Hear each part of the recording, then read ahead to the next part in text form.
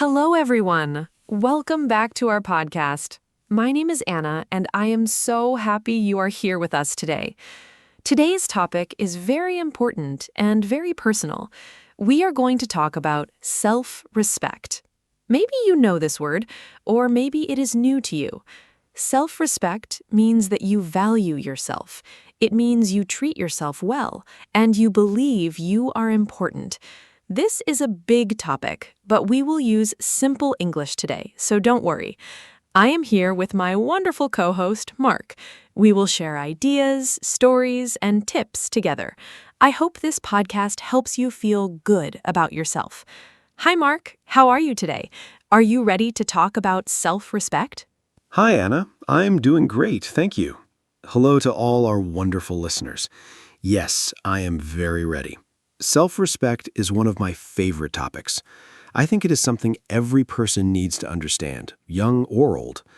When I was younger, I did not always respect myself. I let people treat me badly sometimes. I said yes when I wanted to say no. It took time to learn that I have value. Now I feel much stronger. I hope today's conversation will help our listeners feel stronger too. This podcast is in simple English, so it is great for beginners. Don't be afraid to listen many times and learn new words. Let's start, Anna. What does self-respect mean to you personally? Great question, Mark. To me, self-respect means that I know I have value. I am not perfect, nobody is, but I am still important. I think self-respect is like a foundation. If you have a strong foundation, you can build a good life on top of it. If the foundation is weak, everything else falls down. When I respect myself, I make better choices. I choose good friends, I eat well, I sleep enough, I say no when something feels wrong. I also don't let people speak badly to me. I believe every person deserves kindness and respect, including from themselves. What do you think is the difference between self-respect and being proud or arrogant, Mark? That is a very good question. I think self-respect and arrogance are very different things. Self-respect means you know your value, but you also respect others. Arrogance means you think you are better than other people. An arrogant person says, I am the best. A person with self-respect says, I am good enough, and so are you. Self-respect is quiet and calm. Arrogance is loud and unkind. I think many people confuse these two things. They are afraid to respect themselves because they don't want to seem arrogant. But that is not right. You can be humble and still have strong self-respect. In fact, I think truly humble people have the strongest self-respect. Do you agree, Anna? Yes, I completely agree. Humble people know their value, but they don't need to show it loudly. They don't need other people to say, you are great, because they already believe it inside. I think self-respect starts from inside you, not from other people. This is a very important idea. Many people wait for others to tell them they are good. They need compliments every day to feel okay. But if your self-respect comes from outside, it is not stable. Today, someone says something nice, and you feel good. Tomorrow, no one says anything, and you feel bad. Real self-respect does not change like the weather. It is steady. It comes from knowing yourself and accepting yourself. Mark, how do you build self-respect? Where does it come from? I think self-respect is built through actions and habits. When I do what I say I will do, I respect myself more. For example, if I say I will exercise tomorrow, and then I actually do it, I feel proud of myself. That small action builds self-respect. But if I say it and don't do it, I feel disappointed in myself. Over time, that disappointment grows. So one big way to build self-respect is to keep your promises, especially the promises you make to yourself. I also think that knowing your values helps. What is important to you? What do you believe is right or wrong? When you live according to your values, you feel strong inside. Do you have a daily habit that helps your self-respect, Anna? Yes, I have a few habits that really help me. Every morning, I spend 5 minutes just sitting quietly.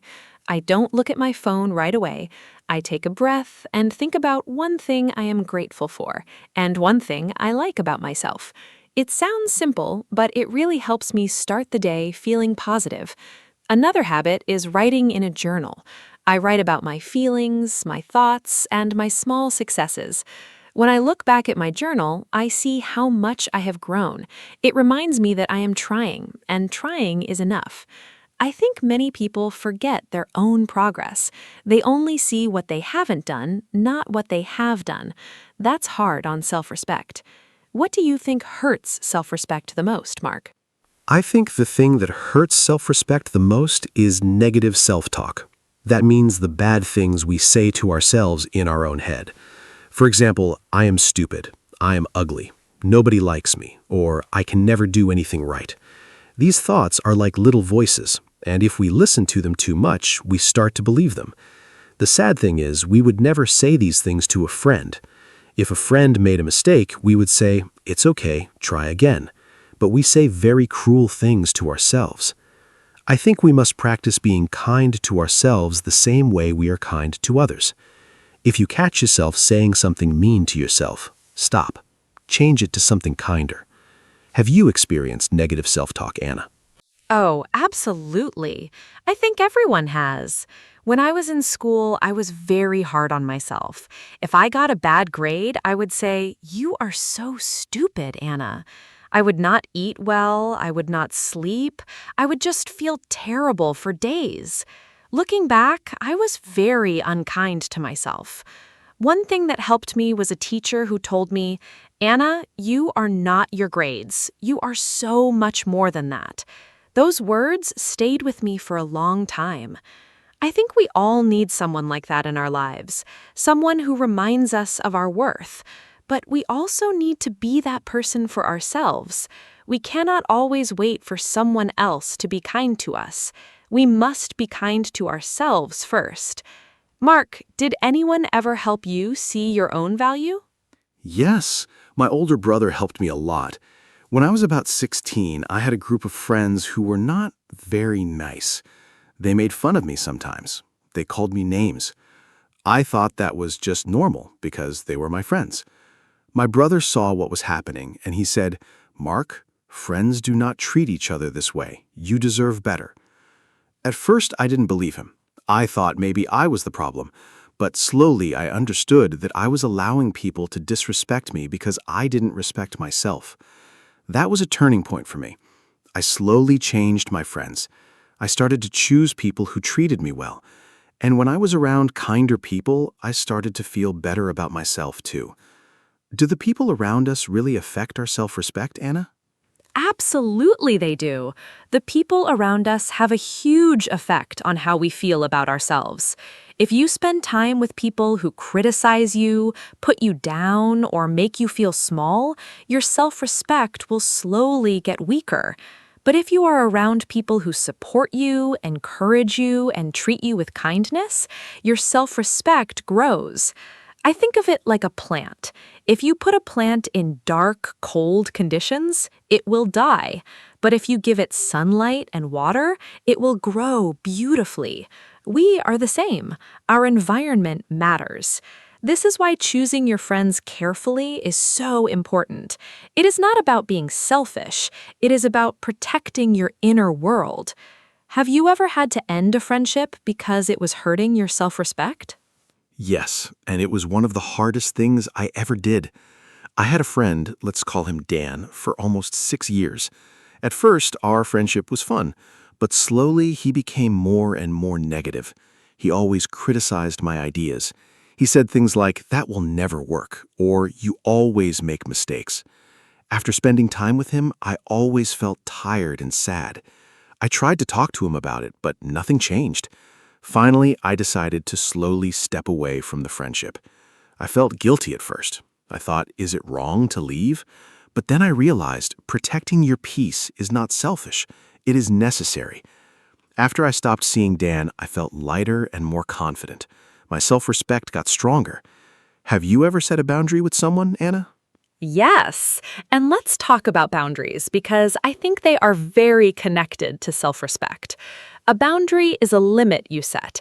It is a way of saying, this is okay with me, and this is not okay with me. For example, please don't speak to me that way, or I need time alone on weekends. Boundaries are not walls. They are healthy limits that protect you. I used to have trouble setting boundaries because I was afraid people would not like me. I wanted everyone to be happy with me. But trying to make everyone happy made me very unhappy. When I started setting small boundaries, people around me actually respected me more, not less. It's like when you respect yourself, others learn to respect you too. Does setting boundaries feel difficult to you, Mark?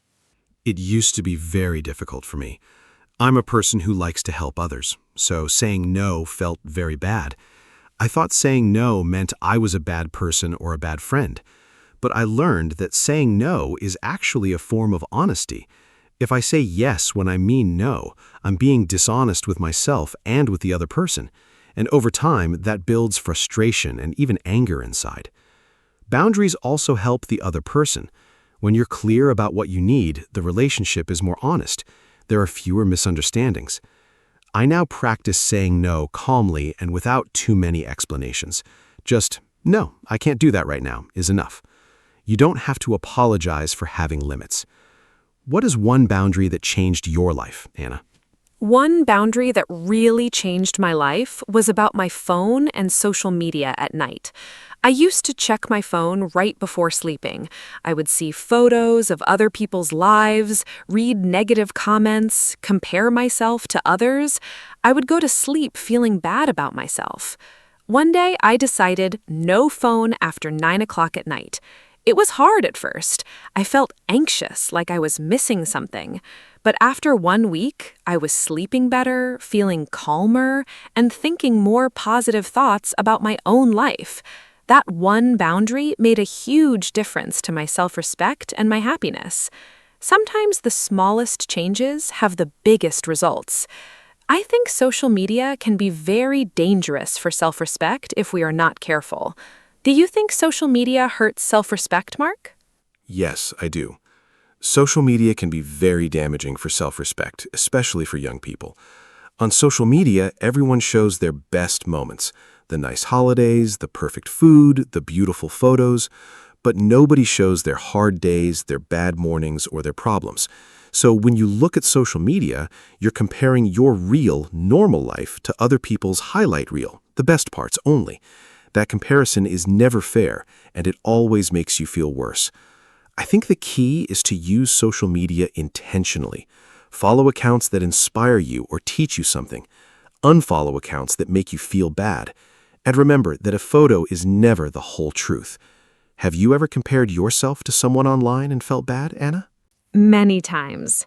I remember seeing photos of a girl I went to school with. She always had beautiful clothes, nice holidays, a perfect smile. I started to feel like my life was boring or not good enough. I spent a lot of time wishing I had her life. Then one day I met her in real life and we had a long conversation. She told me she was very lonely, she was going through a hard time at work, and she felt a lot of pressure to look perfect online. I was so surprised. Her online life was completely different from her real feelings inside. That was a very big lesson for me. I stopped comparing myself to the online world after that. Comparison is one of the biggest enemies of self-respect. Mark, is there anything else you think is an enemy of self-respect? Yes, I think perfectionism is a big enemy of self-respect. Perfectionism means you think everything you do must be perfect. If it is not perfect, you feel like a failure. The problem is, nothing in life is perfect. We all make mistakes, we all have bad days. If your self-respect depends on being perfect, you will always be disappointed. I used to be very perfectionist. I worked very long hours and still felt like I had not done enough. I was never satisfied. My therapist helped me understand that done is better than perfect. Trying is more important than succeeding every time. When I accepted that I am a work in progress, not a finished product, I started to feel much better about myself. Do you think it's possible to love yourself and still want to improve? Yes, absolutely. And I think this is a very important point. Self-respect does not mean you think you are perfect or that you have nothing to learn. It means you accept yourself as you are right now, while also believing you can grow. Think of a child learning to walk. The child falls down many times, but we don't say, "This child is a failure." We say, "Keep trying, you are doing so well." We need to be that encouraging voice for ourselves, too. You can look in the mirror and say, "I have things to work on, and I am still worthy of love and respect." Both things are true at the same time. Self-improvement and self-respect are not opposites. In fact, when you respect yourself, you want to improve because you care about your own future. Mark, let's talk about self-respect at work. Is it different there? Great topic. Self-respect at work is very important and can be challenging. At work, there's often pressure to agree with your boss, to work extra hours, or to be quiet about problems. I had a job a few years ago where my manager spoke to me in a disrespectful way in front of other people. I felt embarrassed and small. At first, I said nothing. I thought it was normal. But after some weeks, I decided to speak to him privately. I said calmly, "I would prefer if we discuss problems in private, not in front of the team." He was surprised, but he changed his behavior. That moment was very important for my self-respect. I showed myself that I could stand up for myself calmly and professionally. Have you ever dealt with a difficult situation at work that tested your self-respect, Anna? Yes. Once I worked very hard on a project for weeks. When we presented it to the team, a colleague took a lot of credit for my work. She spoke about her ideas, but they were my ideas.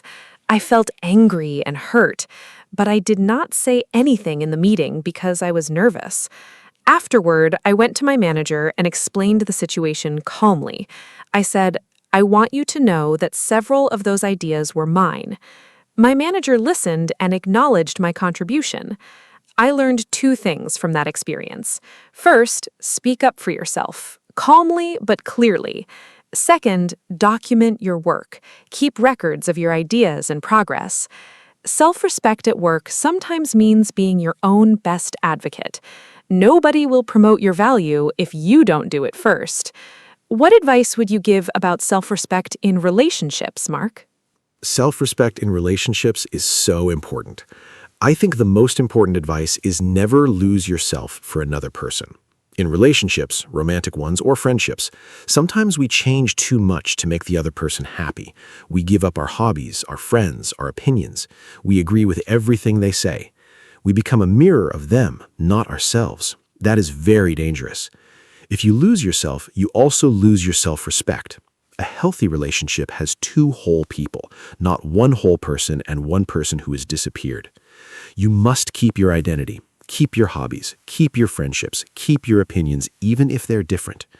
Of course, compromise is part of every relationship, but there is a big difference between healthy compromise and losing who you are. Have you ever lost yourself in a relationship, Anna?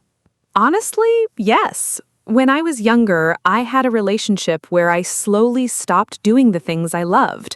I stopped painting because he said it was a waste of time. I stopped seeing certain friends because he didn't like them. I stopped sharing my real opinions because I wanted to avoid arguments. After that relationship ended, I felt like I didn't know who I was anymore. It took me a long time to find myself again. I went back to painting, I reconnected with old friends, I started to discover my own opinions again.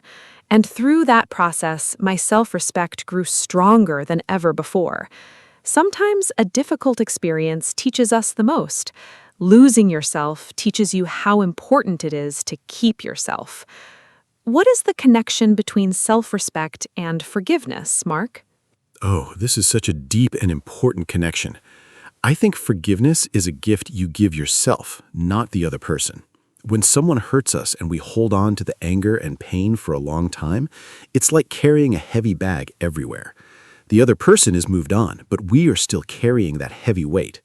Forgiving does not mean saying what you did was okay. It means saying, "I'm no longer going to let this hurt control my life." That is a form of self-respect. You are saying, "I deserve peace. I deserve to move forward." I also think we need to forgive ourselves. We all make mistakes. We all do things we regret. Holding on to that guilt forever is also unkind to yourself. Do you find it easy to forgive yourself, Anna? No, honestly, it is one of the hardest things for me. I can forgive other people much easier than I forgive myself. When I make a mistake, I replay it in my mind again and again. I think, why did I say that? Or I should have done it differently. It can go on for days. I am trying to practice self-compassion. Self-compassion means treating yourself with the same understanding and kindness that you would give to a good friend.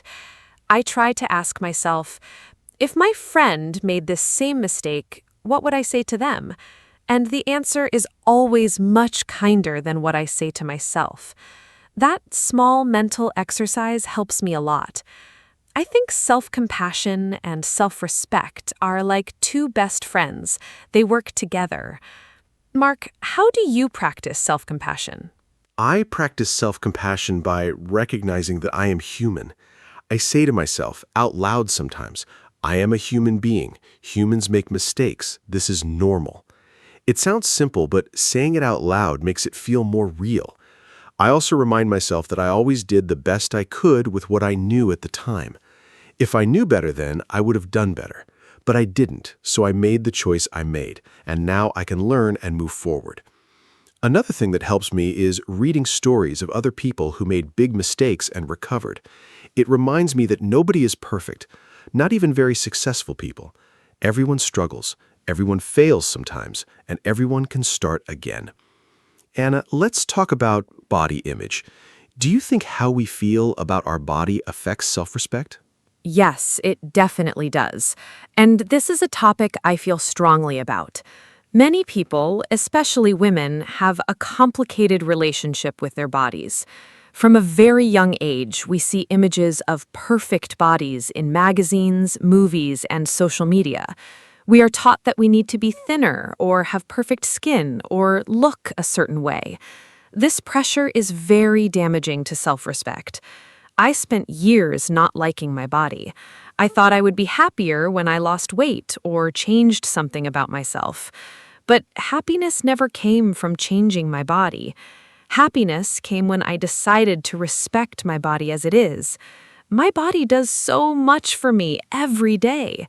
It breathes, it moves, it thinks. I am grateful for it. Treating your body with care is an act of self-respect. How do you think men experience body image, Mark? Men experience body image issues too, but we often don't talk about it. There's a pressure on men to be strong, muscular, tall. If a man doesn't look like those images, he might feel embarrassed or not good enough. I was quite thin when I was young, and some people made jokes about it. I hated taking off my shirt at the pool. I felt ashamed of my body. Over time, I started exercising, not to look a certain way, but because it made me feel strong and healthy. That shift in motivation was very important. When you exercise to punish your body or to look like someone else, it is not self-respect. When you exercise because you love and value your body, that is self-respect. The goal changes everything. Do you think self-respect is connected to mental health, Anna? Absolutely. They are deeply connected. When we have low self-respect, we often feel anxious, sad, or empty. We feel like we don't matter. Those feelings can grow into bigger problems like depression or anxiety over time. On the other hand, when we have healthy self-respect, we handle stress better. We bounce back more quickly from difficult situations. We feel more stable and calm inside. I think self-respect is like a mental immune system. When it is strong, you can handle life's challenges without breaking. When it is weak, even small problems feel enormous. This is why working on self-respect is not selfish. It's actually taking care of your mental health. Have you ever struggled with your mental health, Mark? And how did self-respect play a role? Yes, I went through a period of depression about 5 years ago. I was working too much, sleeping too little, and ignoring my own needs completely. I thought, I must be productive. I must achieve more. I had no time for rest, for friends, for fun. My self-respect was actually quite low at that time, even though from the outside I looked busy and successful. I finally asked for help and started seeing a therapist. One of the first things she helped me understand was that I was treating myself like a machine, not a person. Machines don't need rest or love. People do. Learning to put my own needs on the list, not at the bottom, but somewhere in the middle, was a huge step. Do you think asking for help is a sign of self-respect, Anna? Yes, I strongly believe asking for help is a sign of self-respect, not weakness. It takes courage to say, I'm struggling and I need support. It shows that you value yourself enough to get the help you need. In many cultures, asking for help is seen as something to be ashamed of. Especially for men, there's a message that says, be strong, handle it yourself, don't show your feelings. But that message is very harmful. Everyone needs help at some point. A person who asks for help is saying, I deserve to feel better. I am worth the effort. That is beautiful self-respect. I also think that being around people who ask for help normalizes it. When my friend told me she was seeing a therapist, I felt brave enough to try it too. Have you told others about your experience with therapy, Mark? Yes, I have, and I'm glad I did. At first, I felt nervous to tell people. I thought they would think I was weak or strange, but the reactions were almost always positive. Many people said, me too, or I'm thinking about doing that as well. Opening up made real connections. It also helped me feel less alone. I think one of the most powerful things you can do for yourself and others is to be honest about your struggles. It helps both you and the people around you. Self-respect also means being honest, especially with yourself, not pretending everything is fine when it is not hiding your needs to look perfect. True self-respect includes accepting your vulnerabilities. Anna, let's move towards some practical tips. What are your top everyday actions for building self-respect? Great idea. Here are my favorite everyday actions. First, speak kindly to yourself. Pay attention to the words you use in your head. Replace, I am so stupid, with, I made a mistake and I can learn from it. Second, keep small promises to yourself. If you say you will take a walk, take the walk. These small acts tell your brain, I matter. Third, do one thing every day that you enjoy, just for you. Not for work, not for others, just something that makes you feel alive and happy. Fourth, spend time with people who make you feel good about yourself. Fifth, rest without guilt. Rest is not laziness. Rest is part of being a healthy, whole human being. These 5 things can truly change how you feel about yourself over time. What are your top tips, Mark?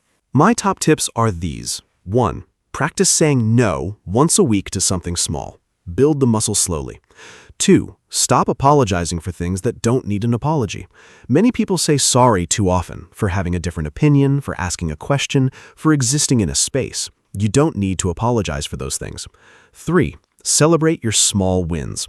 Did you finish a hard task? Did you have a difficult conversation? That deserves a small celebration. 4. Learn something new regularly. When you grow, you feel capable, and that builds self-respect. 5.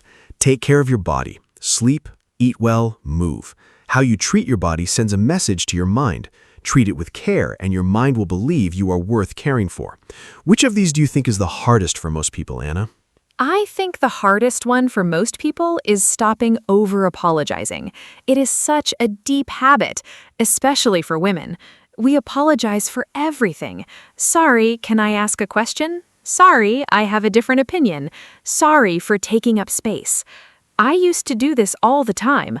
I thought being apologetic made me polite, but actually, over-apologizing sends a message that says, I don't think I have the right to be here. It is the opposite of self-respect. Now, I try to replace unnecessary sorry with thank you. Instead of sorry I'm late, I say thank you for waiting.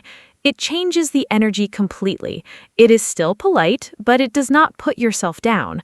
Small language changes can really shift your mindset over time.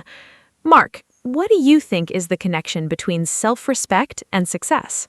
I think self-respect is the foundation of success, whatever success means to you.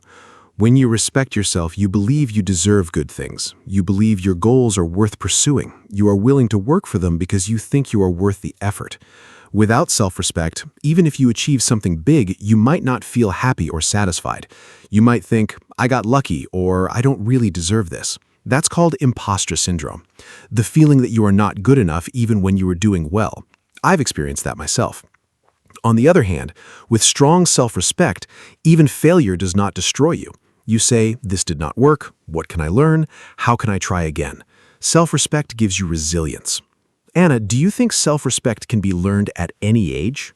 Yes, 100%. Self-respect can be learned and grown at any age.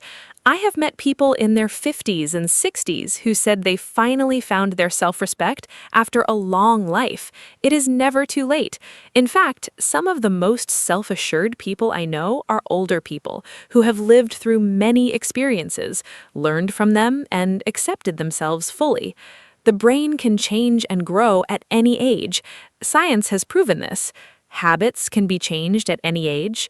Old beliefs can be questioned and replaced at any age. Of course, it is wonderful if children learn self-respect early. That is why it is so important to teach children to know their value from a young age. But if you didn't learn it as a child, you can absolutely build it now. Before we say goodbye, I want to say a big thank you to Anna for this wonderful conversation. Talking about self-respect is not always easy, but it is so necessary. I hope that everyone listening today takes away at least one small idea that helps them feel more valued and more confident. Remember, self-respect is not arrogance. It is not selfishness. It is the quiet, strong belief that you matter. And that belief is available to every single person, including you. If you are struggling with self-respect right now, please be patient with yourself. It's a journey, not a destination. Every small step counts. Start with one kind thought about yourself today, and come back to listen to this podcast again. Repetition is great for learning. Thank you so much for being with us today, everyone. Thank you, Mark. What a truly beautiful conversation this has been. And a huge thank you to all of you who listened today. I hope this podcast gave you something to think about and something to feel. Self-respect is a lifelong practice. Some days are easier than others, but every time you choose yourself, every time you say no to something that hurts you, every time you speak kindly to yourself, every time you set a small boundary, you are building something beautiful inside you. You are building your self-respect. If today's episode helped you, please share it with someone who might need it too. And remember our key message: you are worthy, you are enough, and you deserve to be treated with kindness, starting by yourself. Until next time, take care of yourselves. Goodbye from me, Anna. Hello, everyone. Welcome to our podcast. My name is Anna. Today, I am here with my friend, Mark. We talk about easy topics in English. This podcast is for people who are learning English. We speak slowly and use simple words. Today's topic is very interesting. We talk about wasting time. What does that mean? When you do something but it is not useful or important, you are wasting time. I think everyone does this sometimes. I do it too.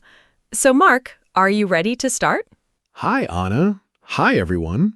Yes, I am very ready. Thank you for the nice introduction. I am Mark. I am happy to be here today. This topic is fun because everyone can understand it. We all waste time sometimes. It is a normal part of life. Some people waste a lot of time, some people waste a little time, but nobody is perfect. I think we can learn a lot from talking about this. So, Anna, let's begin. This will be a great conversation. I'm excited. So Mark, what does wasting time mean to you? Can you explain it in simple words? For me, wasting time means doing something that has no result. For example, I sit and look at my phone for 1 hour. After that, I do not feel good. I did not learn anything. I did not do any work. I just looked at videos and pictures. That is wasting time for me. Sometimes I feel a little sad after doing that, but I still do it. I think it is very easy to waste time. What do you think? That is a great example, Anna. I agree with you. For me, wasting time means spending time on things that are not important right now. For example, I sometimes watch TV for 3 or 4 hours. I am not tired. I do not need rest. I just sit and watch. After that, I remember my homework or my work, and I feel worried. I think, oh no, I need to do that. It's a bad feeling. But in the moment, watching TV feels easy and nice, so it is hard to stop. I think that is why people waste time. Mark, do you think wasting time is always bad? I sometimes think a little rest is not bad. For example, when I am very tired, I sit and do nothing for 30 minutes. Is that wasting time? I'm not sure. Maybe sometimes we need to rest. We need to stop doing work. Our brain needs a break. So maybe sometimes doing nothing is okay. But if I rest for 4 hours and I am not tired, that is different. That is a problem. What do you think? Is all wasting time bad? That is a really good question, Anna. I think it depends. If you are tired and you rest, that is not wasting time. That is important for your body and your mind. But if you are not tired and you still do nothing, that is different. You feel bored. You feel empty. That is wasting time. I also think it depends on the person. Some people need more rest. Some people need less. So I don't think all wasting time is bad, but too much is a problem. We need a balance. What are the most common ways people waste time? I have a few ideas. First, social media. I spend so much time on social media every day. I look at pictures, I read short messages, I watch short videos. Hours can pass very fast. Second, I sometimes talk too much with friends about nothing important. We talk and nothing happens. Third, I sometimes change my plans many times. I think, I will do this later, and later never comes. Do you have more examples? Yes, I have more examples. First, I sometimes spend a lot of time looking for something. I look for my keys, my phone, my book. I waste 20 minutes every day just looking for things. That is very frustrating. Second, I sometimes start a task but stop many times. I go to the kitchen, I check my phone, I look outside. This is called procrastination. It means you delay doing something. Third, I watch videos online. I want to watch one video, but then another video starts, and another. Suddenly, 2 hours are gone. It's a big problem. I think social media is a very big reason why people waste time. Do you use social media a lot? I use it every day. In the morning, I check my phone before I get up. I look at messages, I look at pictures. Sometimes 30 minutes pass before I even stand up from my bed. That is not good. I start my day already behind. I think this is very common now. Many people do this. Phones are everywhere. It is very easy to pick up your phone and start scrolling. Scrolling means looking through many things quickly. Yes, Anna, I do the same thing. In the morning, my phone is next to my bed. I hear a sound and I immediately pick it up. I check messages, news, and social media. Before I know it, it is late. I did not eat breakfast. I did not exercise. I did not prepare for work. The phone took all my morning time. I think phones are wonderful things. They help us with many things, but they can also steal our time. I use the word steal because we do not notice it happening. The time disappears quietly. Let's talk about procrastination. That word is a little difficult, but the meaning is simple. Procrastination means you delay doing something.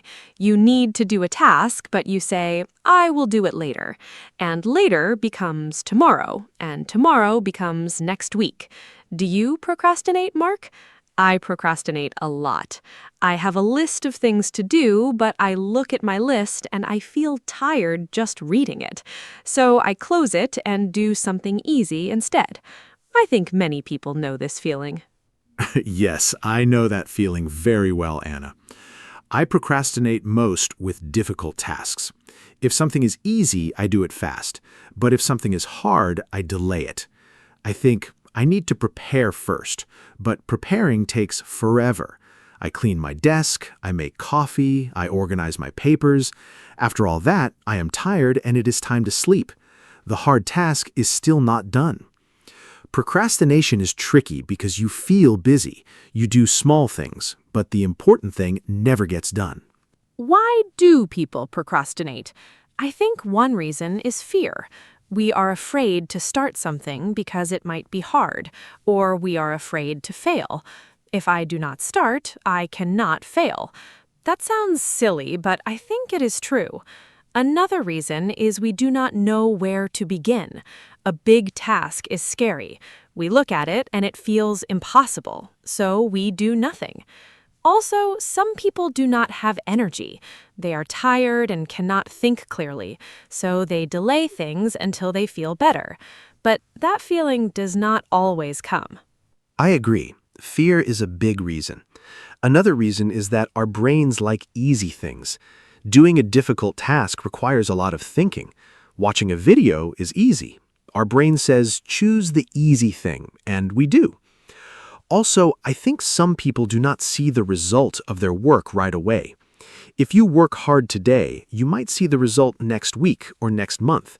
That feels far away, but a fun video gives you a good feeling right now, so we choose the video. It's about immediate and delayed satisfaction. Let's talk about a funny kind of wasting time. It is called busy but not productive. This means you look very busy. You move fast, you write things, you make calls, but at the end of the day, nothing important is done. I do this sometimes too. I am busy all day, but then I ask myself, what did I do today? And the answer is not clear. I did many small things. I answered emails, I organized files, but the big important task? I did not touch it. Does this happen to you? Oh yes, this happens to me often. I call it feeling busy. I have a full day, I am always doing something, but in the evening I look at my important tasks. They are all still there, waiting. I spent all my time on small things. Like, I spent 30 minutes choosing what music to listen to while working. I never even started working. Or I spent 1 hour organizing my email folders, but I did not reply to the important emails. It's a trap. You feel productive, but you are actually avoiding real work. I want to talk about watching TV and movies. This is another big way people waste time. I love movies. I really do. Sometimes I watch one movie and then another movie starts and I think, just a few more minutes. But a few minutes becomes 2 more hours. Suddenly it is midnight, I have work tomorrow, I feel tired, but I watched so much. I think this is a very common experience. Streaming apps are very good at keeping us watching. They always show us the next episode automatically. It is very clever, but also dangerous for our time. Yes, streaming is a big problem for my free time too. I sit down on a Sunday afternoon to watch one episode of a show. The episode is 50 minutes. Then the next one starts automatically, and I do not press stop. 3 episodes later, it is evening. I had plans. I wanted to cook, clean, and call my friend. I did none of those things. The TV took my whole afternoon. And the funny thing is, I don't even remember the first episode clearly. I was half watching, half thinking about other things, so I did not even enjoy it fully. What about sleeping too much? Is that wasting time? I think sometimes people sleep too much when they feel bored or sad. Sleeping is healthy and important. Adults need around 7 or 8 hours of sleep, but if you sleep 10 or 12 hours because you do not want to do anything, that might be wasting time. I sometimes sleep too much on weekends. I wake up at noon, half the day is gone. I feel heavy and slow, but then I feel bad because the day is short now. Have you experienced sleeping too much? Yes, I sleep too much sometimes. Usually on weekends or holidays, I go to bed late, then I sleep until very late in the morning. I wake up and it is already afternoon. I feel confused. My body feels strange. This is sometimes called oversleeping. It does not feel good. I am slower for the rest of the day. Also, I think I sleep too much when I do not have a plan. If I know what I will do in the morning, I wake up more easily. But with no plan, I just stay in bed. A plan helps. Let's talk about shopping, especially online shopping. Do you waste time shopping? I do. I open a shopping website. I want to buy one thing, but I look at so many other things. I add things to my cart. I look at prices. I read reviews. 2 hours later, I bought nothing, or I bought something I do not need. Online shopping is very easy and very distracting. I sometimes go to buy shoes, and then I look at bags, clothes, and kitchen tools. None of these things were on my list. Have you done this? Yes, online shopping is a big time trap. I open a website to buy a book, I look at the book, then I see other people also bought this. I look at those things, then I see a sale, I check the sale items, then I get distracted by a different category. Before I know it, I spent 2 hours browsing and bought nothing. Sometimes I add many things to my cart and then delete everything because I feel guilty. All that time was wasted. I think online stores are designed to keep us there as long as possible. I think one reason we waste time is that we do not have a clear plan for our day. When I have a plan, I do more things. I know what to do first, second, third. But when I have no plan, I feel lost. I go from one thing to another. I start something, stop, start something else. At the end of the day, nothing is finished. A plan does not need to be perfect or complicated. Even a simple list of 3 or 4 tasks is helpful. Do you make plans for your day? I try to make plans. Sometimes I am good at this. I write my tasks the night before. In the morning, I look at my list and I start. On those days, I feel very good. I finish my work and I have free time in the evening. But sometimes I do not make a plan. Those days are usually messy. I wake up and I do not know what to do first. I check my phone. I make coffee slowly. I think about what to do. Time passes. I get stressed. Planning is simple, but it makes a big difference. Let's talk about meetings. Do you think meetings waste time? I think some meetings are very important, but some meetings are long and unnecessary. I have been in meetings where we talk for 1 hour, but nothing is decided. We discuss the same point again and again. People repeat what others already said. At the end, we agree to have another meeting. I think this is a big problem in many offices and schools. A good meeting is short and has a clear goal. A bad meeting has no direction. What is your experience with meetings? I agree completely. I think many meetings are too long. Sometimes a simple email can replace a 1-hour meeting, but people prefer to meet and talk. I understand that face-to-face communication is important, but not every problem needs a meeting. I have attended meetings where I did not need to be there. My part was 5 minutes, but I stayed for the whole hour. That is 60 minutes of my life that I did not use well. The best meetings are short, clear, and end with a decision or action. I think everyone should learn how to have shorter meetings.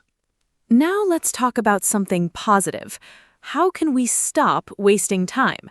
One thing I try to do is put my phone in another room when I am working. If my phone is next to me, I always want to check it. But if it is in the bedroom and I am in the kitchen working, I do not go to get it every 5 minutes. Out of sight, out of mind. This phrase means if you cannot see something, you think about it less. It really helps me focus. Another thing I do is set a timer. I work for 25 minutes without stopping. Then I rest for 5 minutes. Those are great tips, Anna. I do some of these too. Another thing that helps me is starting with the most difficult task first. In the morning, my energy is high. My brain works well, so I do the hard thing first. After that, everything else feels easy. If I do easy things first, I get tired. Then the hard task feels even harder. I also try to keep my workspace clean. A messy desk distracts me. I see things and I start thinking about them instead of working, so I clean my desk before I start. Small habits can help a lot. I want to talk about the concept of time blindness.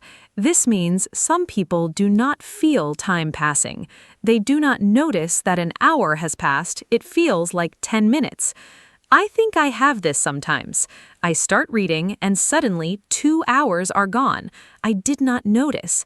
I think people who have ADHD often experience this. ADHD is when it is hard to focus and control attention. But even without ADHD, many people do not notice time passing. This is why timers and alarms are very helpful. They tell you when time is up. That is very interesting, Anna. I think I have time blindness too sometimes, especially when I'm doing something I enjoy. Time flies. But when I do something boring, every minute feels long. This is normal. Our brain experiences time differently based on what we're doing. I think the problem comes when we are doing something fun but unproductive, like playing games or watching videos. Time flies and we do not notice. Then we feel shocked. It is already evening, but I just sat down. Having alarms or timers is a simple and helpful solution. Let me talk about something called decision fatigue. Every day, we make many decisions. What to eat, what to wear, what to do first. All these decisions take mental energy. After many decisions, our brain gets tired. Then we make bad decisions, or we make no decision and we just do nothing. I think this is one reason why people waste time in the afternoon or evening. They used all their energy on decisions during the day, so later they cannot think well. To fix this, some people make small decisions automatic, like eating the same breakfast every day. That is a really interesting idea, Anna. I think decision fatigue is real. I notice it on busy days. In the morning, I'm sharp and focused, but after lunch, I feel slow. Small things feel hard. I cannot decide what to do next, so I just sit and look at my phone. I think making some decisions in advance is smart, like planning meals for the week or choosing clothes the night before. These small actions save mental energy. Then you can use that energy for important things later. Our brain has a limit, and we should use it wisely. Do you think boredom causes people to waste time? I think yes. When I am bored, I pick up my phone immediately. I scroll through social media without a real reason. I am not looking for anything specific. I just feel empty, and I want something to fill that feeling. Boredom is very uncomfortable. People do not like to feel bored, so they reach for easy entertainment. But I also read that boredom can be good sometimes. When we are bored, we can be creative. Our brain looks for something interesting. This can lead to new ideas. I agree. Boredom and wasting time are connected. When I am bored, I often do unproductive things. I eat snacks I do not need. I watch videos I do not really want to watch. I just want to feel something. But I have also experienced what you described. Sometimes when I am bored and I do not pick up my phone, I start thinking creatively. I get ideas. I remember things I want to do. I make plans. So boredom is not always bad, but most people do not let themselves feel bored. They immediately fill the silence with phones and screens. Let's talk about the difference between rest and wasting time. I think this is important. Rest is necessary. Rest is when you stop working and let your body and mind recover. Examples of rest: sleeping, taking a walk, talking with a friend, listening to music. Wasting time is different. Wasting time gives you no energy. After wasting time, you still feel tired, or you feel guilty. After real rest, you feel better. You have more energy. You are ready to work again. So the question to ask yourself is, do I feel better after this? If yes, it was rest. If no, it was wasting time. That is a very clear explanation, Anna. I like that test. Do I feel better after this? I will use that. I think for me, a walk outside is always real rest. I come back with more energy and a clearer head, but watching videos for 2 hours, I feel worse.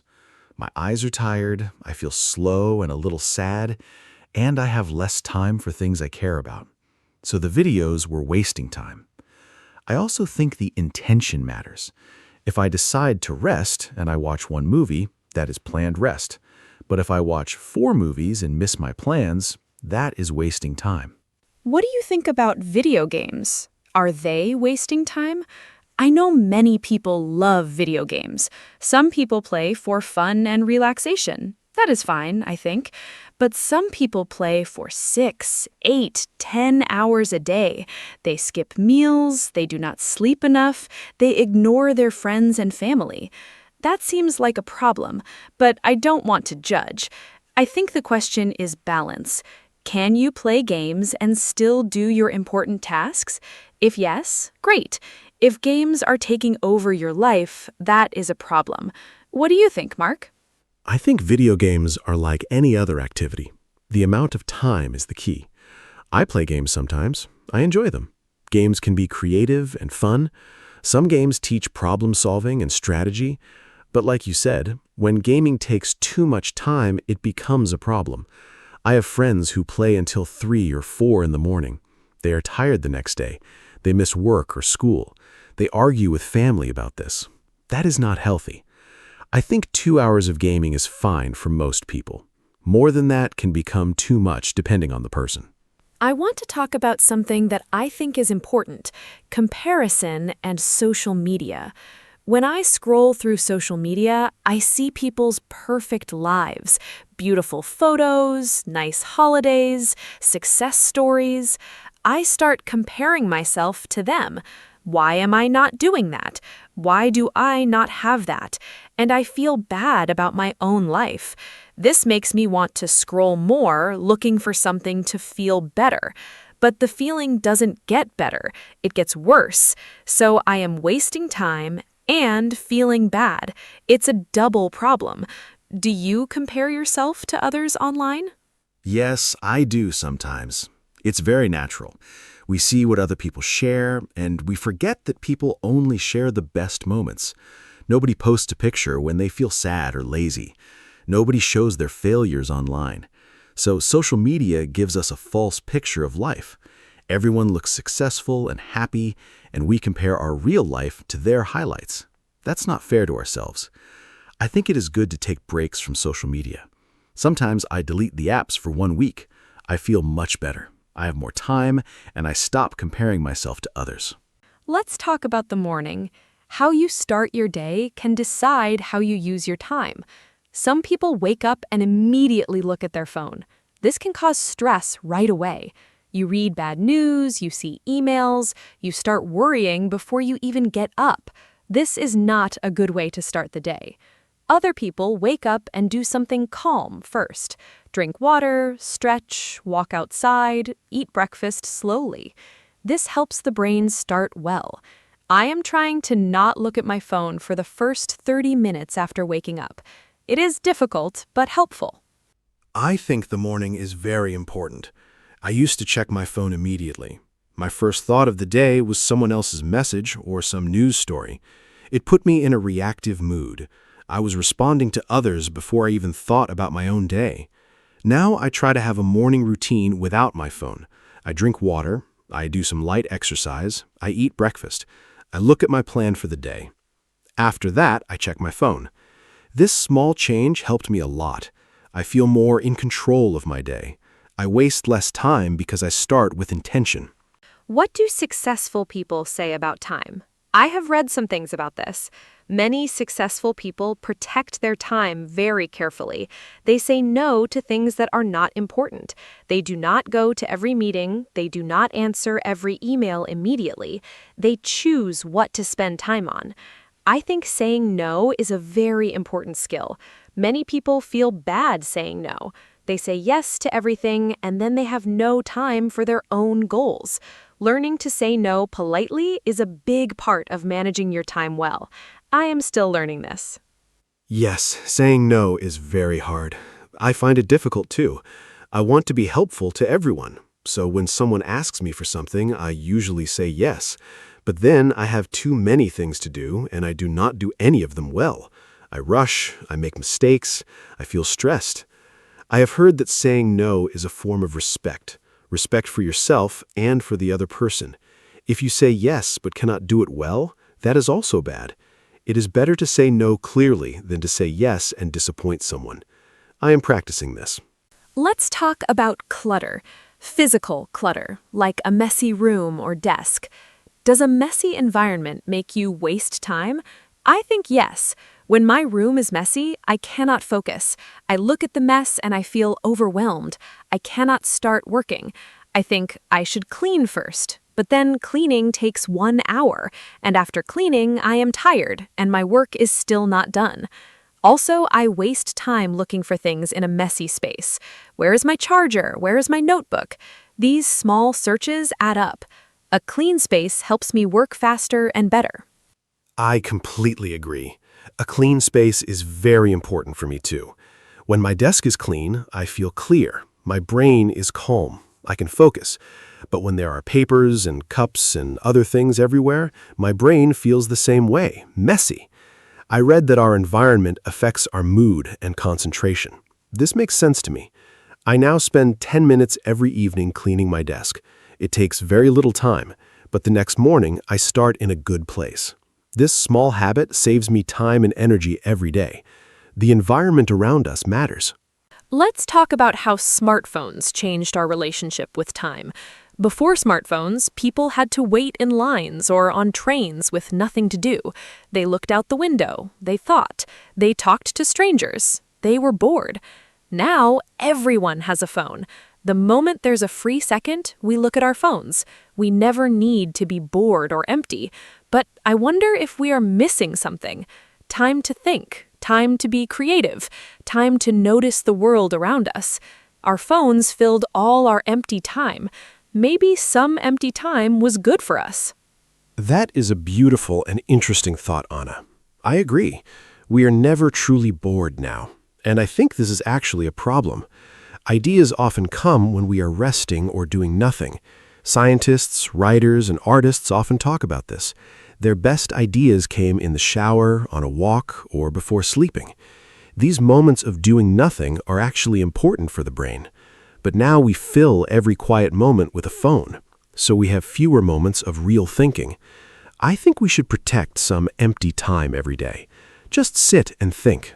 Do nothing digital. I want to share a concept called time affluence. This means feeling like you have enough time. People who feel rich in time are happier. They are less stressed. They enjoy their activities more. But many people feel time poor. They always feel busy and rushed. Interesting research shows that helping other people can make you feel like you have more time. It sounds strange, but when you give your time to others, you feel more in control of your time. I think this is because helping others makes us feel effective, and effectiveness makes us feel less rushed. That is fascinating. I have not heard that before. I usually think helping others takes time away from me, but you say it actually makes us feel richer in time? I want to try that. Maybe volunteering or helping a friend with a problem. I think it also connects to purpose. When we feel our time has meaning, it feels well spent. If I help someone and it makes a difference, I do not feel like I wasted those hours. Compare that to watching videos for hours. I have nothing to show for that time. Purpose and meaning make time feel valuable. Let me talk about a practical technique. It is called the 2-minute rule. The idea is simple. If a task takes less than 2 minutes, do it immediately. Do not put it on your to-do list, just do it now. For example, reply to a short message. Put a cup in the dishwasher. Write one sentence in your notebook. These tiny tasks seem small, but if you delay them, they pile up. Then your to-do list is full of tiny tasks and it feels heavy. The 2-minute rule keeps small things from becoming big problems. I use this and it really helps. I love this rule. It is so simple but effective. I have started doing this too. If I see something that needs a quick action, I do it right away. Before, I used to think, I will do that later. But later never came. The small tasks grew into a big pile. Then I felt overwhelmed. Now, if I can do something in 2 minutes, I just do it. My life is neater, my to-do list has fewer things, and I feel more in control. I think simple strategies like this are the best. They don't require big changes, just small adjustments every day. Let's talk about what we truly value. I think we waste time on things we don't really care about, but we say we are too busy for things we love. This is a contradiction. I say I have no time to read, but I spend 2 hours on social media. that's not about time, that's about priorities. If I really want to read, I can replace 30 minutes of social media with reading. The time is there, I just choose to use it differently. So maybe the question isn't not, do I have time, but what do I choose to spend my time on? That is a very important point, Anna. I think this is the heart of the topic. We all have the same 24 hours, but we choose how to use them. When I say I don't have time, I'm really saying that's not my priority. That's honest, but maybe a little uncomfortable, because it makes me responsible. I can't blame my schedule. I make the choices. So if I want to exercise, I need to choose exercise over something else. This thinking is empowering, but also challenging. It puts control back in our hands, and that's a good thing. Let's talk about the weekend. For many people, the weekend is for rest, but sometimes the weekend passes and we feel like we did nothing. Sunday evening comes and we think, what happened to Saturday and Sunday? We slept late, we watched TV, we ate slowly, we talked a little, but we didn't do the things we planned. We wanted to clean the house, call a friend, go outside, or start a hobby. And then Monday is here again. This disappeared weekend feeling is very common. Do you know this feeling? Yes, I know this feeling very well. I call it Sunday sadness. You feel that the weekend ended before it really began. I think the problem is we have no plan. We think, I will rest and then do things. But rest is comfortable and the things never happen. I now try to plan 1 or 2 small goals for the weekend. Not too many, just 1 or 2. Maybe cook a new recipe or go for a long walk. Having one goal makes the weekend feel meaningful, and I still rest, but the weekend doesn't disappear completely. It has some shape and purpose. I want to talk about guilt. When we waste time, we often feel guilty. We know we should be doing something else, and that guilty feeling is not nice. But here is something interesting. Feeling guilty does not help us stop wasting time. It actually makes things worse sometimes. When I feel guilty, I feel bad. And when I feel bad, I want to feel better. So I watch more videos or scroll more. The guilt creates more wasting. I think a better approach is to notice what happened without judgment. Okay, I wasted 2 hours. That is okay. What can I do now? That is very wise, Anna. I think self-compassion is important here. If you are always angry at yourself for wasting time, you create stress. Stress makes focus harder, and then you waste more time. It's a cycle. I try to be kind to myself when I waste time. I say, everyone does this, I can start fresh. This is much more helpful than I'm so lazy, I wasted the whole day. Negative self-talk does not motivate us. It just makes us feel bad. Kindness to yourself is not weakness. It is a strategy for doing better next time. Let's talk about the role of sleep in wasting time. When I do not sleep enough, I waste a lot of time the next day.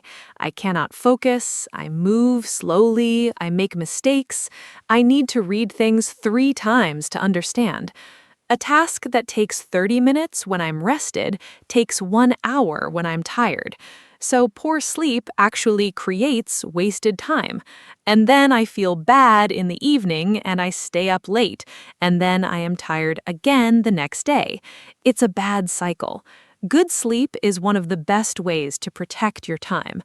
It sounds simple, but it is true. That is so true. Sleep is foundational. Everything depends on it. When I sleep well, I am fast, clear, and energetic. I finish things quickly. I have time left over. But after a bad night, I am slow and distracted. I drink too much coffee. I sit at my desk, but nothing gets done. I look at my phone more. I eat more sugar to feel energy. All of this is wasting time and also hurting my health. I now try to go to sleep at the same time every night. This consistency helps my body know when to rest. A good sleep schedule is a real time saver. Let me share a reflection. We talked about many ways people waste time: social media, procrastination, screens, no plans, messy spaces, bad sleep, meetings. But I think the biggest reason is disconnection from our own values.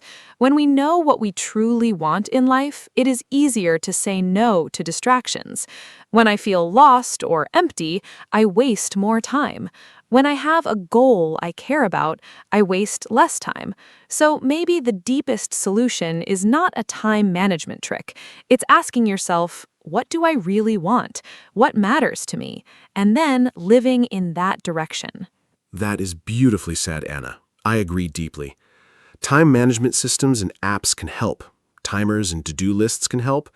But without knowing your why, you will still get lost. You will still scroll and procrastinate. But if you have a clear reason to use your time well, everything changes. You wake up with intention. You make choices on purpose. You protect your time like something precious, because it is. Time is the one thing we cannot get back. Every minute spent is gone forever. So we should use it in ways that reflect what we truly love and value. We are getting close to the end of our podcast today. I want to say thank you to everyone who listened. I hope this conversation was helpful and easy to understand. We talked in simple English, I hope. We covered many topics about wasting time, from social media to procrastination, from sleep to values. I learned things from this conversation too. Talking with Mark always helps me think better. I hope you feel the same. Remember, you do not need to be perfect with your time. Small improvements are good enough. Even using your time a little better each day makes a big difference. Thank you, Anna, and thank you to all our listeners. I really enjoyed today's conversation. It made me think about my own habits. I know I waste time too, but I also know I can do better. And hearing Anna's thoughts helped me understand new ideas. I hope you, our listeners, also found something useful. Maybe one tip that you can use starting today. Remember, time is precious. It's the same for everyone. Rich or poor, young or old, we all have 24 hours. How we use them is up to us. Thank you for spending some of your time with us today. See you next time. Hello, everyone, and welcome to our podcast. My name is Anna, and I am so happy you are here with us today. Today, we have a very exciting and important topic. We are going to talk about self-motivation. Self-motivation means the ability to push yourself forward, to do things, reach your goals, and keep going, even when it is hard. This topic is important for everyone: students, workers, parents, dreamers. Everyone needs motivation in life. I am joined today by my wonderful co-host, Mark. We will talk about what motivation is, why we lose it, and how to find it again. We use simple English, so this podcast is perfect for beginners. Hi, Mark. How are you feeling today? And are you ready to talk about self-motivation? Hi, Anna. I am feeling great and very motivated today, which is perfect for our topic. Hello to all our wonderful listeners. Self-motivation is one of my favorite subjects. I think about it a lot because, honestly, staying motivated is something I have personally struggled with over the years. I've had periods of very high energy and ambition, and other periods of feeling completely stuck. Learning about self-motivation helped me understand why that happens and what to do about it. And the good news is, self-motivation is a skill. You can learn it and get better at it over time. That is very encouraging. So let's explore this topic together today. Anna, let's start from the beginning. What exactly is self-motivation? Great question. Self-motivation is the inner drive that makes you want to do something or achieve something without needing someone else to push you. When you are self-motivated, you start things by yourself. You keep going by yourself. You don't wait for your boss, your teacher, or your parents to tell you what to do. You just do it because you want to. There are two types of motivation. The first is external motivation. This means you do something because of an outside reward, like money, praise, or grades. The second is internal motivation. You do something because it makes you feel happy, proud, or fulfilled inside. Self-motivation is mostly about internal motivation. Mark, what do you think is the difference between the two types in everyday life? The difference is very important in everyday life. External motivation works well for a short time. For example, if your boss gives you a bonus, you feel motivated for a while. But when the bonus is gone, the motivation often disappears too. Internal motivation lasts longer because it comes from inside you. For example, when I started learning to cook, nobody asked me to do it and nobody paid me. I did it because I found it fun and creative. That internal joy kept me going for months. I practiced every weekend. Now I cook very well. External motivation can start things, but internal motivation sustains them. So if you want to stay motivated over a long time, it helps to find something that you genuinely care about and enjoy. Anna, do you think some people are naturally more motivated than others? That is a great question. I think some people seem naturally more energetic and driven, but I believe motivation is mostly a skill and a habit, not just a fixed personality trait. Some people learned good motivation habits early in life, maybe from their parents or teachers. Others had to learn later, but anyone can build stronger motivation at any age. What matters more than natural personality is your mindset, how you think about challenges, effort, and failure. People with a growth mindset believe they can improve through effort. They see failure as a lesson, not as proof that they are not good enough. That mindset creates strong self-motivation. People with a fixed mindset think abilities are fixed. You either have them or you don't. That thinking kills motivation. Mark, have you heard of the growth mindset before? Yes, the growth mindset comes from the work of psychologist Carol Dweck. She did many years of research and found that students who believed their abilities could grow and improve performed much better than students who believed their abilities were fixed. It is a very powerful idea. I remember when I first heard about it, I realized I had been using a fixed mindset in some areas of my life. For example, I always said, I am bad at math. That's just who I am.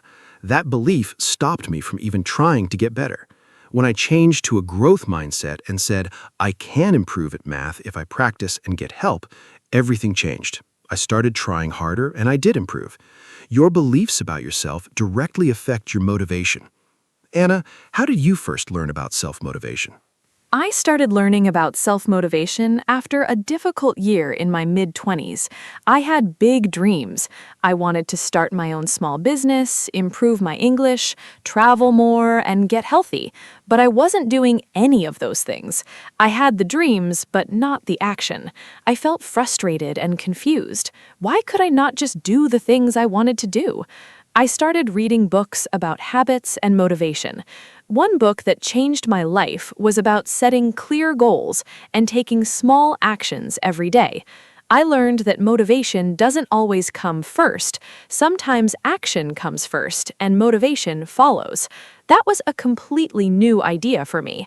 I thought you had to feel motivated before you could act, but actually, you often feel motivated after you start acting. Mark, what do you think about that idea? I think that idea is one of the most useful things anyone can learn about motivation. Many people wait to feel motivated before they begin. They say, I will start exercising when I feel more energetic, or I will study when I feel like it. But that feeling often never comes, or it comes and goes very quickly. The secret is to start even when you don't feel like it. Start small. Do just 2 minutes. Just open the book. Just put on your shoes. That small start usually creates a little momentum, and momentum builds motivation. I heard someone compare it to pushing a heavy cart. It's hardest to move at the very beginning, but once it starts rolling, it's much easier to keep going. Starting is always the hardest part. Have you experienced this, Anna? Yes, absolutely. This is something I experience almost every week. For example, I go for morning walks. There are many mornings when I wake up and I really don't want to go. My bed is warm and comfortable, and going outside in the cold seems terrible. But I have a rule.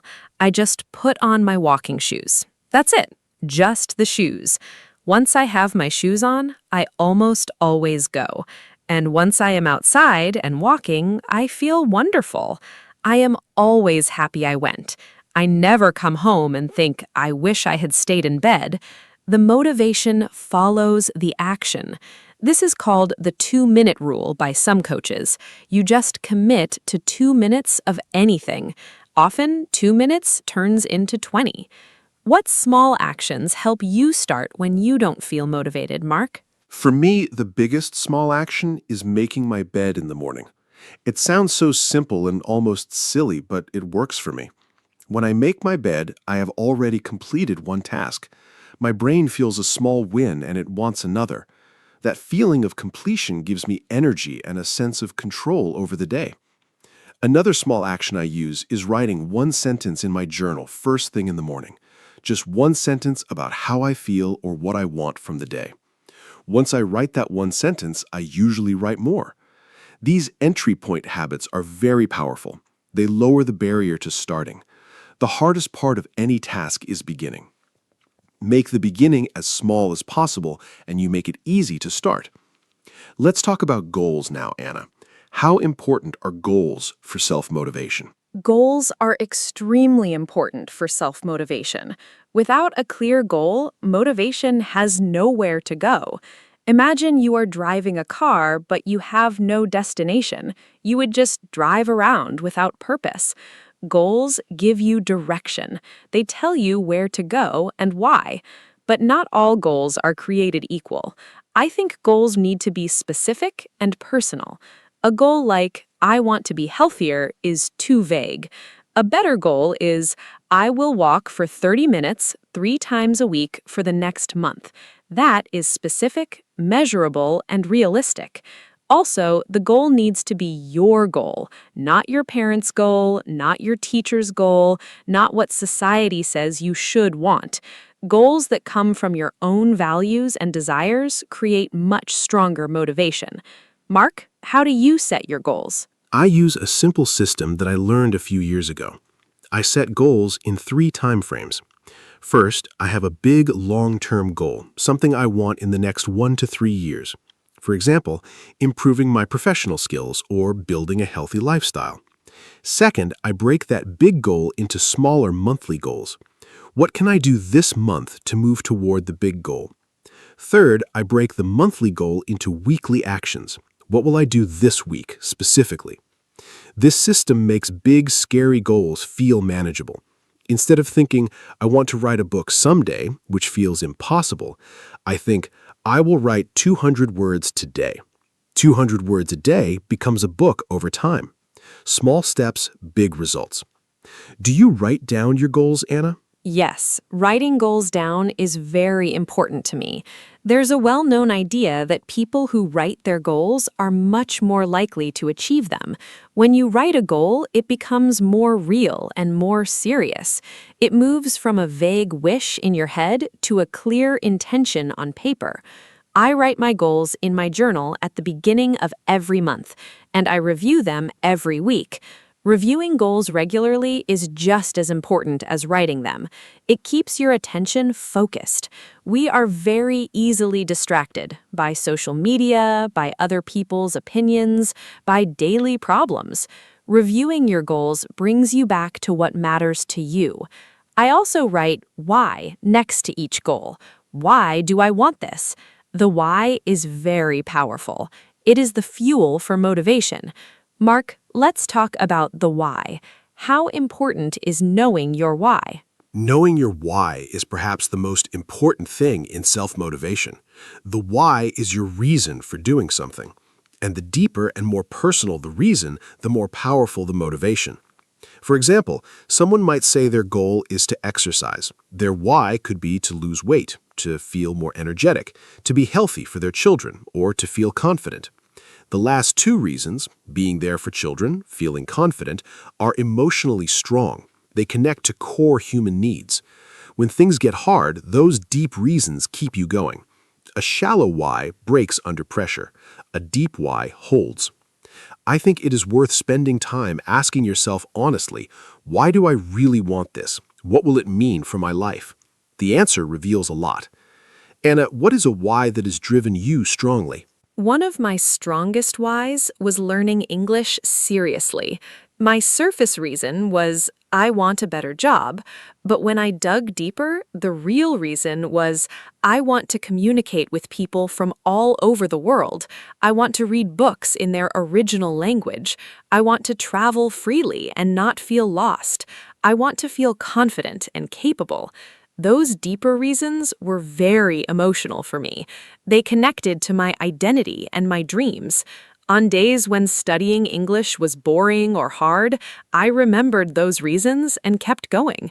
Now I'm here, hosting an English podcast. The why really works. I also think it helps to picture yourself after you achieve the goal. How will you feel? What will your life look like? That visualization is a great motivator. Do you use visualization, Mark? Yes, visualization is a technique used by many athletes, performers, and successful people. You close your eyes and imagine yourself achieving your goal in detail. What do you see? What do you hear? How do you feel? The more vivid and detailed the image, the better. Your brain responds to a strong mental image in a way that is similar to actually experiencing it. It builds confidence and desire. I use visualization when I have a big presentation or a new challenge. I close my eyes and picture myself doing it confidently and well. It reduces my fear and increases my motivation. But I also think visualization should be paired with planning and action. Just imagining a goal without working toward it is just daydreaming. You need both the dream and the plan. Let's talk about planning now, Anna. How does a plan help motivation? A plan is like a map for your motivation. Without a plan, you have a goal, but you don't know how to get there. That uncertainty is very discouraging. You feel overwhelmed and don't know where to start. A clear, simple plan removes that confusion. It says, do this today, do this tomorrow, do this next week. You follow the steps, and slowly you move forward. I keep my plans very simple. I don't write complicated systems. I just write 3 things I will do today that move me toward my goal. Just 3 things. That is manageable and not overwhelming. I also plan for obstacles. I ask myself, what might stop me today? And what will I do if that happens? This kind of planning makes me feel prepared and confident. Mark, what do you do when your plan doesn't work? When my plan doesn't work, I try not to treat it as a failure. I treat it as information. Something didn't work, okay, why? Was the plan too ambitious? Was the timing wrong? Was I missing a skill or resource? I ask those questions and I adjust. Flexibility is very important in self-motivation. Many people have an all-or-nothing mindset. If they miss one day of exercise, they say, I failed, I give up. But that is not realistic. Life is messy. Plans change. The key is not to be perfect, it is to be persistent. Persist means you keep going even after small failures. I sometimes think of motivation like a bouncing ball. You will drop it sometimes. That is normal. The important thing is to pick it back up again. How do you handle failure and setbacks, Anna?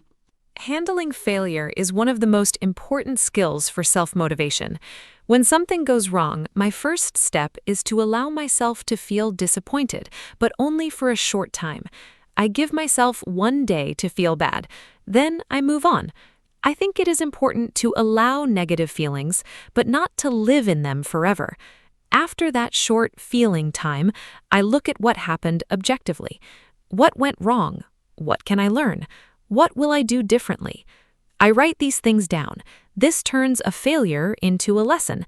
It keeps my self-respect and my forward momentum. I also remind myself of past successes. When I doubt myself after a failure, I look at my journal and read about times I succeeded. That reminder gives me confidence to try again. Let's talk about confidence and motivation. Are they connected, Mark? Yes, confidence and motivation are deeply connected.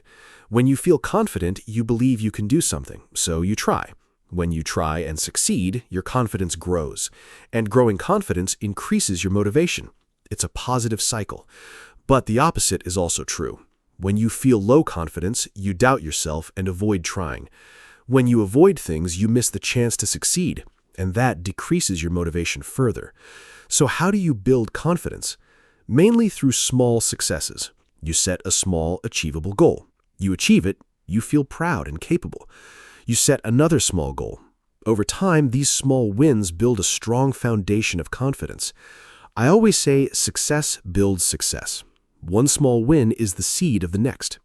Anna, what gives you confidence when you feel low? When I feel low in confidence, a few things help me. First, I remember my past wins. I have a small list I keep in my journal, moments when I did something I was proud of. Reading that list reminds me that I am capable. Second, I do something I am already good at.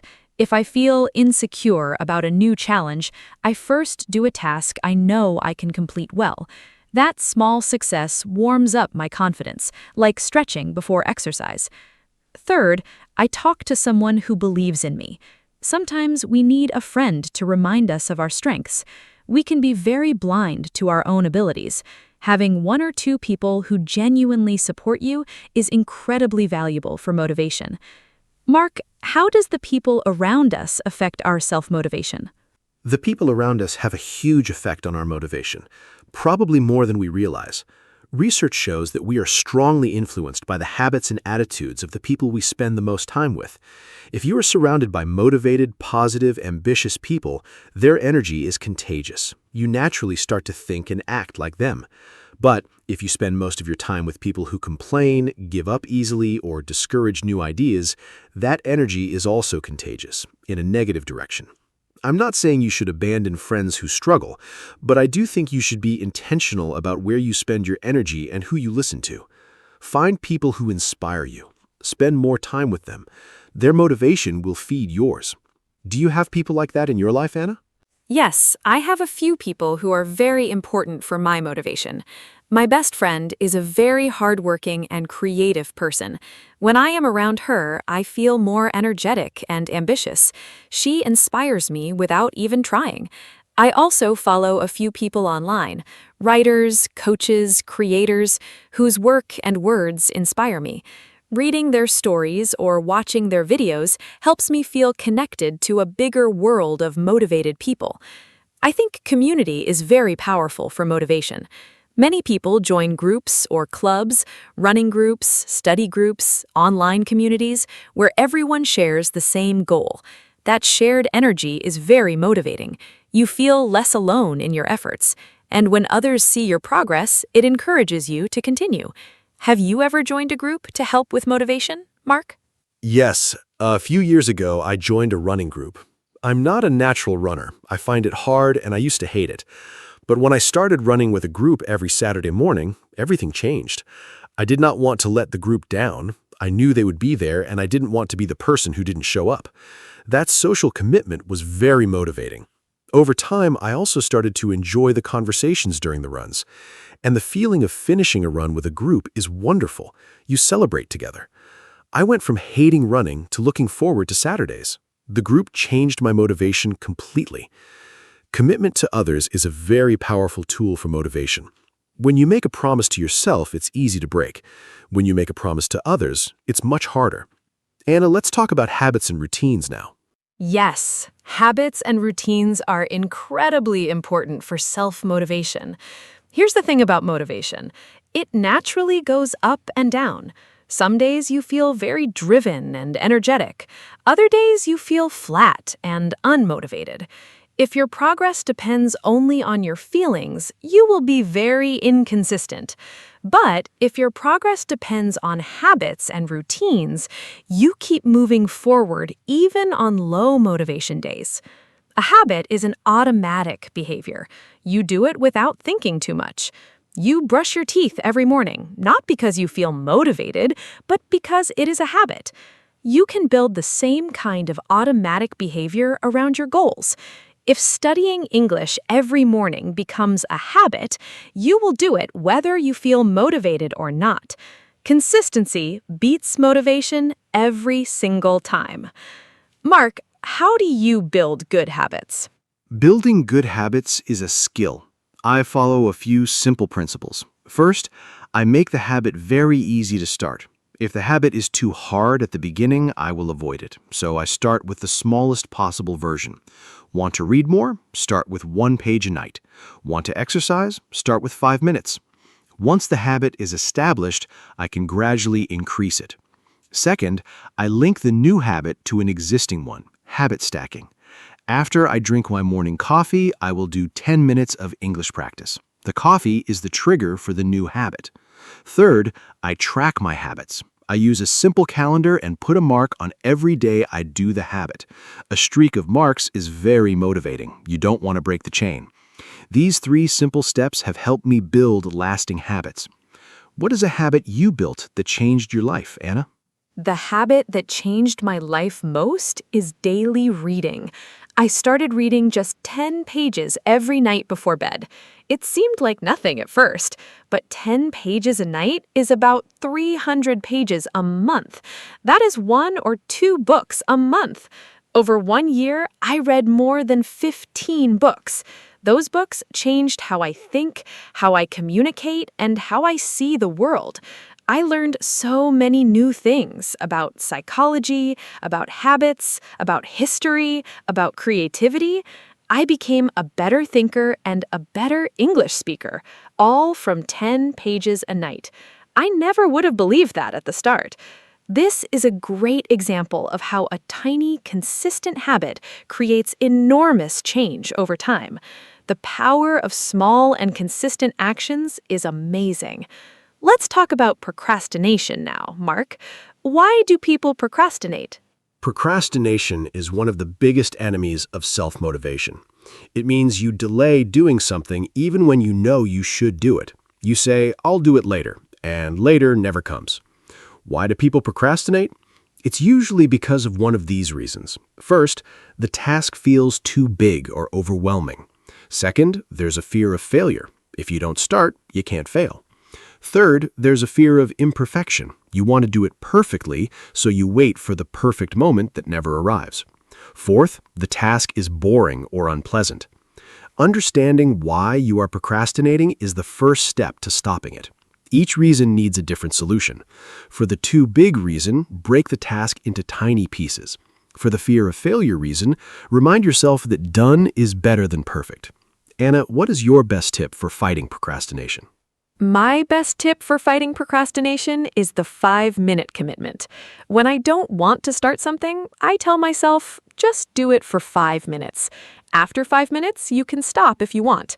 Almost always after 5 minutes, I am already working, and I keep going. The starting was the barrier, not the task itself. Another tip I love is removing distractions before I start. I put my phone in another room. I close unnecessary browser tabs. I make myself a cup of tea. Then I sit down with everything ready and nothing to distract me. A clear environment helps a clear mind. I also use a timer. I work for 25 minutes with full focus, then take a 5-minute break. This is called the Pomodoro technique. It makes long tasks feel very manageable. Have you tried the Pomodoro technique, Mark?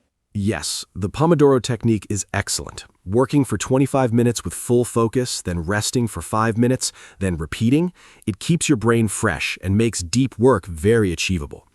I use it for writing, studying, and complex tasks. But even simpler than Pomodoro is just removing your phone from the room. I think the smartphone is the #1 killer of self-motivation in the modern world. Every notification is a little interruption. Every scroll through social media is 5 or 10 minutes of your goal time gone. I started leaving my phone in another room when I work or study, and my productivity increased enormously.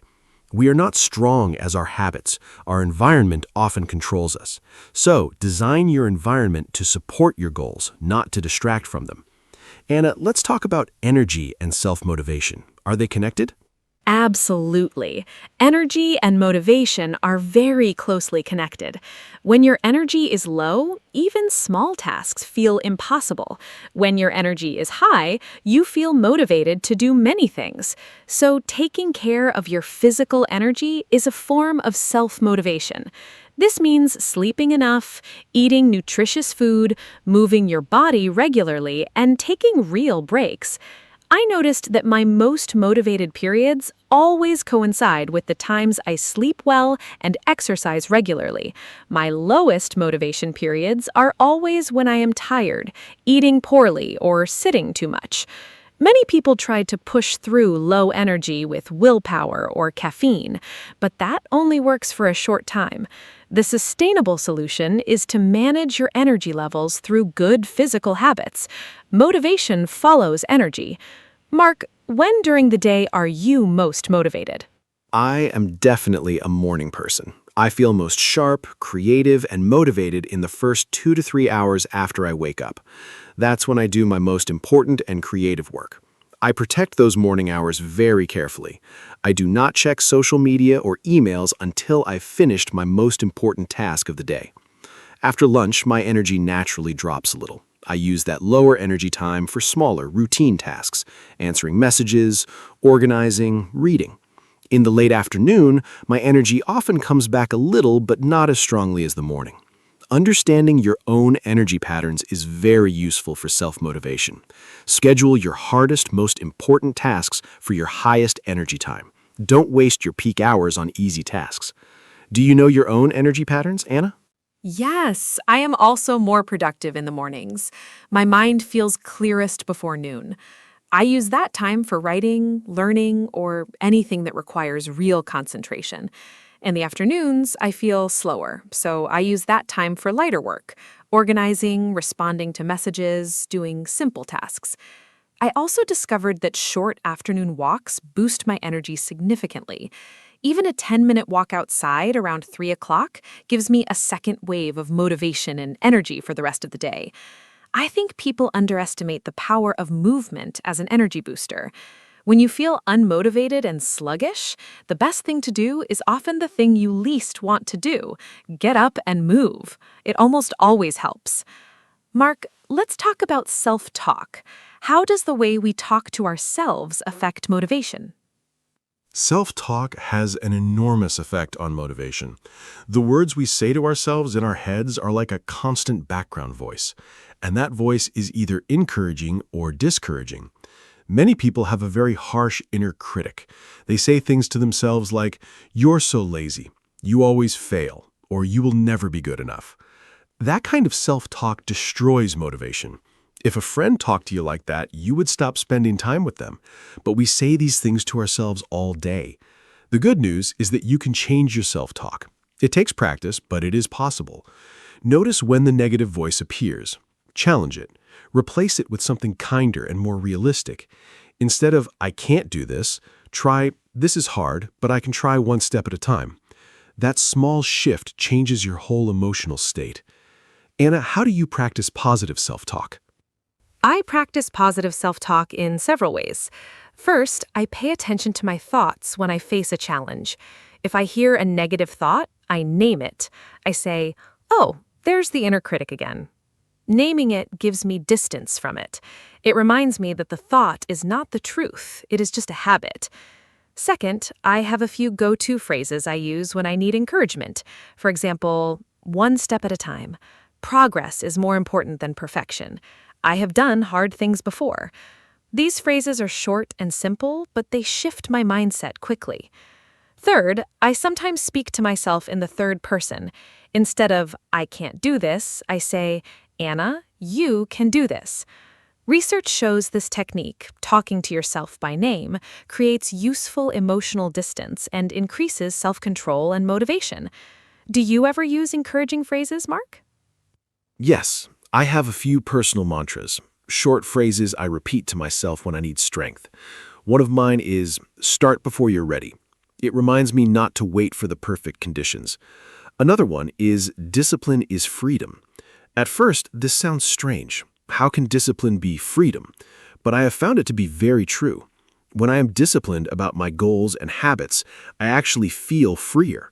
I have more energy, more time, and more confidence. Discipline creates the life I want. Without discipline, I drift and feel lost.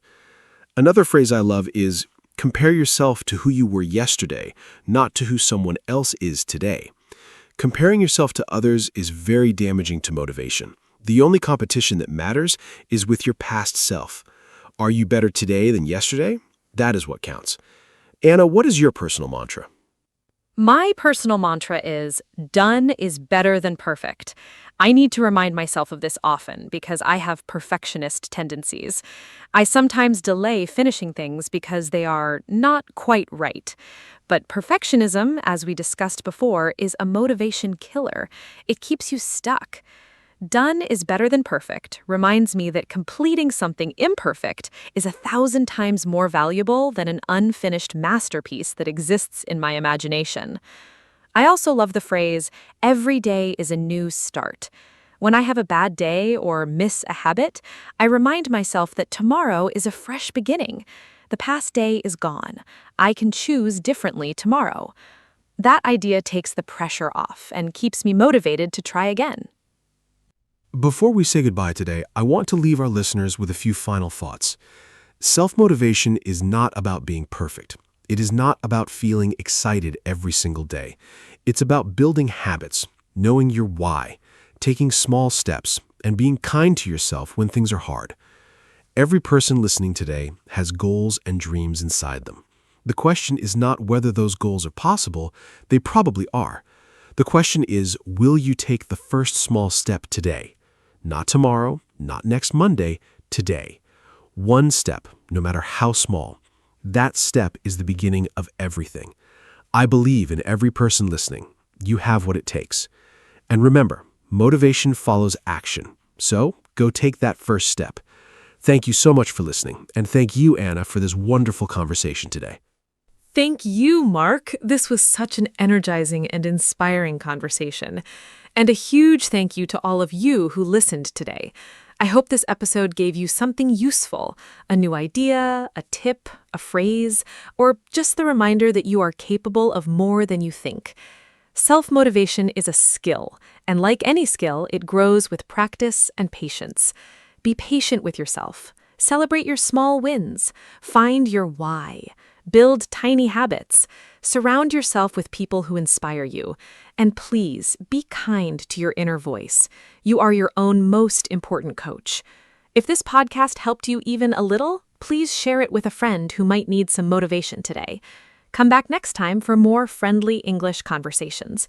Until then, keep going. You've got this. Goodbye from me, Anna. Hello, everyone. Welcome to our podcast.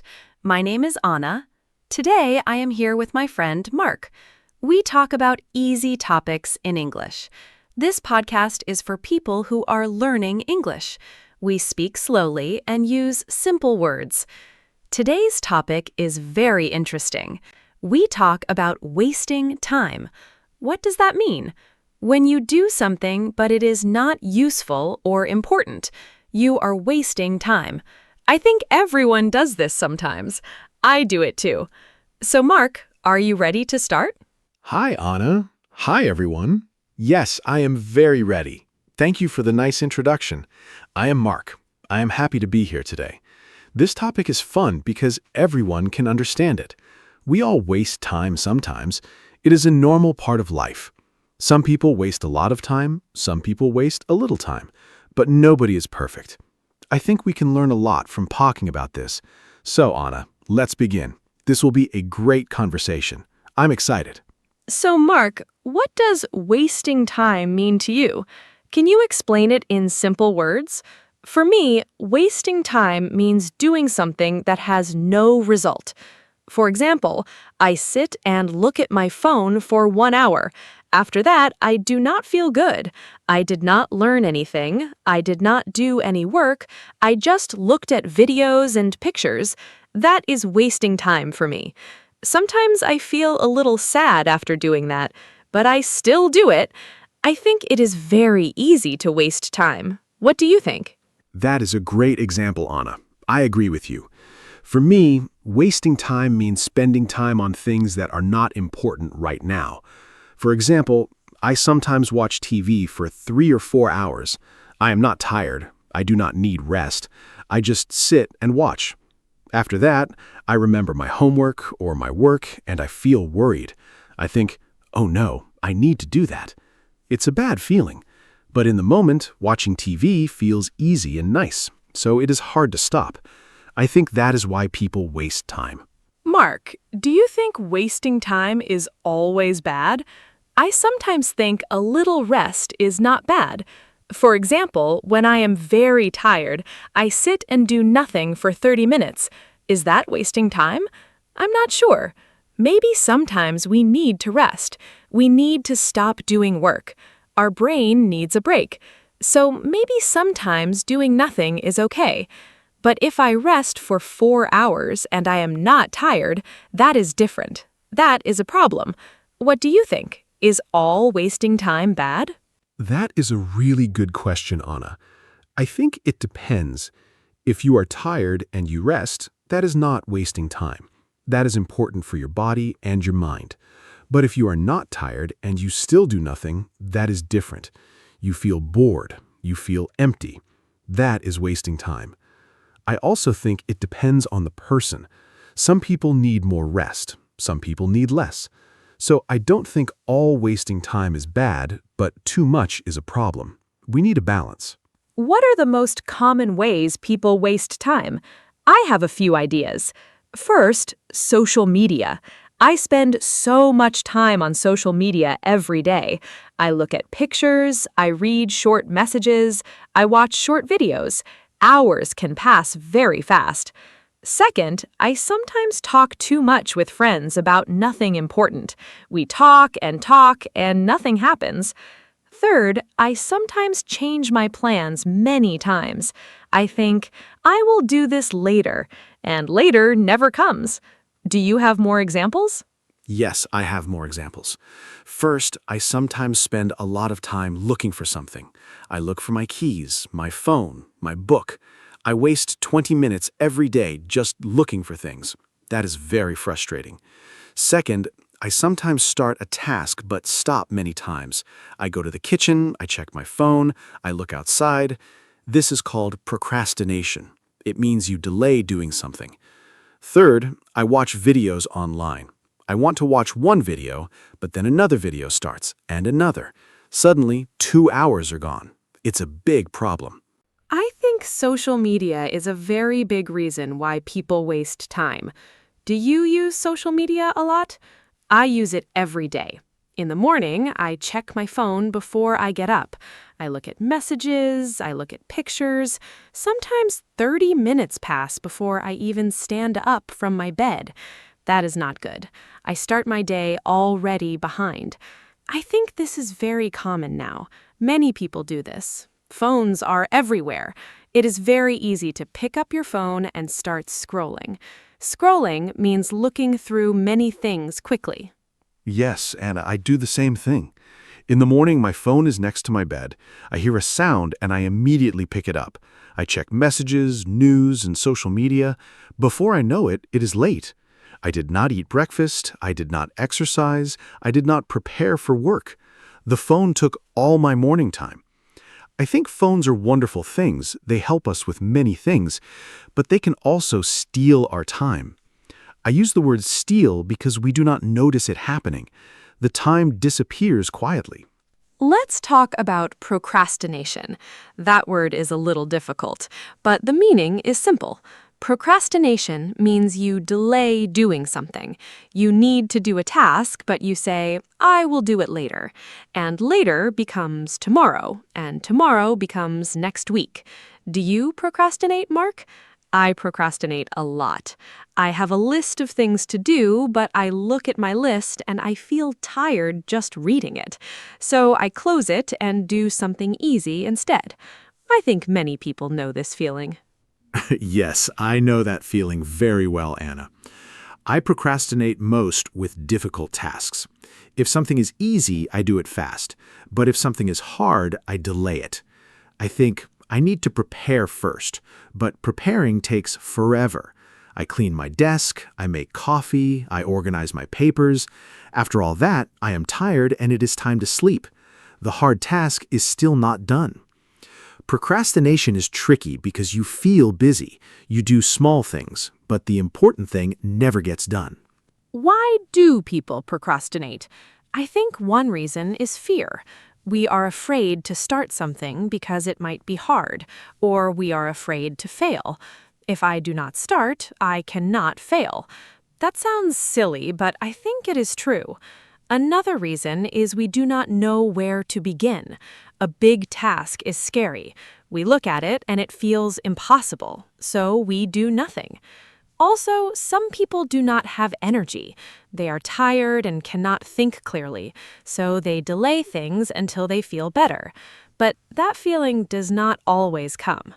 I agree. Fear is a big reason. Another reason is that our brains like easy things. Doing a difficult task requires a lot of thinking. Watching a video is easy. Our brain says, choose the easy thing, and we do. Also, I think some people do not see the result of their work right away. If you work hard today, you might see the result next week or next month. That feels far away, but a fun video gives you a good feeling right now, so we choose the video. It's about immediate and delayed satisfaction. Let's talk about a funny kind of wasting time. It is called busy but not productive. This means you look very busy. You move fast, you write things, you make calls, but at the end of the day, nothing important is done. I do this sometimes too. I am busy all day, but then I ask myself, what did I do today? And the answer is not clear. I did many small things. I answered emails, I organized files, but the big important task? I did not touch it. Does this happen to you? Oh yes, this happens to me often. I call it feeling busy. I have a full day, I am always doing something, but in the evening I look at my important tasks. They are all still there, waiting. I spent all my time on small things. Like, I spent 30 minutes choosing what music to listen to while working. I never even started working. Or I spent 1 hour organizing my email folders, but I did not reply to the important emails. It's a trap. You feel productive, but you are actually avoiding real work. I want to talk about watching TV and movies. This is another big way people waste time. I love movies. I really do. Sometimes I watch one movie and then another movie starts and I think, just a few more minutes. But a few minutes becomes 2 more hours. Suddenly it is midnight, I have work tomorrow, I feel tired, but I watched so much. I think this is a very common experience.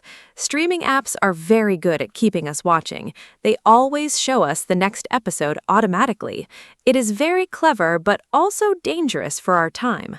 Yes, streaming is a big problem for my free time too. I sit down on a Sunday afternoon to watch one episode of a show. The episode is 50 minutes. Then the next one starts automatically, and I do not press stop. 3 episodes later, it is evening. I had plans. I wanted to cook, clean, and call my friend. I did none of those things. The TV took my whole afternoon. And the funny thing is, I don't even remember the first episode clearly. I was half watching, half thinking about other things, so I did not even enjoy it fully. What about sleeping too much? Is that wasting time? I think sometimes people sleep too much when they feel bored or sad. Sleeping is healthy and important. Adults need around 7 or 8 hours of sleep, but if you sleep 10 or 12 hours because you do not want to do anything, that might be wasting time. I sometimes sleep too much on weekends. I wake up at noon, half the day is gone. I feel heavy and slow, but then I feel bad because the day is short now. Have you experienced sleeping too much? Yes, I sleep too much sometimes. Usually on weekends or holidays, I go to bed late, then I sleep until very late in the morning. I wake up and it is already afternoon. I feel confused. My body feels strange. This is sometimes called oversleeping. It does not feel good. I am slower for the rest of the day. Also, I think I sleep too much when I do not have a plan. If I know what I will do in the morning, I wake up more easily. But with no plan, I just stay in bed. A plan helps. Let's talk about shopping, especially online shopping. Do you waste time shopping? I do. I open a shopping website, I want to buy one thing, but I look at so many other things. I add things to my cart, I look at prices, I read reviews. 2 hours later, I bought nothing, or I bought something I do not need. Online shopping is very easy and very distracting. I sometimes go to buy shoes, and then I look at bags, clothes, and kitchen tools. None of these things were on my list. Have you done this? Yes, online shopping is a big time trap. I open a website to buy a book, I look at the book, then I see other people also bought this. I look at those things, then I see a sale, I check the sale items, then I get distracted by a different category. Before I know it, I spent 2 hours browsing and bought nothing. Sometimes I add many things to my cart and then delete everything because I feel guilty. All that time was wasted. I think online stores are designed to keep us there as long as possible. I think one reason we waste time is that we do not have a clear plan for our day. When I have a plan, I do more things. I know what to do first, second, third. But when I have no plan, I feel lost. I go from one thing to another. I start something, start something else. At the end of the day, nothing is finished. A plan does not need to be perfect or complicated. Even a simple list of 3 or 4 tasks is helpful. Do you make plans for your day? I try to make plans. Sometimes I am good at this. I write my tasks the night before. In the morning, I look at my list and I start. On those days, I feel very good. I finish my work and I have free time in the evening. But sometimes I do not make a plan. Those days are usually messy. I wake up and I do not know what to do first. I check my phone. I make coffee slowly. I think about what to do. Time passes. I get stressed. Planning is simple, but it makes a big difference. Let's talk about meetings. Do you think meetings waste time? I think some meetings are very important, but some meetings are long and unnecessary. I have been in meetings where we talk for 1 hour, but nothing is decided. We discuss the same point again and again. People repeat what others already said. At the end, we agree to have another meeting. I think this is a big problem in many offices and schools. A good meeting is short and has a clear goal. A bad meeting has no direction. What is your experience with meetings? I agree completely. I think many meetings are too long. Sometimes a simple email can replace a 1-hour meeting, but people prefer to meet and talk. I understand that face-to-face communication is important, but not every problem needs a meeting. I have attended meetings where I did not need to be there. My part was 5 minutes, but I stayed for the whole hour. That is 60 minutes of my life that I did not use well. The best meetings are short, clear, and end with a decision or action. I think everyone should learn how to have shorter meetings. Now let's talk about something positive. How can we stop wasting time? One thing I try to do is put my phone in another room when I am working. If my phone is next to me, I always want to check it.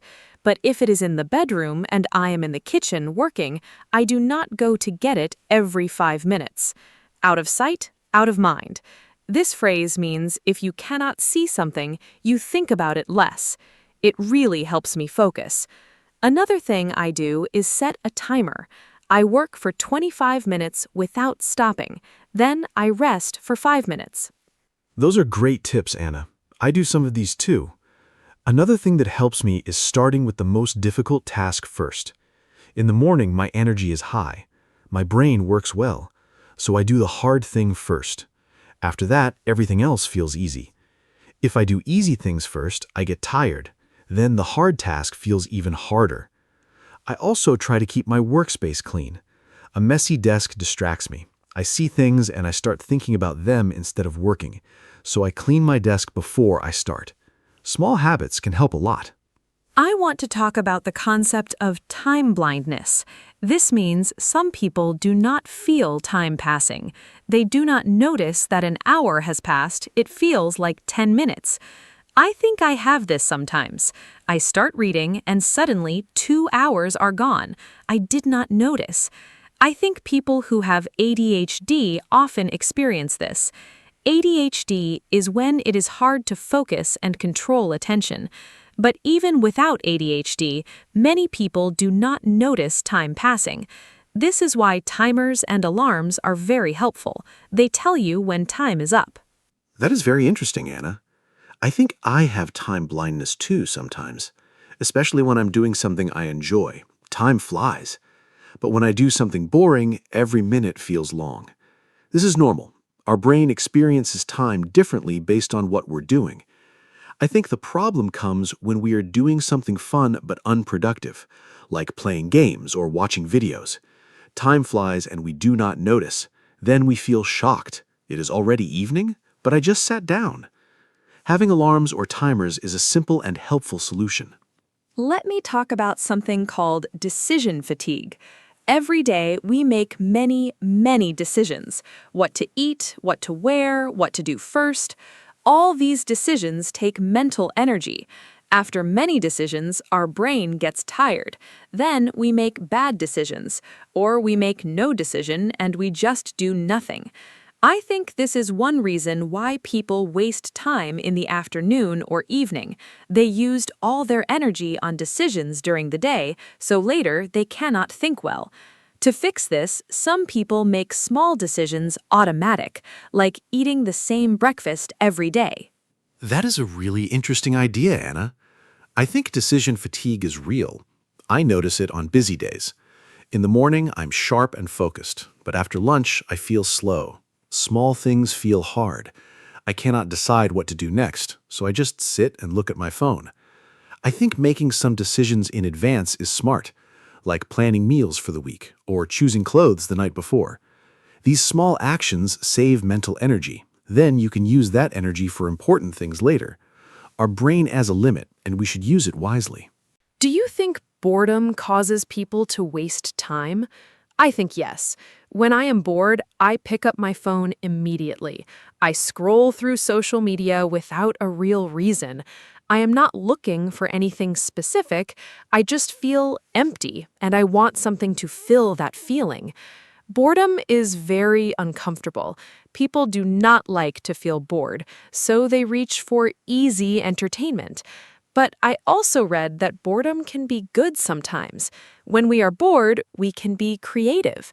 Our brain looks for something interesting. This can lead to new ideas. I agree. Boredom and wasting time are connected.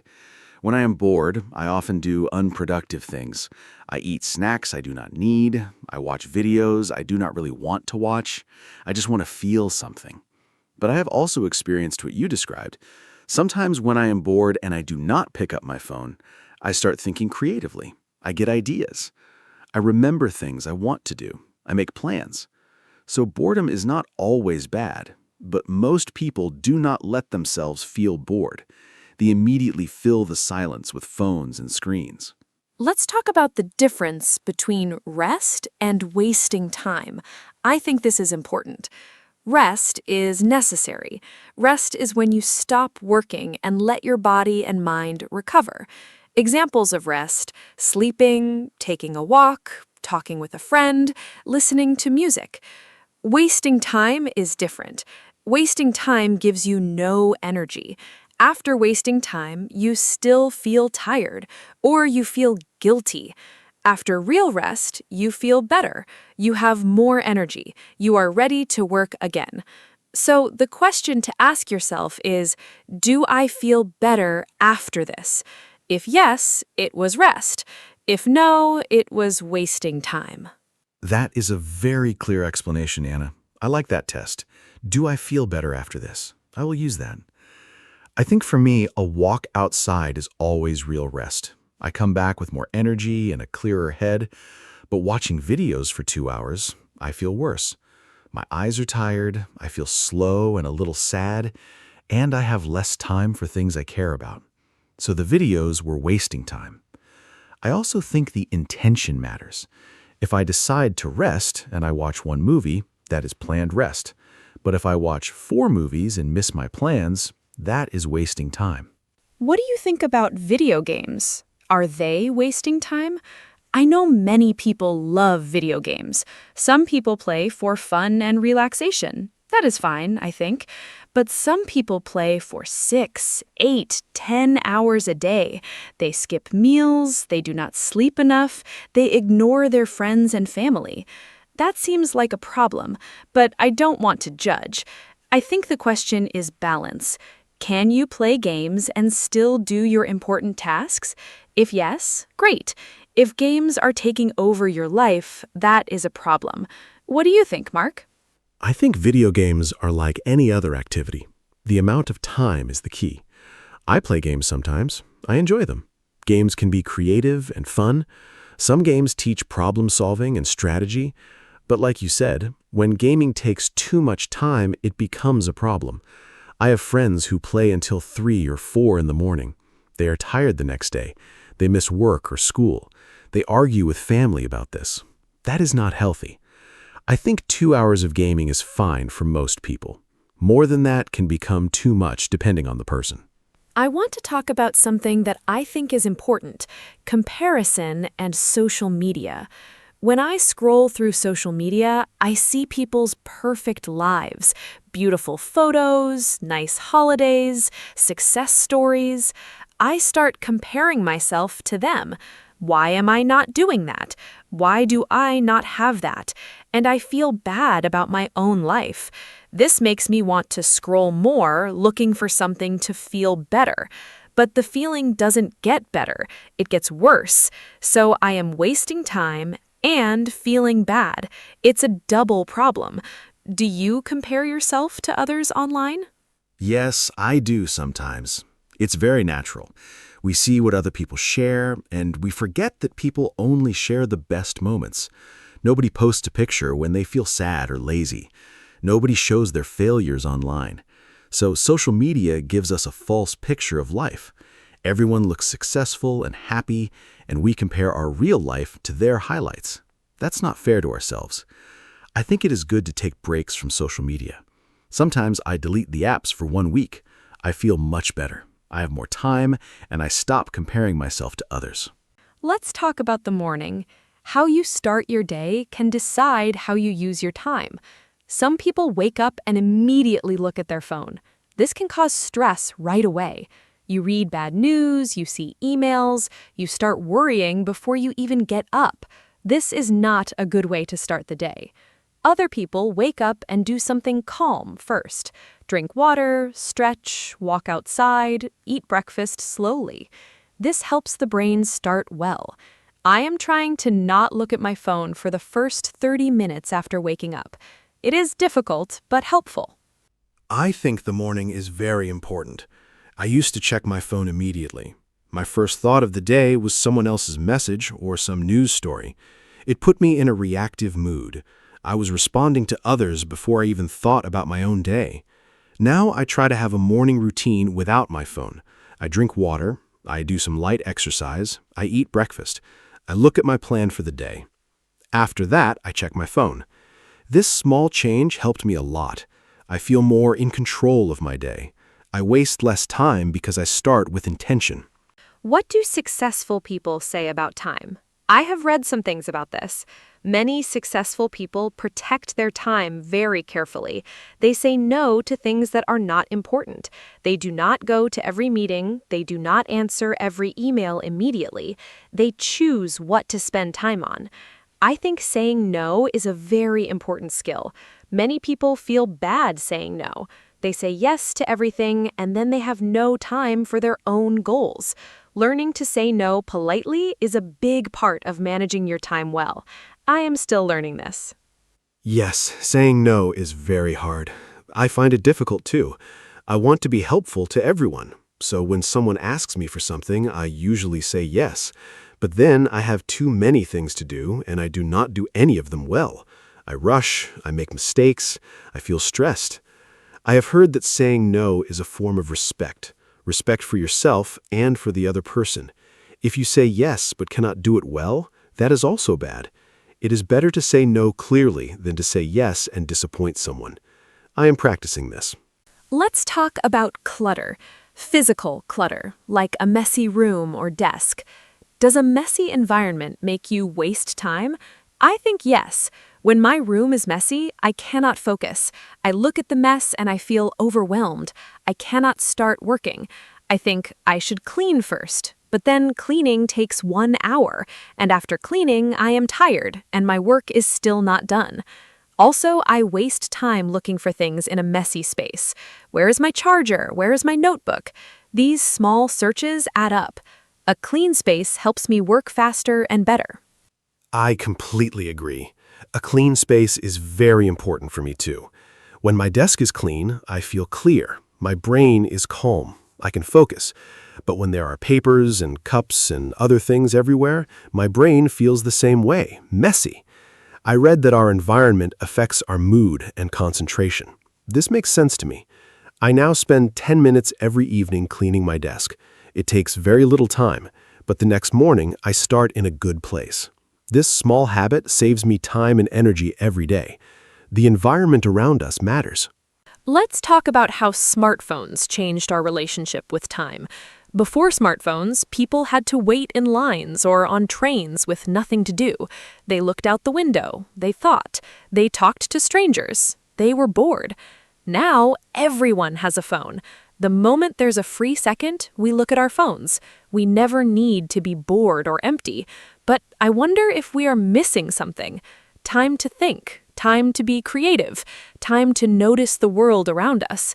Our phones filled all our empty time. Maybe some empty time was good for us. That is a beautiful and interesting thought, Anna. I agree. We are never truly bored now. And I think this is actually a problem. Ideas often come when we are resting or doing nothing. Scientists, writers, and artists often talk about this. Their best ideas came in the shower, on a walk, or before sleeping. These moments of doing nothing are actually important for the brain. But now we fill every quiet moment with a phone, so we have fewer moments of real thinking. I think we should protect some empty time every day. Just sit and think. Do nothing digital. I want to share a concept called time affluence. This means feeling like you have enough time.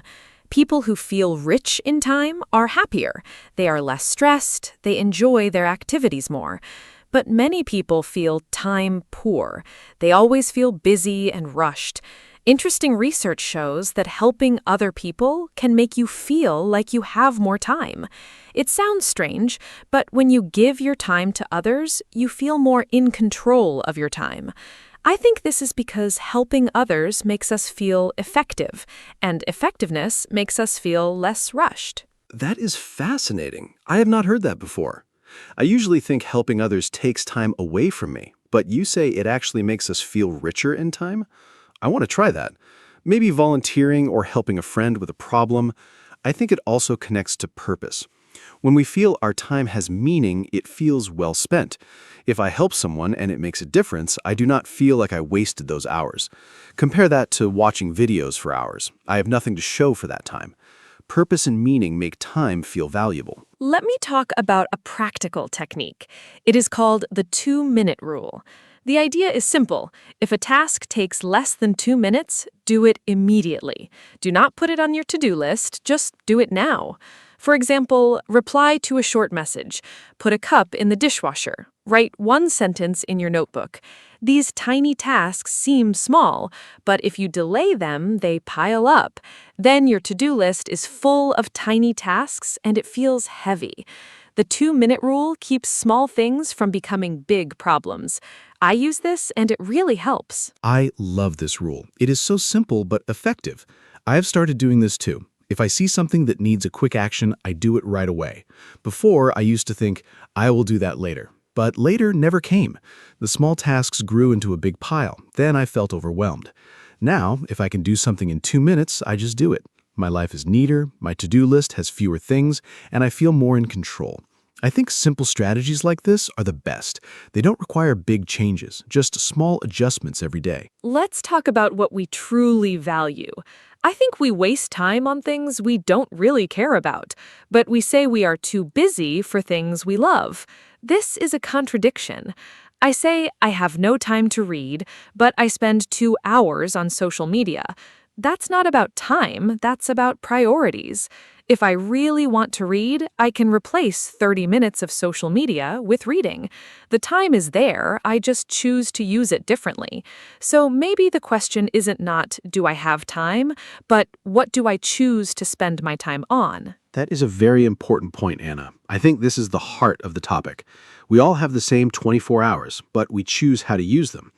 When I say I don't have time, I'm really saying that's not my priority.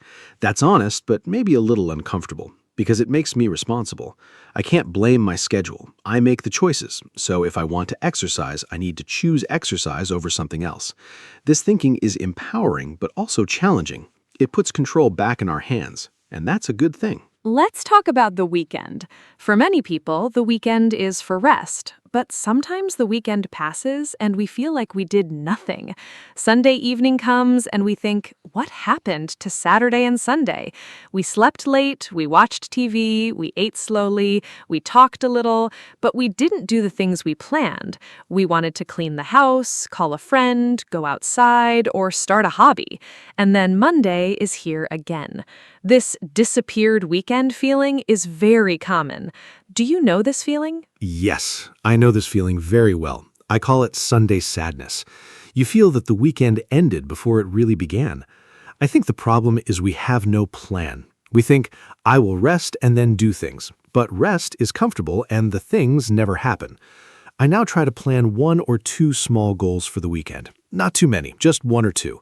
Maybe cook a new recipe or go for a long walk. Having one goal makes the weekend feel meaningful. And I still rest, but the weekend doesn't disappear completely. It has some shape and purpose. I want to talk about guilt.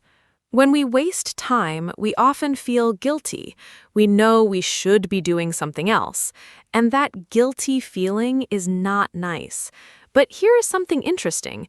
Feeling guilty does not help us stop wasting time. It actually makes things worse sometimes.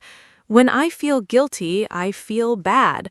And when I feel bad, I want to feel better. So I watch more videos or scroll more. The guilt creates more wasting. I think a better approach is to notice what happened without judgment. Okay, I wasted 2 hours. That is okay. What can I do now? That is very wise, Anna. I think self-compassion is important here. If you are always angry at yourself for wasting time, you create stress. Stress makes focus harder, and then you waste more time. It's a cycle. I try to be kind to myself when I waste time. I say, everyone does this, I can start fresh. This is much more helpful than I'm so lazy, I wasted the whole day. Negative self-talk does not motivate us. It just makes us feel bad. Kindness to yourself is not weakness. It is a strategy for doing better next time. Let's talk about the role of sleep in wasting time. When I do not sleep enough, I waste a lot of time the next day. I cannot focus, I move slowly, I make mistakes. I need to read things 3 times to understand. A task that takes 30 minutes when I'm rested takes 1 hour when I'm tired. So poor sleep actually creates wasted time. And then I feel bad in the evening and I stay up late, and then I am tired again the next day. It's a bad cycle. Good sleep is one of the best ways to protect your time. It sounds simple, but it is true. That is so true. Sleep is foundational. Everything depends on it. When I sleep well, I am fast, clear, and energetic. I finish things quickly. I have time left over. But after a bad night, I am slow and distracted. I drink too much coffee. I sit at my desk, but nothing gets done. I look at my phone more. I eat more sugar to feel energy. All of this is wasting time and also hurting my health. I now try to go to sleep at the same time every night. This consistency helps my body know when to rest. A good sleep schedule is a real time saver. Let me share a reflection. We talked about many ways people waste time: social media, procrastination, screens, no plans, messy spaces, bad sleep, meetings. But I think the biggest reason is disconnection from our own values. When we know what we truly want in life, it is easier to say no to distractions. When I feel lost or empty, I waste more time. When I have a goal I care about, I waste less time. So maybe the deepest solution is not a time management trick. It's asking yourself, what do I really want? What matters to me? And then living in that direction. That is beautifully said, Anna. I agree deeply. Time management systems and apps can help. Timers and to-do lists can help. But without knowing your why, you will still get lost. You will still scroll and procrastinate. But if you have a clear reason to use your time well, everything changes. You wake up with intention. You make choices on purpose. You protect your time like something precious, because it is. Time is the one thing we cannot get back. Every minute spent is gone forever. So we should use it in ways that reflect what we truly love and value. We are getting close to the end of our podcast today. I want to say thank you to everyone who listened. I hope this conversation was helpful and easy to understand. We talked in simple English, I hope. We covered many topics about wasting time, from social media to procrastination, from sleep to values. I learned things from this conversation too. Talking with Mark always helps me think better. I hope you feel the same. Remember, you do not need to be perfect with your time. Small improvements are good enough. Even using your time a little better each day makes a big difference. Thank you, Anna, and thank you to all our listeners. I really enjoyed today's conversation. It made me think about my own habits. I know I waste time too, but I also know I can do better. And hearing Anna's thoughts helped me understand new ideas. I hope you, our listeners, also found something useful. Maybe one tip that you can use starting today. Remember, time is precious. It's the same for everyone. Rich or poor, young or old, we all have 24 hours. How we use them is up to us. Thank you for spending some of your time with us today. See you next time. Hello, everyone, and welcome to our podcast. My name is Anna, and I am so happy you are here today. Today's topic is very special to me. We are going to talk about self-care. Maybe you have heard this word before.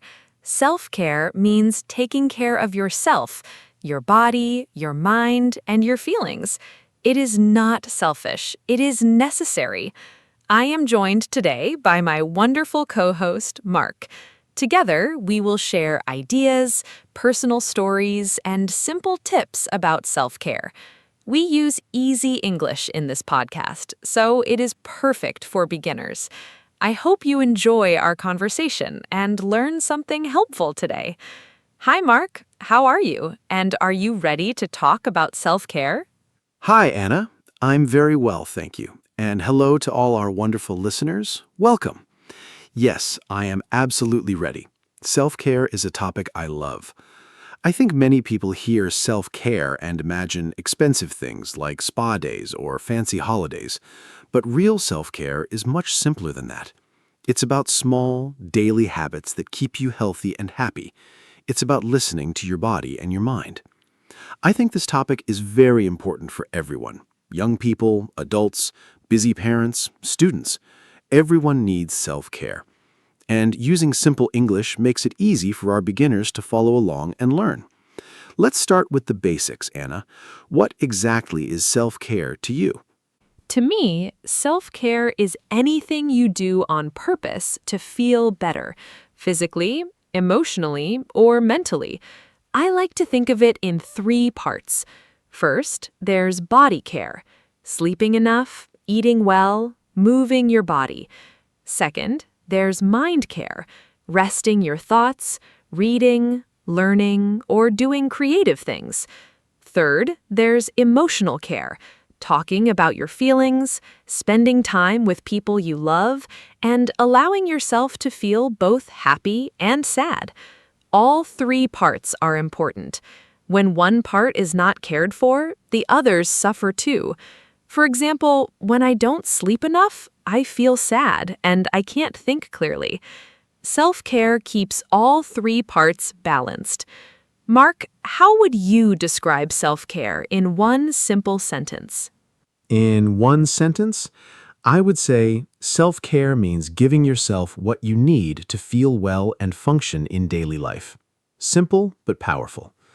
I think many people confuse self-care with being lazy or selfish, but that is completely wrong. Self-care is the opposite of laziness. Lazy means doing nothing because you don't want to try. Self-care means making an active choice to rest, to recover, or to do something that helps your well-being. And it is definitely not selfish. When you take care of yourself, you have more energy and patience for others, for your family, your friends, your work. Think of it like charging your phone. If your phone battery is at 0, it does nothing. You need to charge it to use it. Self-care is your daily charge. Do you agree, Anna? I love that comparison. Charging your phone is such a perfect way to explain it. And just like a phone needs regular charging, people need regular self-care. You cannot charge your phone once a month and expect it to work every day. The same is true for people. Self-care needs to be consistent. Small things every day are better than one big thing once a month. I think one reason people struggle with self-care is that they feel they don't have time. Life is very busy. Work, family, chores, everything takes time. But I believe self-care does not always need a lot of time. Even 5 or 10 minutes of something good for you can make a real difference. Mark, what are some quick self-care things people can do when they are very busy? Great question. When I'm very busy, I use small self-care moments during the day. For example, I take 3 slow, deep breaths before a meeting. It takes 30 seconds, but it calms my mind. I also drink a full glass of water in the morning before I check my phone. That one habit helps my body wake up.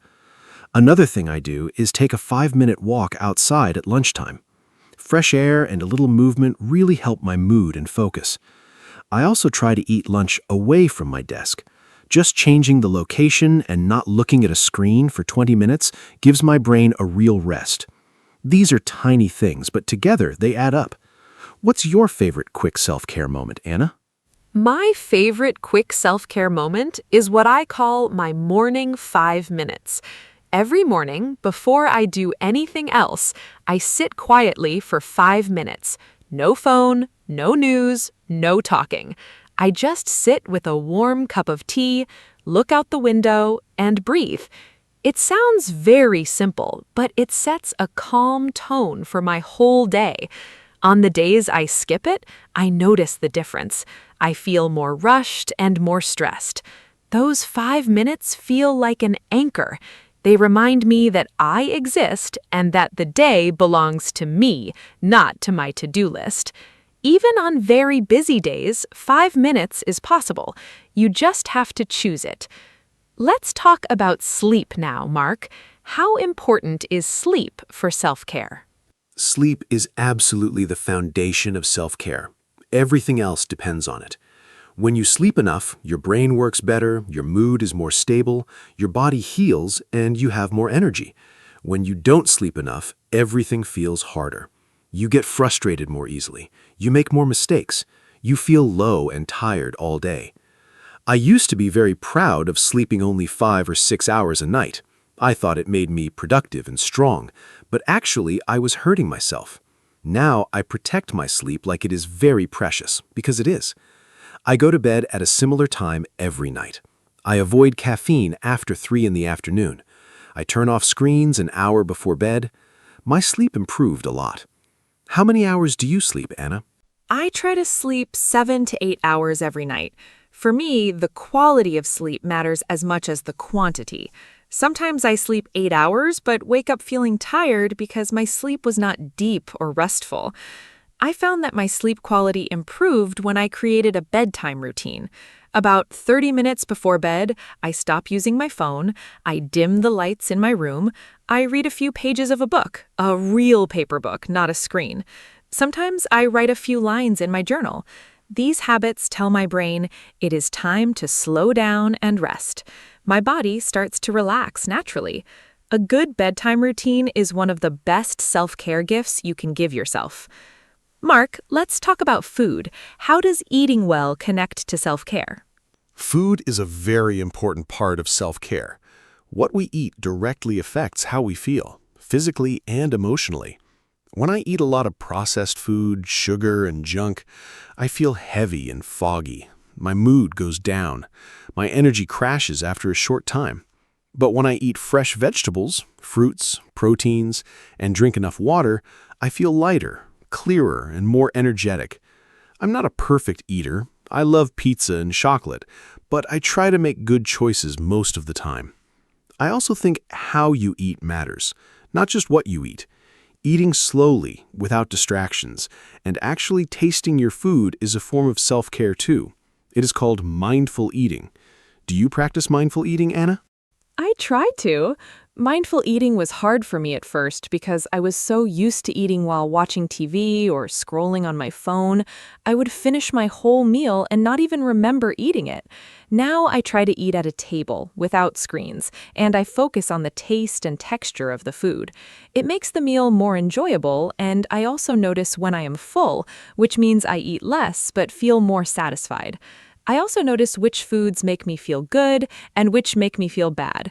For example, too much coffee makes me anxious. Heavy food at night makes me sleep badly. Paying attention to your body is a form of self-care. Your body sends signals, you just have to listen. What about movement and exercise, Mark? Movement is one of the most powerful forms of self-care, and it does not have to mean going to the gym every day. Any movement counts. Walking, dancing, swimming, cycling, stretching, yoga, they all help your body and your mind. When I exercise, my brain releases chemicals that make me feel happier and more relaxed. It's a natural mood booster. I used to hate exercise. I thought it was boring and painful, but then I found activities I actually enjoy. I love cycling outdoors and playing basketball with friends. Because I enjoy them, I actually do them. That's the key. Find movement you enjoy, not movement you force yourself to do. When it feels like fun, it's not hard to keep doing it. What kind of movement do you enjoy, Anna? I love walking and dancing. Walking is my everyday movement. I try to walk at least 30 minutes a day. I often walk in the park near my home. I listen to music or a podcast while I walk, which makes it very enjoyable. Sometimes I walk with a friend and we talk the whole time, so I get exercise and social connection at the same time. Dancing I do at home, just for fun. I put on music I love and I just dance alone in my kitchen. It always makes me laugh and feel joyful. I think movement connected to joy is the best self-care. You don't need a perfect body or special equipment, you just need to move in a way that feels good. Let's talk about something different now. Rest and relaxation. Is rest the same as self-care? Absolutely. Rest is a vital part of self-care. And I think many people feel guilty about resting. They think resting means wasting time, but that is a harmful mindset. Rest is productive. When you rest, your body repairs itself, your brain processes information, and your creativity recovers. There are different types of rest, too. Physical rest means your body stops moving, sleeping, or lying down. Mental rest means your brain stops working hard. Maybe you listen to calm music or sit quietly. Social rest means you spend time alone, away from people. Creative rest means you stop creating and just enjoy other people's art or beauty. Most people only think of sleep when they hear rest, but we need all these types. Which type of rest do you find hardest, Anna? The hardest type of rest for me is mental rest. My brain is always thinking. Even when I lie down to relax, my mind is making lists, replaying conversations, planning tomorrow. It is very hard to switch it off. I've been practicing techniques to help with this. One thing that really works for me is a body scan. I lie down, close my eyes, and slowly bring my attention to each part of my body, from my feet up to my head. It takes about 10 minutes, and it usually quiets my mind. Another thing that helps is writing a brain dump in my journal before bed. I write down everything I'm thinking or worried about. Once it's on paper, my brain seems to relax. Have you found ways to quiet your mind, Mark? Yes. Meditation has been the biggest help for me. I know some people think meditation is strange or difficult, but it's actually very simple. You just sit quietly, focus on your breathing, and when your mind wanders, which it always does, you gently bring it back to your breath. I started with just 5 minutes a day using a free app on my phone. Now I meditate for 15 minutes every morning, and it has changed my life. I'm calmer, more patient, and better at handling stressful situations. I also spend time in nature to quiet my mind. Being outside, surrounded by trees or near water, helps me feel very peaceful. Nature is a free, powerful tool for mental rest. Do you spend time in nature, Anna? Yes, and I think nature is one of the most underrated forms of self-care. Being outside in a park, a forest, or near the sea, it does something magical to the body and mind. My stress level drops very quickly when I am in nature. Even sitting in a garden or near a plant at home helps. I read that spending just 20 minutes in nature lowers the stress hormone cortisol in your body. That is a scientific fact. I try to visit a park or a natural space at least a few times a week. In winter, when it is cold, even just opening a window and listening to birds helps me feel connected to the natural world. Mark, let's talk about hobbies now. Are hobbies a form of self-care? Yes, definitely. Hobbies are wonderful self-care. A hobby is something you do purely for enjoyment, not for money or achievement. When you do a hobby, you enter a special mental state where you are fully focused and time seems to fly. Psychologists call this flow. It is very good for your brain and your mood. My hobbies are reading, cooking new recipes, and playing chess. When I cook something creative, I feel relaxed and proud at the same time. Reading takes me to different worlds and gives my own worries a rest. Chess challenges my mind in a fun, low-stakes way. I think everyone needs at least one hobby that they do just for the pleasure of it. A hobby says, I matter. My joy matters. What are your hobbies, Anna? My hobbies are painting, reading, and gardening. Painting is my favorite form of self-care. When I paint, I forget everything else. There is no past, no future, just the colors and the canvas in front of me. It is like meditation with paint. I am not a professional artist. My paintings are simple and sometimes messy, but that does not matter at all. The process is what heals me, not the result. Gardening is also wonderful. I have a small balcony with pots of flowers and herbs. Watering them, watching them grow, touching the soil, it is all very calming and grounding. There is something very beautiful about caring for living things. And reading, of course, is a daily treat. Mark, do you think self-care looks different for everyone? Absolutely. Self-care is very personal. What works for one person might not work for another.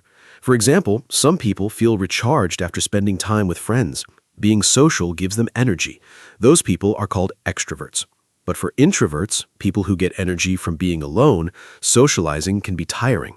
Their self-care might mean spending quiet time alone at home. Neither is wrong, they're just different. This is why I think it is important to know yourself.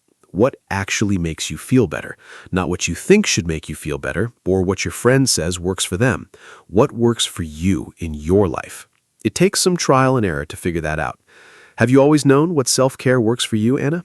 No, it took time. When I was younger, I didn't really think about self-care at all. I just pushed through every day doing what I had to do. I didn't rest properly, I didn't eat well, I didn't have many hobbies. I thought that was normal life. Then I went through a very stressful period, a lot of pressure at work and some personal problems. I felt completely exhausted and empty. That was my wake-up call. I started paying attention to what made me feel better and what made me feel worse. Slowly, I built my self-care habits. It was like building a house, one brick at a time. Now I have a solid routine that really supports me. I think sometimes we need a difficult period to understand the importance of taking care of ourselves. Did you have a wake-up call like that, Mark? Yes, I did. Mine came about 4 years ago. I was working very long hours at my job. I was sleeping very little, skipping meals, not exercising, and seeing my friends almost never.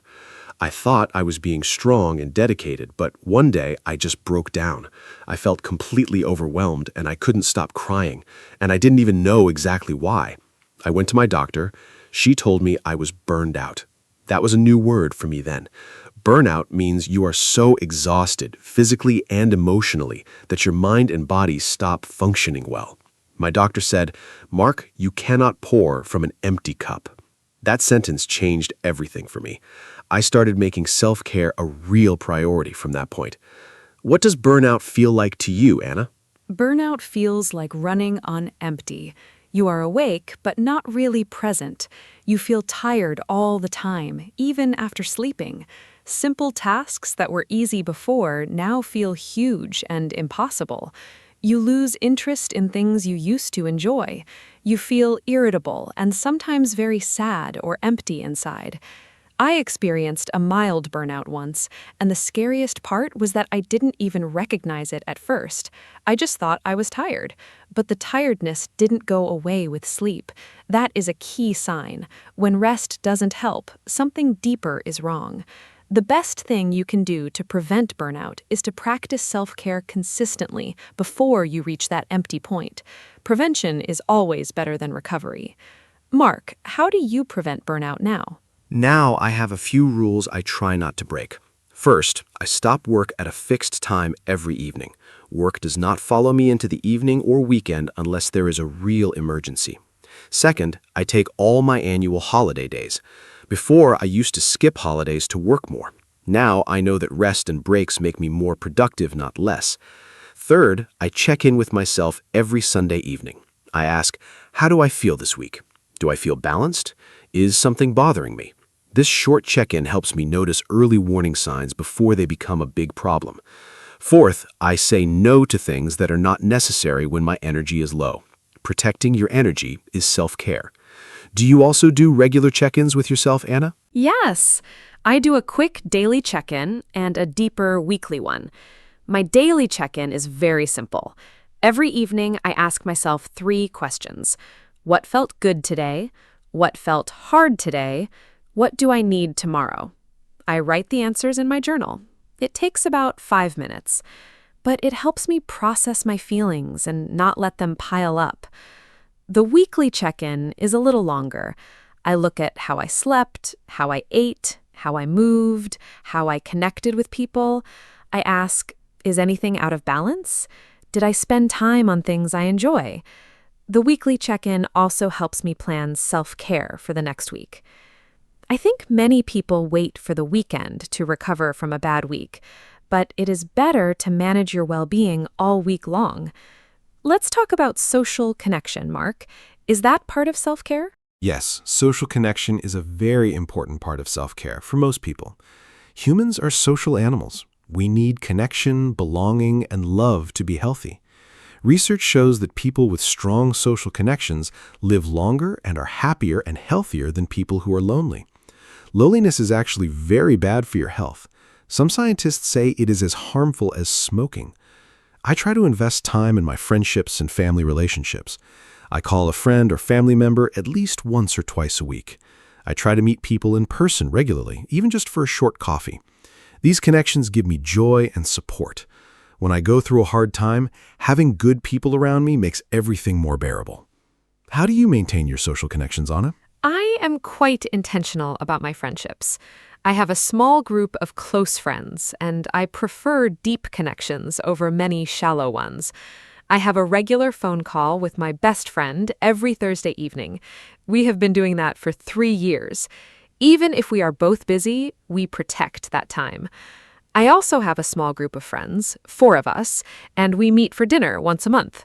Those evenings are always wonderful. We laugh, we talk honestly, we support each other. I also believe in the quality of connection, not just the frequency. A 2-hour, honest conversation with a good friend is worth more than 10 quick text messages. Mark, what about alone time? Is being alone also part of self-care? Absolutely. Alone time is essential self-care, especially for introverts like me. I need regular alone time to recharge. After spending a lot of time with people, even people I love, I feel drained and I need quiet time to recover. Loneliness is not the same as alone time. Loneliness is when you want connection but don't have it. Alone time is when you choose to be by yourself to rest and restore your energy. I love spending Sunday mornings alone. I make a good breakfast, I read, I go for a quiet walk. No calls, no plans, just myself and my thoughts. That alone time fills me up for the week. I think in our very connected social world, many people are afraid to be alone, but learning to enjoy your own company is a great form of self-care. Do you enjoy alone time, Anna? Yes, I really do. I am somewhere between an introvert and an extrovert. I love people, but I also deeply need my quiet time. I think of alone time as a gift I give to myself. In those moments, I can think freely, create, relax, and simply be myself without any performance or effort. One of my favorite alone time activities is long baths. I fill the bath with warm water, put on calm music, light a candle, and stay there for 30 minutes. It is simple and inexpensive, but it feels very luxurious and deeply restorative. I come out feeling calm and renewed. I think self-care does not need to be expensive. Let's talk about that. Can self-care be free or low cost, Mark? This is so important to say. Self-care does not have to cost money. In fact, many of the most powerful self-care practices are completely free. Sleeping is free, breathing exercises are free, walking in nature is free, drinking enough water is free, calling a friend is free, writing in a journal is nearly free, stretching at home is free, watching the sunrise or sunset is free, laughing with someone you love is free. I get a little frustrated when I see advertisements for expensive self-care products. They make people feel that self-care is only for people with money, and that is simply not true. Yes, a massage or a spa day can be lovely, but the daily habits that truly support your health are available to everyone, regardless of money. What is your favorite free self-care activity, Anna? My favorite free self-care activity is walking in nature, especially in a park or a forest. It costs nothing, and the benefits are enormous. When I walk among trees, my mind becomes quiet. I pay attention to small, beautiful things, the sound of leaves, the color of the sky, a bird singing. It pulls me out of my head and into the present moment. That is another very important self-care skill, being present. So many people live in the past, replaying old memories, or in the future, worrying about things that haven't happened yet. Being present means you are here, now, in this moment. And the present moment is usually calm and manageable. Nature helps me do that. Mark, what do you think about digital detox as a form of self-care? Digital detox, taking a break from screens and technology, is one of the most needed forms of self-care today. We are surrounded by screens all day. Phones, computers, televisions, tablets. Our brains never get a break from information. This constant stimulation is very tiring for the nervous system. I try to have one screen-free hour every evening. I also try to have at least one screen-free morning on weekends. When I do that, I feel less anxious and more calm. I notice the world around me more. I have more creative thoughts. I'm more present in conversations. Even small digital breaks help. Leaving your phone in another room for an hour, or putting it face down on the table during meals. Do you do any kind of digital detox, Anna? Yes, I have a few digital rules that really help me. I don't look at my phone for the first 30 minutes after I wake up. That quiet time belongs to me, not to social media or the news. I also don't use my phone at the dinner table. Meals are for food and conversation, not screens. And on one day each month, I try to have a full, slow day. No social media, no news, minimal phone use. On those days, I read, cook, walk, or do craft activities. I always feel wonderfully refreshed afterward. I think we all need to remember that we control our technology. Technology should not control us. Mark, let's talk about something personal now. What is your favorite part of your self-care routine? My favorite part of my self-care routine is my morning. I wake up a little early, so I have time just for myself before the day begins. I drink a large glass of water first. This wakes up my body. Then I do 10 minutes of gentle stretching. Then I meditate for 15 minutes. After that, I make coffee and write 3 things I am grateful for in my journal. This whole morning routine takes about 45 minutes, but it sets up my entire day in a positive way. I feel calm, focused, and ready when I start work. The days I skip my morning routine, I feel the difference immediately. I am more reactive, more anxious, so I protect my mornings carefully. Morning routines are very popular in self-care. Do you have one, Anna? Yes, my morning routine is very important to me. Mine is a little different from yours, but it also starts with quiet time. I wake up, and before getting out of bed, I take 3 deep, slow breaths. Then I sit with my tea for 5 minutes in silence. After that, I write in my journal, just a few sentences about how I feel and what I want from the day. Then I wash my face with cold water, which wakes me up beautifully. I get dressed, eat a simple, healthy breakfast, and then I am ready. The whole routine is about 40 minutes. Mornings used to be chaotic and rushed for me. Now they are calm and intentional. A good morning really does create a good day.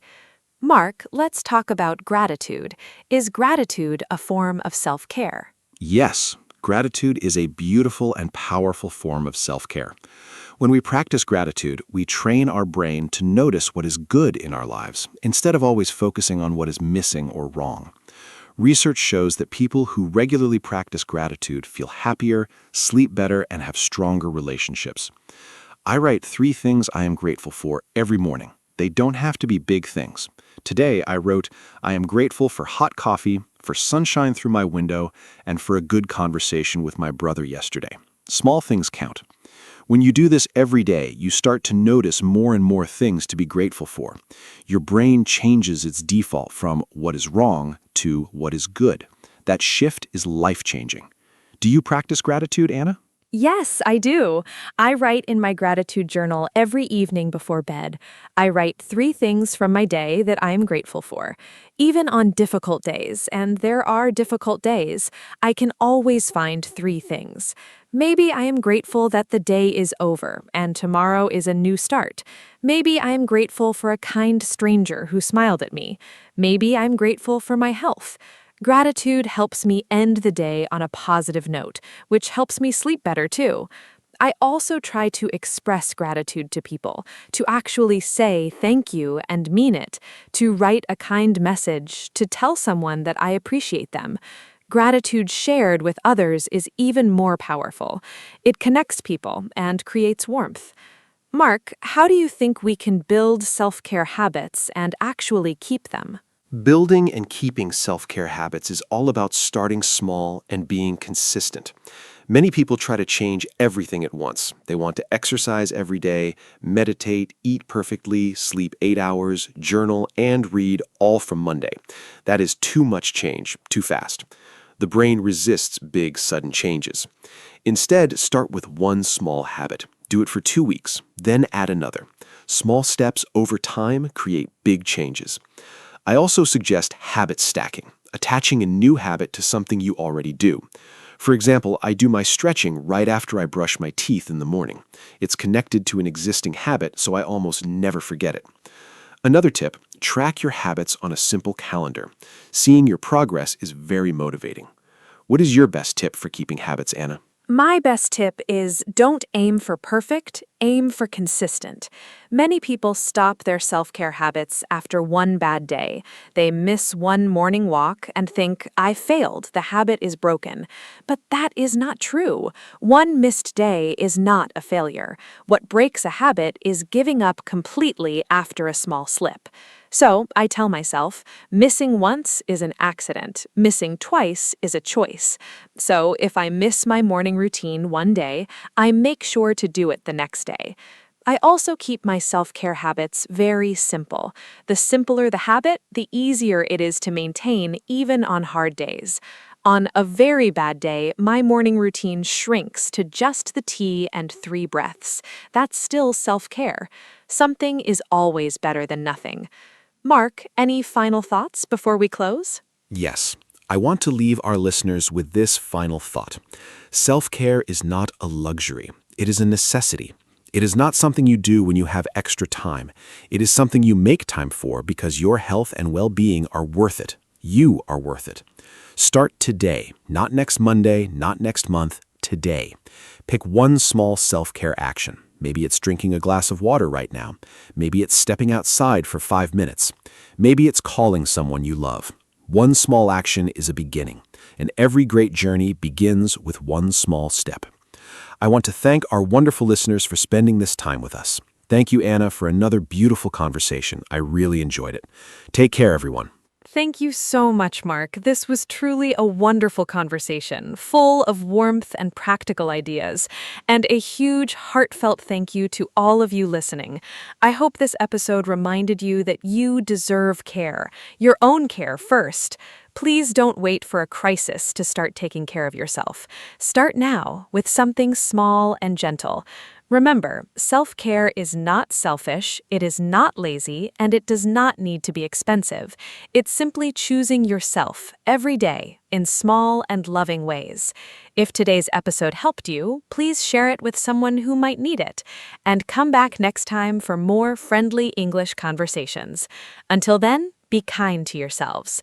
Goodbye and take care. From me, Anna. Hello, everyone. Welcome to our podcast. My name is Anna. I am so happy you are here today. Today, we have a very special topic. We are going to talk about family. Family is very important to all of us. In this podcast, I am with my friend Mark. We will talk about our families, our parents, brothers, sisters, and more. I think this is a great topic for people who are learning English. It is simple, but it is also very personal and nice. I hope you enjoy our conversation. Now, let me say hello to Mark. Hi, Mark. How are you today? Hi, Anna. I am great, thank you. And hello to all our listeners. I am Mark, and I am very happy to be here today. I love talking about family.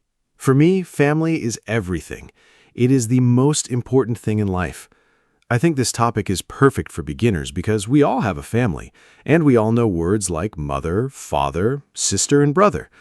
So this podcast will help you learn those words in English and use them in real conversations.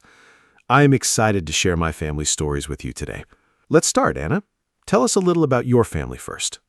Sure. My family is not very big. There are 4 people in my family. I have my mother, my father, my younger brother, and me. We all live together in one house. My mother's name is Maria. She is very kind and warm. My father's name is David. He is strong and funny. My brother's name is Tom. He is 12 years old. I am 25, so I am older than Tom. We are a close family. We eat dinner together every evening. We also watch TV together on weekends. I love my family very much. They are always there for me. What about you, Mark? How many people are in your family? My family is a little bigger than yours. I have my mother, my father, 2 sisters, and 1 brother, so there are 6 people in my family. My mother's name is Helen. She is a teacher. My father's name is Robert. He works in an office. My older sister is Lisa. She is 30 years old. My younger sister is Becky. She is 20.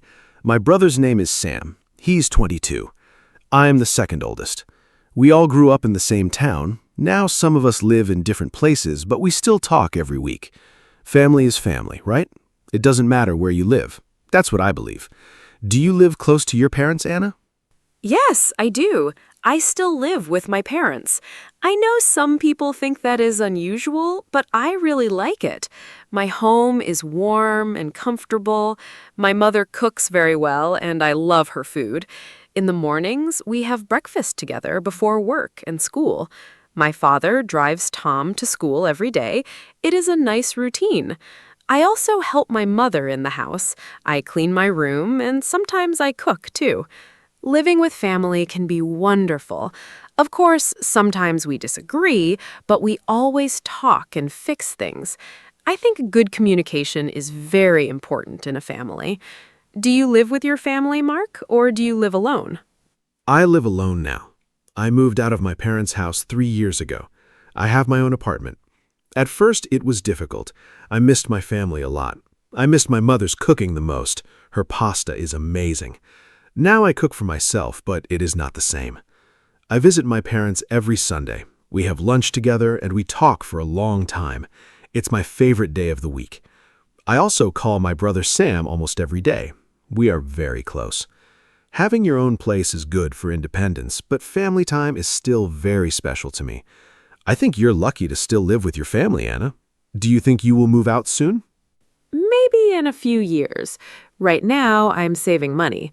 Apartments are expensive in my city, and honestly, I really enjoy living with my parents. But yes, one day I will move out and start my own life. I think it is important to become independent. My parents always say, Anna, you can stay as long as you want. They're so sweet. I think my mother will be a little sad when I leave. We are very close. She is not just my mother, she's also my best friend. I can tell her everything. I hope one day I will have my own family too, a husband and maybe 2 children. Do you want children someday, Mark? Yes, definitely. I love children.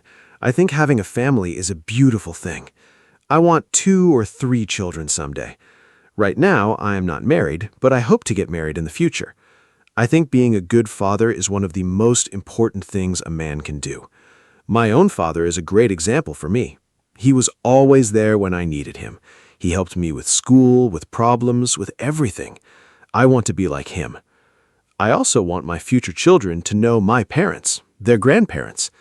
Grandparents are very special. They have so much love and wisdom. Do you have grandparents, Anna? Are they still alive? Yes, I do. I have 2 grandparents on my mother's side. My grandmother's name is Rose, and my grandfather's name is George. They are both in their 70s, and they are still very active. They live in a small village about 2 hours from our city. We visit them in the summer. I love going there. Their house is old but very cozy. My grandmother always bakes bread and cakes. The smell is wonderful. My grandfather tells amazing stories about the past. I can listen to him for hours. Unfortunately, my father's parents passed away before I was born, so I never met them. That makes me a little sad. But I feel very lucky to have Rose and George. Do you have grandparents too? Yes, I have one grandmother. Her name is Betty. She's 81 years old, and she's still very sharp and funny. She lives in a care home now, but she is happy there. I visit her every month. She always remembers everything and asks me many questions. Are you eating well? Do you have a girlfriend? She makes me laugh every time. My grandfather on my mother's side passed away 5 years ago. His name was Jim. I miss him very much. He was a great man, very wise and gentle. My father's parents both passed away when I was young. I have some photos of them, but no real memories. It is a little sad. But Betty is wonderful, and I treasure every visit with her. Betty sounds wonderful. I love that she is still funny and curious at 81. Old people have so many interesting stories and experiences. Let's talk about siblings now. You said you have 2 sisters and a brother. Are you close to all of them? I only have one sibling, my brother Tom. He is still young, only 12, so sometimes we don't have much to talk about. He likes video games and cartoons. I prefer books and music, but I love him very much. I help him with his homework sometimes. He calls me the homework helper. It's funny. When he was a baby, I used to carry him around the house. Now he is almost as tall as me, growing up so fast. Do you get along with your siblings well? Yes, mostly. I am very close to Sam, my brother. We talk almost every day. We like the same sports and the same music. It is very easy to be friends with him. With my sisters, it is a little different. Lisa, my older sister, is very serious. She works a lot and is always busy. We love each other, but we don't talk as often as I would like. Becky, my younger sister, is very cheerful and funny. She always makes the family laugh. When we are all together, it is a lot of fun. Of course, when we were children, we fought sometimes, over toys, over the TV, over small things. But now that we are adults, we appreciate each other much more. That is normal, I think. Did you fight with Tom when you were young? Not really, because Tom is much younger than me. When he was born, I was 13, so I was more like a second mother to him than a sister who fights. I helped my mom take care of him. I fed him, I read him stories, I played with him. It was sweet. He looked up to me a lot. Even now, he still comes to me when he has a problem and doesn't want to tell mom or dad. I like that. It means he trusts me. I think the age difference is actually nice. We don't compete, we just support each other. Let's talk about parents now. Tell me more about your mom. You said she is a teacher. What does she teach? My mom teaches English at a primary school. She's been a teacher for over 25 years. She loves her job. She always says that children give her energy. She is very patient and kind, and I think those qualities make her a great teacher. At home, she was the same way, patient with us, always ready to explain things. My mom is also a great cook. On Sundays, she makes a big traditional meal for the whole family. It is our favorite time of the week. She works very hard, but she never complains. I really admire her for that. What does your mother do, Anna? Does she work or does she stay at home? My mother works part-time as a nurse at a local clinic. She works 3 days a week. It is not a full-time job, so she also has time for the family. She is very caring and calm. I think her job made her that way, or maybe she chose her job because she was always that way. She is always the person in the family who makes everyone feel better when they are sad or sick. When I was a child and had a fever, she stayed next to me all night. She never slept until I was better. That memory is very special to me.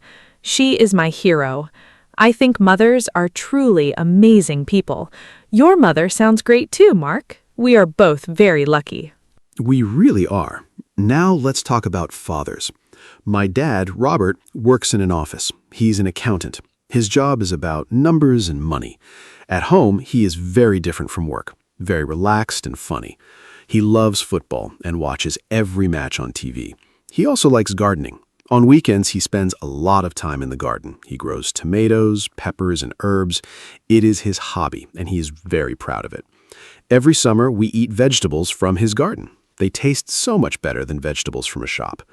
My dad is also very wise. When I have a big decision to make, I always call him first. His advice is always good. What is your dad like, Anna?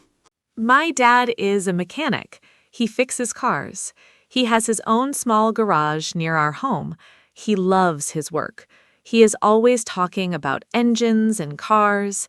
I don't understand much about cars, but I love listening to him because he is so passionate about it.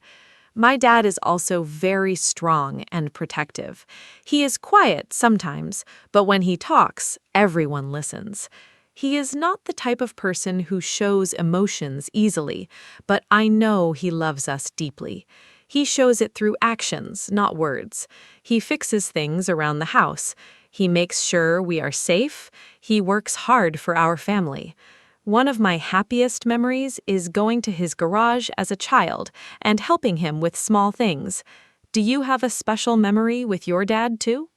Yes, my best memory with my dad is going fishing together. Every summer, just the two of us would go to a lake near our town. We would wake up very early in the morning at 5 o'clock and drive to the lake. We never caught many fish, but that was not really the point. We just talked, laughed, and enjoyed the quiet morning together. I still remember the smell of the lake and the sound of the birds. My dad would make coffee in a small thermos, and we would drink it by the water. Those mornings were so peaceful. I have not gone fishing in a long time, but now I really want to go again. Maybe I will invite my dad this summer. That memory warms my heart. What is your happiest family memory, Anna? Oh, what a beautiful story, Mark. The fishing memory is so sweet. My happiest family memory is our summer holiday when I was about 10 years old. My parents saved money for a whole year, and we went to the beach for 1 week. It was my first time at the sea. I remember seeing the ocean for the first time and thinking it was the biggest thing in the world. My dad carried me on his shoulders in the water. My mom made sandwiches on the beach. We all played in the sand. Tom was not born yet, so it was just the three of us. It was simple but perfect. I remember laughing a lot. To this day, the smell of the sea makes me feel happy and safe. I want to go back to that beach one day. That is a beautiful memory. Simple moments really are the most special, aren't they? Let's talk about family traditions now. Every family has its own traditions, things they do every year or every week. Does your family have any special traditions, Anna? For us, it is Sunday lunch, of course. My mom always cooks a big meal, roast chicken, potatoes, salad, and we all eat together. No phones at the table, that is a rule. We just talk and enjoy the food and each other's company. Another tradition is that every Christmas, my whole family goes to my parents' house. All 6 of us, plus Grandma Betty. It is loud and full of love. I look forward to it all year. What traditions does your family have? We have a few nice traditions. Every Saturday morning, my dad makes pancakes. He has been doing this for as long as I can remember. He makes them with honey and fruit. We all eat breakfast together and talk. It's a very relaxed, happy morning. Another tradition is that on New Year's Eve, we go to my grandparents' village. We spend 2 or 3 days there.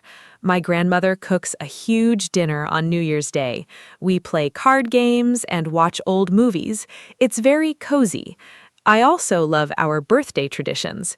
In our family, on your birthday, you choose the dinner menu. The birthday person is king or queen for the day. It sounds simple, but it makes everyone feel very special. These little traditions bring us together. I love the birthday tradition. Choosing your own dinner menu is a great idea. In our family, the birthday person also gets breakfast in bed. My mom always brings a tray with eggs, toast, and orange juice to your room in the morning.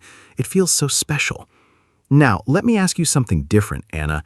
Do you think the idea of family is changing in the world today? For example, some families have one parent, or 2 mothers, or 2 fathers. Some people live very far from their families. Technology changes how we stay connected. What do you think about the modern family? Is it different from the family you grew up with? That's a great question, Mark. Yes, I think family is changing. In the past, a family usually meant a mother, a father, and children, all in one house. Today, families look different. Some children grow up with just one parent. Some have step-parents. Some are raised by grandparents. I think what matters most is love and support, not the shape of the family. I have friends from single-parent families who are very happy and loved. I also think technology helps modern families stay close even when they are far apart. Video calls, messages, and photos make distance smaller. My family uses a group chat every day. It's a nice way to share small moments. Family is love, not a fixed structure. I completely agree with you. Family is love, not a fixed structure. I think what children need most is to feel safe, loved, and supported. That can happen in many different types of families. I also think technology is very helpful. My sister Lisa lives in another country now. She moved abroad for work 2 years ago. We use video calls to see her face, which makes a huge difference. It's not the same as being in the same room, of course, but it's much better than nothing. In the past, if someone moved to another country, you might only see them once a year. Now we can talk every week. Do you have any family members who live far away, Anna? Yes, I have an uncle who lives in Canada. His name is Peter. He is my father's brother. He moved there about 15 years ago. He has a wife and 3 children there. We do not see them often, maybe once every 3 or 4 years.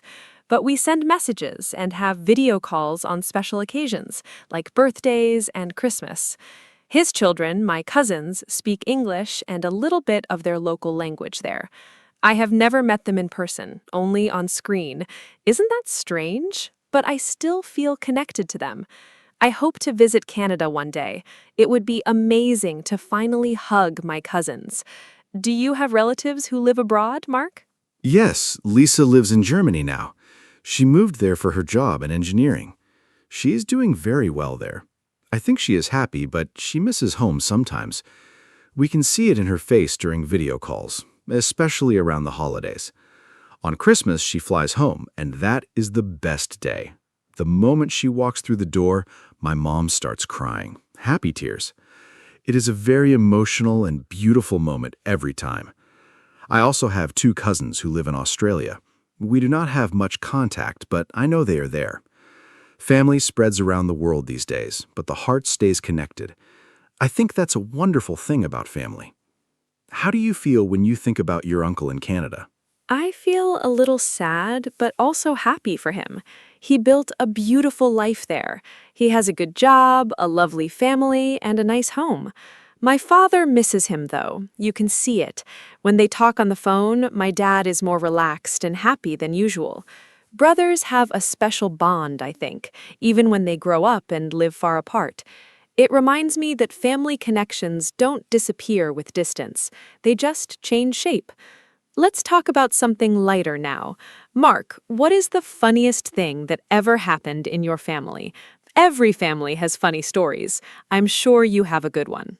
Oh, yes, I have a very funny story.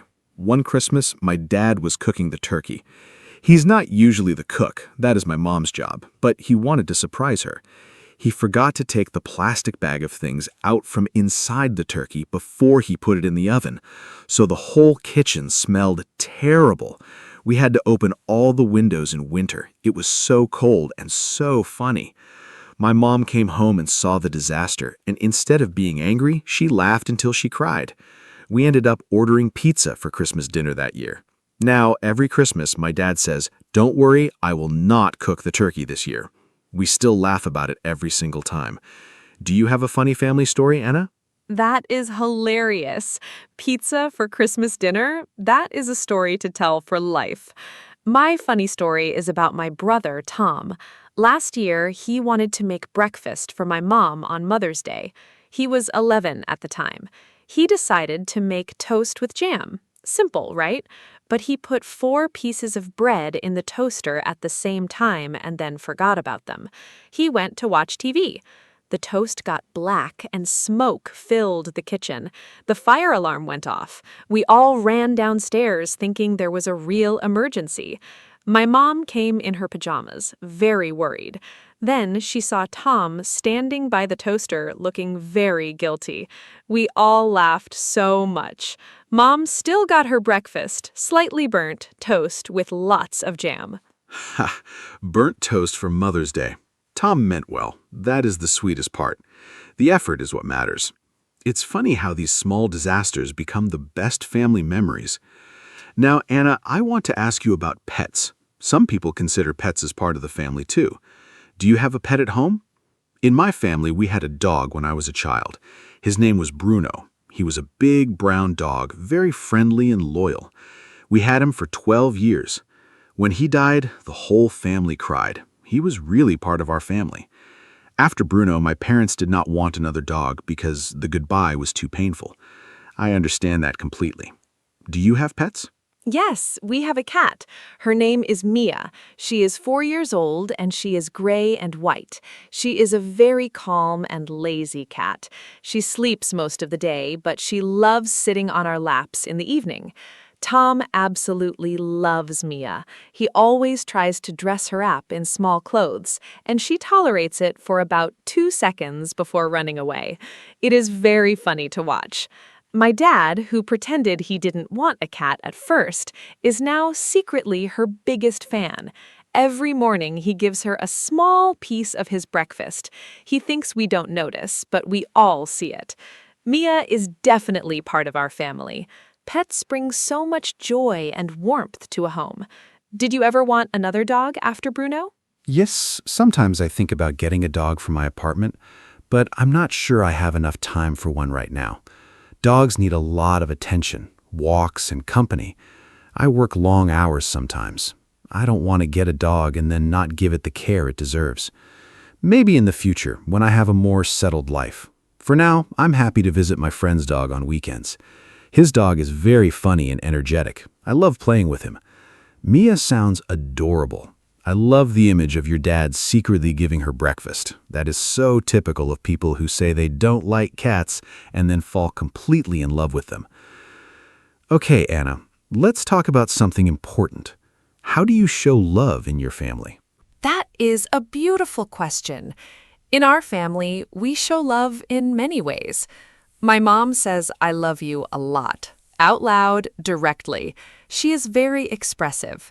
My dad shows love through actions. He fixes things, he provides for us, he shows up. He does not say I love you as often, but when he does, it means the world. My brother gives very enthusiastic hugs. He just runs at you and hugs you with his whole body. It is very sweet. I show love by being present and by listening. When someone in my family has a problem, I sit down and really listen without interrupting. I think listening is one of the best ways to show someone you care. How does your family show love, Mark? In my family, food is definitely love. My mom shows love by cooking. If she makes your favorite meal, she is saying, "I love you" in her own language.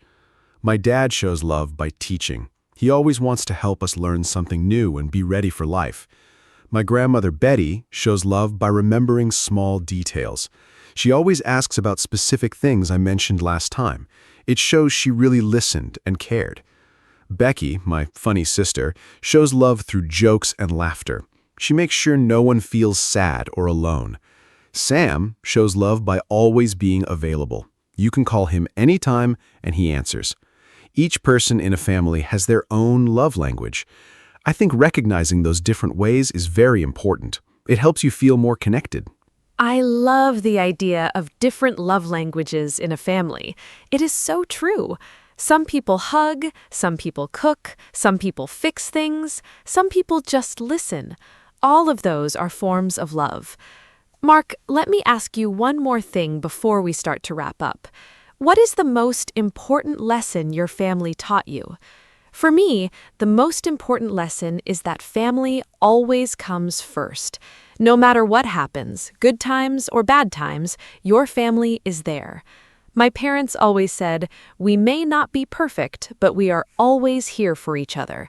That has shaped how I see the world. I try to be that kind of support for the people I love. What lesson did your family give you, Mark? The most important lesson from my family is to work hard and never give up. My dad used to say, "Nothing good comes easy, but everything good is worth it." He worked very hard his whole life to give us a comfortable home and education. My mom showed me the value of patience and kindness every single day. And from watching my siblings, I learned how to compromise and share. Because with 4 children in one house, you have no other choice. Together, these lessons shaped who I am today. I'm grateful for every single one of them. I think families are our first and most powerful teachers. No school can teach you what a loving family teaches you. That is something I believe very deeply. Beautifully said, Mark. Families really are our first school. I want to say one more thing. I think it is also important to appreciate your family while you can. Sometimes we are so busy with work or school or phones that we forget to really be present with the people we love. I am trying to be more mindful about this. I put my phone away at dinner. I ask my parents how they are feeling, not just what they are doing. I sit with Tom when he wants to show me something on his computer, even if I don't understand it. Small moments of attention are a gift. I think after today's conversation, many of our listeners will want to call or hug their families. I hope so. Now, let's say our goodbyes, Mark. Yes, let's wrap up. Today was such a warm and wonderful conversation. I really enjoyed talking about family with you, Anna. I think we touched on so many important things: parents, siblings, grandparents, traditions, memories, love, and lessons. I hope all of you listening today enjoyed it too, and I hope it helped your English a little. Try to use some of the words and phrases we talked about today. Words like siblings, tradition, memory, show love, and come first. Use them when you talk about your own family. The best way to learn a language is to connect it to something real and personal, and nothing is more personal than family. Thank you for being with us today, everyone. Thank you so much, Mark. It was wonderful talking with you today. And thank you to all our lovely listeners for spending this time with us. I hope this podcast was not only good for your English, but also made you smile and think about your own family. Family is a topic we can all relate to, no matter where we are from or what language we speak. That's the beauty of it. If you enjoyed this episode, please share it with a friend who is also learning English. It is always more fun to learn together. And please come back next time. We have more interesting topics coming very soon. Until then, take good care of yourselves and your families. Goodbye from me, Anna. Hello, everyone. Welcome to our podcast. My name is Anna, and I am very happy to be here with you today. This podcast is for beginners, so we will speak slowly and use simple English. Today, our topic is morning habits. Morning habits are the things we do after we wake up. These small actions can change how we feel during the day. For example, some people drink water, some people exercise, and some people check their phone. I think morning habits are very important because they help us start the day well. I am here with my friend Mark, and we will talk about this together. Hi, Anna. Hi, everyone. My name is Mark, and I am excited to talk with you today. Thank you for listening to our podcast. Like Anna said, today we will talk about morning habits. Everyone has a different morning routine. Some people wake up early and some wake up late. Some people like a quiet morning and some like music. I think morning habits can affect our mood and energy. A good start can make the whole day better. We will share our habits and ideas in a simple way so you can understand and learn easily. Thank you, Mark. I agree with you. Morning habits are small, but they are very powerful. In this podcast, we will talk about simple things you can do in the morning. We will use easy words so you can learn English and understand the topic at the same time. Do not worry if you do not understand everything. You can listen again and practice. I hope you feel relaxed and enjoy this conversation. You can also think about your own morning habits while you listen. Yes, Anna, that is a great idea. Learning English with daily topics is very helpful. Morning habits are part of everyone's life, so it is easy to follow. We will talk like friends so you can feel comfortable. If you want, you can repeat after us. This is a good way to practice speaking. I think it is also a good time to think about how we start our day and how we can make it better. That's right, Mark. I like that we can learn English and also improve our daily life. Morning habits can be simple, like brushing your teeth, washing your face, or eating breakfast. But these small things can make a big difference. In this podcast, we will share our own routines and ask each other questions. This will help you hear natural English and learn how to talk about your habits. I think that will be very useful, Anna. Talking about habits is important in daily conversation. You can use simple sentences like, I wake up at 7, or I drink coffee in the morning. These are easy but useful expressions. We will keep everything clear and simple so you can follow us. Do not worry about mistakes. Learning takes time, and that is okay. Yes, learning step by step is very important. I also think mornings are special because they are the start of a new day. A good morning can make us feel happy and ready. In this podcast, we will talk about what we do, what we like, and what helps us feel good in the morning. I hope you will find some ideas that you can try in your own life. That is a nice idea, Anna. I also think mornings can be calm and peaceful. It's a good time to think and prepare for the day. Some people like to plan their day in the morning. Others just take it easy. There's no right or wrong way. We will share different ideas so you can choose what you like. I like that, Mark. Everyone is different, and that's okay. In this podcast, we will not say what is right or wrong. We will just share simple ideas. You can try them and see what works for you. Also, we will speak slowly so you can understand better. You can pause and repeat if you want. Yes, that is very helpful for beginners. Repeating is a great way to improve your English. You can also try to answer our questions in your mind. This can help you practice thinking in English. Morning habits are easy to talk about, so it's a good topic for learning. Thank you, Mark. Before we start, I want to remind our listeners to relax. This is not a test. Just listen and enjoy. You will improve little by little. Morning habits are simple, so you can follow our conversation easily. I hope you feel like you are talking with us. That's a great message, Anna. We are happy to have you here with us. Thank you for listening to our podcast. Now we are ready for part 1, where we will talk about our own morning habits and simple routines. In part 1, I want to talk about my morning habits. I usually wake up at 7 in the morning. When I wake up, I do not check my phone first. I try to sit quietly for a minute and take a deep breath. Then I go to the bathroom and wash my face and brush my teeth. After that, I drink a glass of water because it helps my body wake up. Sometimes I do light stretching for 5 minutes. It is very simple, but it makes me feel fresh.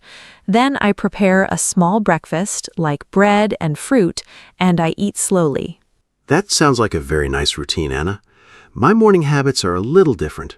I usually wake up at 7:30, so a bit later than you. The first thing I do is turn off my alarm, and sometimes I check my phone, but I try not to spend too much time on it. Then I go to the bathroom, brush my teeth, and wash my face. After that, I like to drink a cup of coffee because it gives me energy. I do not always stretch, but I sometimes open the window to get fresh air. I like that you open the window, Mark. Fresh air is very nice in the morning. I also think it helps us feel more awake. After breakfast, I like to plan my day. I write a short list of things I need to do. It is not long, just simple tasks. This helps me feel organized and calm. If I know what I need to do, I do not feel stressed. Sometimes I also listen to soft music while I get ready. It makes my morning feel more peaceful and enjoyable. That is a great idea, Anna. I do not always plan my day, but I think I should try it. My morning is sometimes a bit busy, so I just get ready quickly. After my coffee, I get dressed and prepare to go out. I usually eat something small, like a banana or a sandwich. I do not have a big breakfast because I don't feel very hungry in the morning. But I know breakfast is important, so I try to eat at least a little before I start my day. Yes, even a small breakfast is good, Mark. It gives your body some energy. I also think it is important to take time in the morning. If we hurry too much, we can feel stressed. I try to wake up a little earlier so I have time to relax. Even 10 extra minutes can make a big difference. In that time, I can sit quietly or enjoy my tea. It helps me start the day in a calm way. I understand that, Anna. I think I need to wake up a bit earlier too. Sometimes I feel rushed, and it is not a good feeling.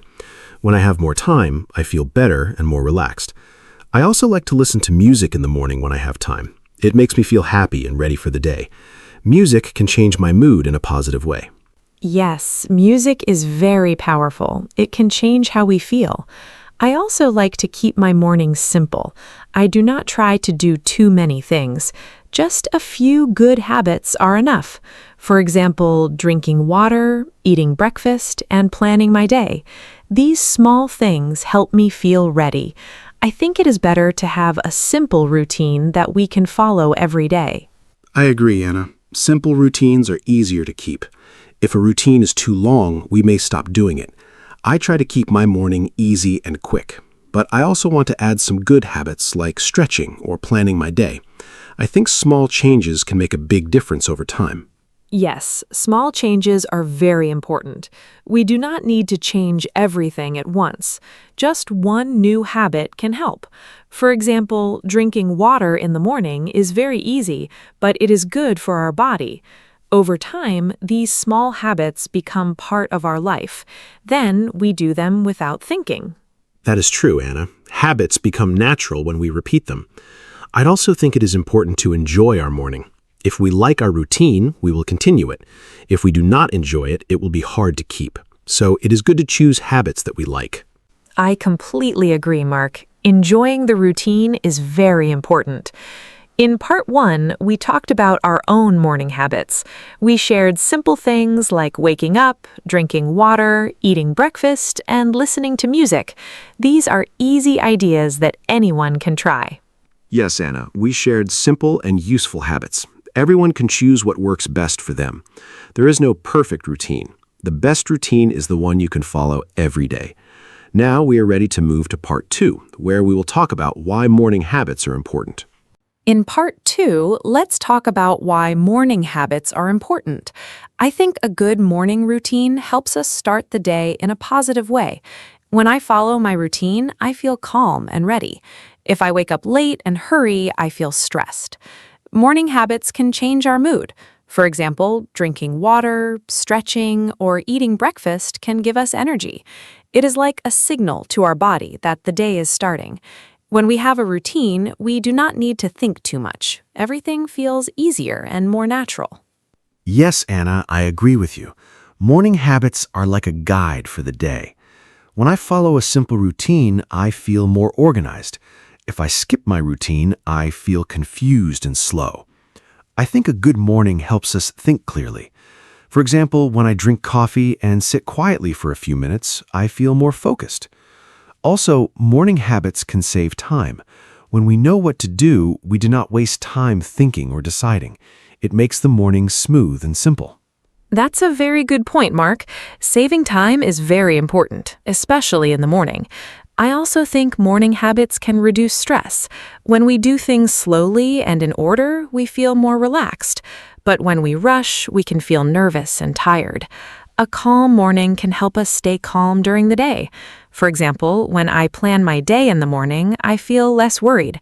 I know what I need to do, so I feel more in control. I agree, Anna. Planning is very helpful.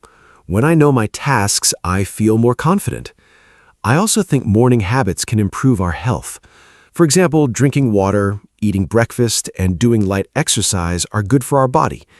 These small actions can help us feel stronger and more active. If we skip these habits, we may feel tired or weak. So a good morning routine is not only about time, but also about health. Yes, health is very important. I also think morning habits can affect our mind. When we start the day in a calm and positive way, we can think better. For example, if we listen to soft music or take deep breaths, we can feel peaceful. This can help us deal with problems during the day.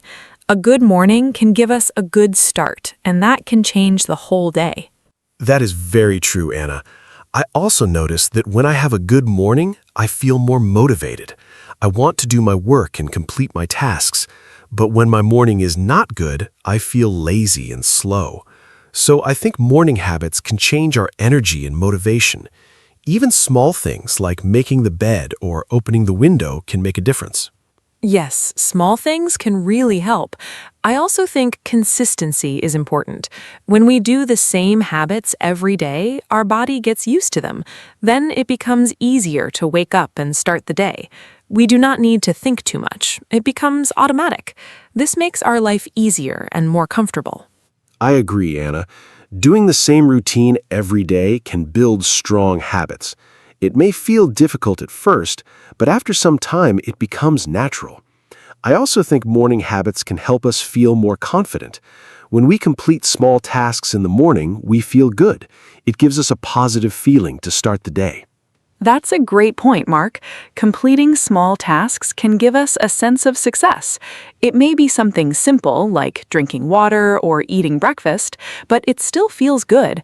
I also think morning habits can give us time for ourselves. Before the day becomes busy, we can have a quiet moment. This is very important for our mind. Yes, having time for ourselves is very important. In the morning, everything is usually quiet, so it is a good time to relax and think. I think many people forget this and start their day too quickly. But taking even a few minutes can make a big difference. It can help us feel more balanced. I agree, Mark. In part 2, we talked about why morning habits are important. They help us feel calm, save time, reduce stress, and improve our health. They also help our mind and give us a good start to the day. I think these are very good reasons to build a simple morning routine. Yes, Anna, we shared many reasons why morning habits are useful. They're simple, but they can change our day in a positive way. I hope our listeners can understand their importance. Now, we are ready to move to part 3, where we will share some easy tips for building good morning habits. In part 3, let's share some simple tips for building good morning habits. My first tip is to start small. You do not need many habits at once. Just choose 1 or 2 easy things, like drinking water or making your bed. My second tip is to wake up at the same time every day. This helps your body get used to a routine. My third tip is to prepare the night before. For example, you can choose your clothes or plan your breakfast. This makes your morning easier and faster. Those are great tips, Anna. I want to add some more. First, try not to use your phone right after you wake up. It can make your mind busy too early. Instead, take a few minutes to wake up slowly. Second, you can add a short activity like stretching or walking. It helps your body feel active. Third, try to keep your routine simple and enjoyable. If you like your routine, you will follow it more easily. These small tips can help you build a good morning step by step. I like your tips, Mark. They are very easy to follow. I also think it is important to be consistent. Try to do your habits every day, even on weekends. This helps your routine become natural. Another tip is to give yourself enough time in the morning. Do not rush. If you wake up a little earlier, you can feel more relaxed. Also, try to create a calm environment. A clean room and soft light can make your morning more peaceful. Yes, being consistent is very important. I also think it is good to set a simple goal for the morning. For example, you can say, "Today I will drink water and stretch." This makes your routine clear. Another tip is to enjoy your breakfast. Do not eat too fast. Take your time and enjoy your food. It can make your morning more pleasant and give you energy for the day. That is a nice idea, Mark. Enjoying breakfast is very important. I also think it is good to listen to your body. If you feel very tired, you may need more rest. Do not push yourself too hard. A good routine should help you, not make you feel stressed. Also, you can try different habits and see what works best for you. Everyone is different, so your routine can be unique. I agree, Anna. Everyone is different, and that's okay. I also think it is good to stay positive. If you miss your routine one day, do not feel bad. Just try again the next day. Building habits takes time. Another tip is to keep your routine short. 10 to 20 minutes is enough for many people. This makes it easier to follow every day. Yes, keeping it short is a very good idea. I also think it is helpful to make your routine enjoyable. For example, you can listen to your favorite music or drink your favorite tea. These small things can make your morning special. When you enjoy your routine, you will want to continue it. That's true, Anna. Enjoyment is very important. I also think it is good to track your habits. You can use a notebook or a simple list. When you see your progress, you feel happy and motivated. This can help you continue your routine. I like that idea, Mark. Tracking can help us stay motivated. I also think it is important to be patient. Habits do not change in one day. It takes time.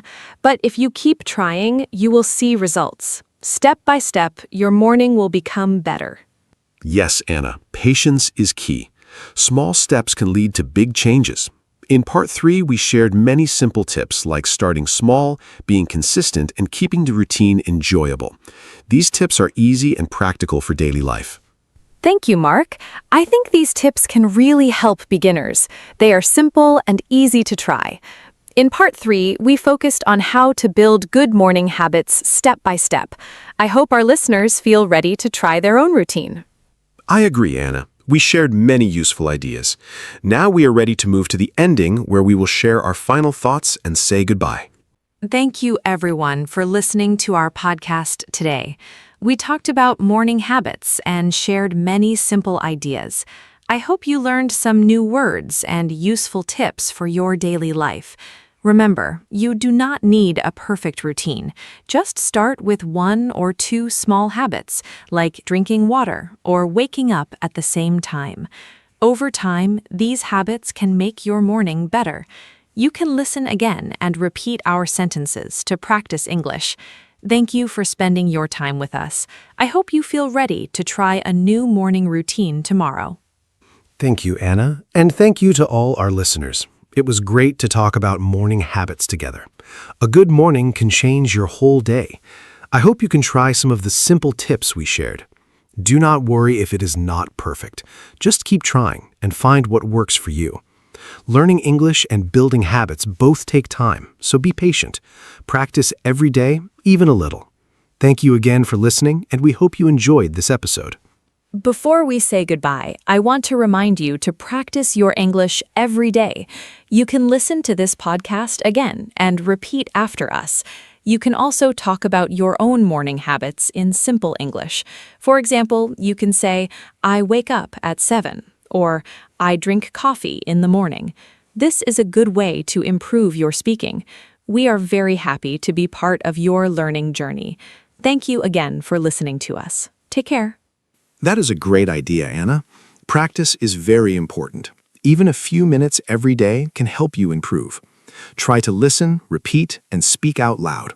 Do not be afraid of making mistakes. Mistakes are part of learning. Also, try to enjoy the process. Learning English can be fun and useful. We are very happy to share this time with you. Thank you for joining us today. Yes, Mark, I feel very happy too. This was a simple and friendly conversation. I hope our listeners felt comfortable and enjoyed it. Morning habits are easy to talk about, and they are useful in daily life.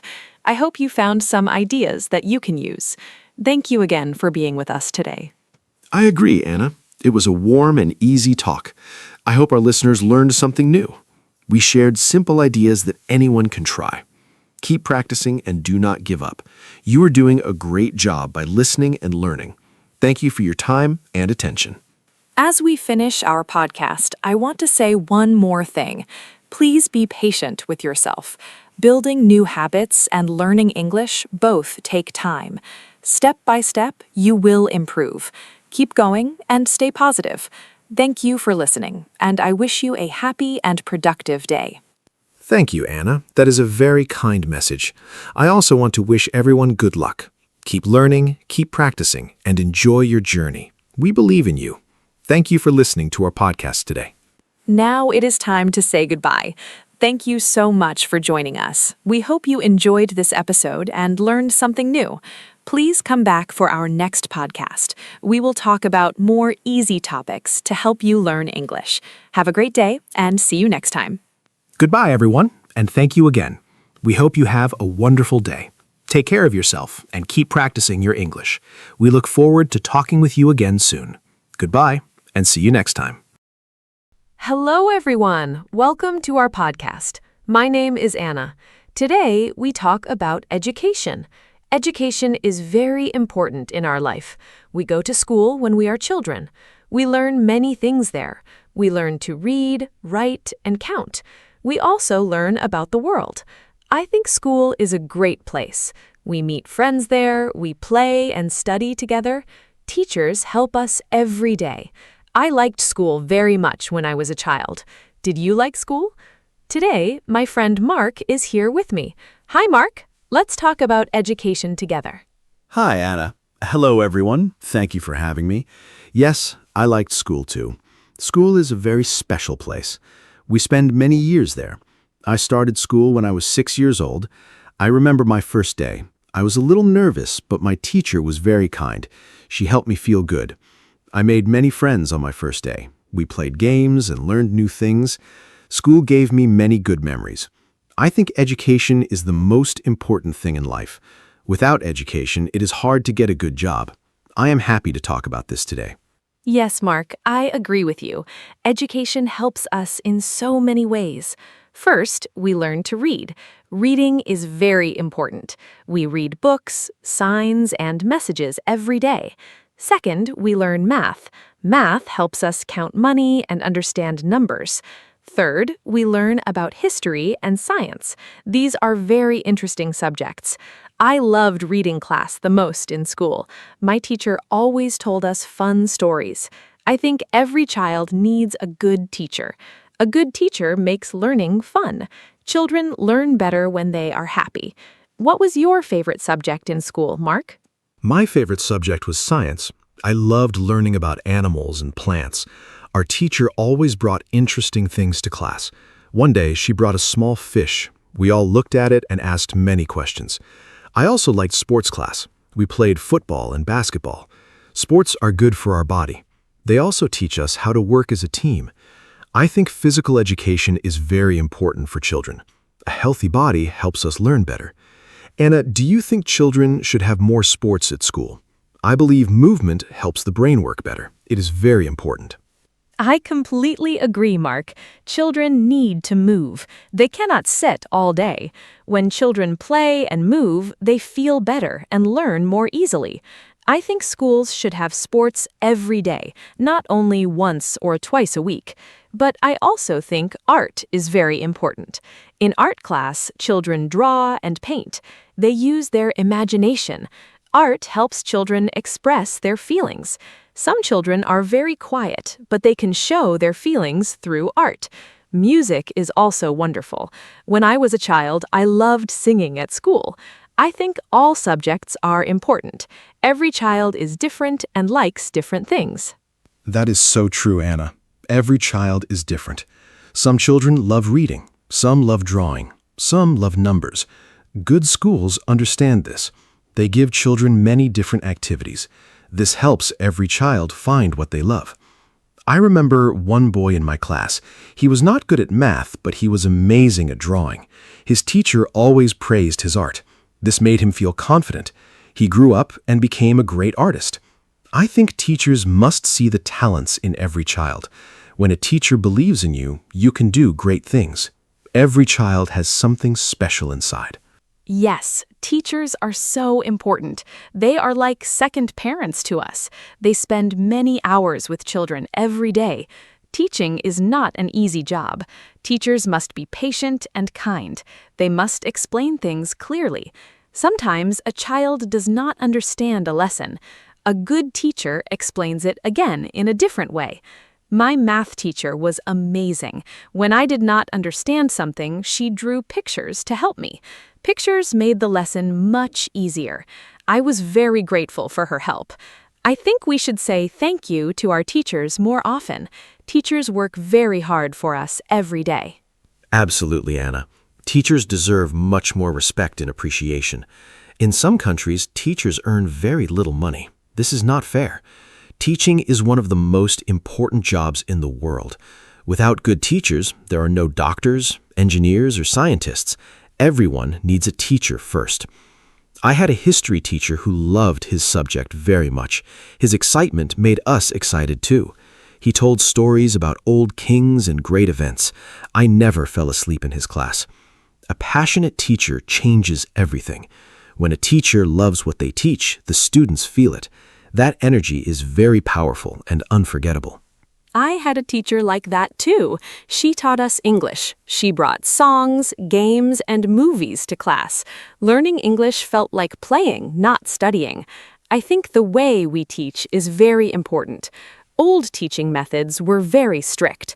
The teacher spoke and students listened quietly. They could not ask questions. Now, modern teaching is different. Students ask questions, they work in groups, they do projects together.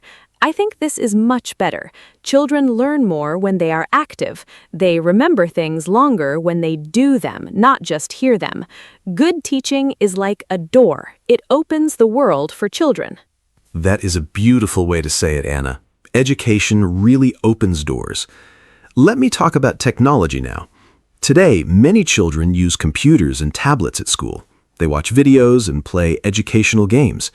Technology makes learning very interesting and fast. My little nephew loves learning with his tablet. He watches science videos and then asks his parents many questions. Technology helps children learn at their own speed. Some children are slow learners. That is okay. With technology, they can watch a lesson again and again. This is a great advantage. I think technology is a wonderful tool for education when teachers use it in the right way. Yes, technology is wonderful, but I also think we must be careful. Children should not spend too many hours looking at screens. It is not good for their eyes or their health. Balance is very important. Children need technology, but they also need books, pencils, and paper. Writing by hand is still very important. It helps the brain remember information better. I still write notes by hand when I study something new. It helps me a lot. Also, not all families have tablets or computers at home. Some children are poor. Schools must help these children too. Every child deserves a good education, rich or poor. That is a basic right. You are absolutely right. Education is a human right. Every child in the world should go to school. Sadly, this is not always the case. In some poor countries, many children do not go to school. Some children work instead of studying. They help their families earn money. This is a big problem. Without education, these children have fewer opportunities in the future. Many organizations around the world work to help these children. They build schools and give free books. I think this is very important work. We must support education everywhere. A better educated world is a better and more peaceful world for all of us. That is so sad, but true. Education changes lives. I read a story about a girl in Africa. She walked 5 kilometers every day to go to school. She was very determined. She studied hard and won a scholarship to a university. Now she's a doctor. Her whole village is very proud of her. Stories like this show the true power of education. When we have the chance to study, we must use it. We must not waste it. I always tell young people to study hard and never give up. Learning is sometimes difficult, but it is always worth it. The effort we put into education always brings good results in the end. What an inspiring story. I love hearing things like that. It reminds us how lucky we are.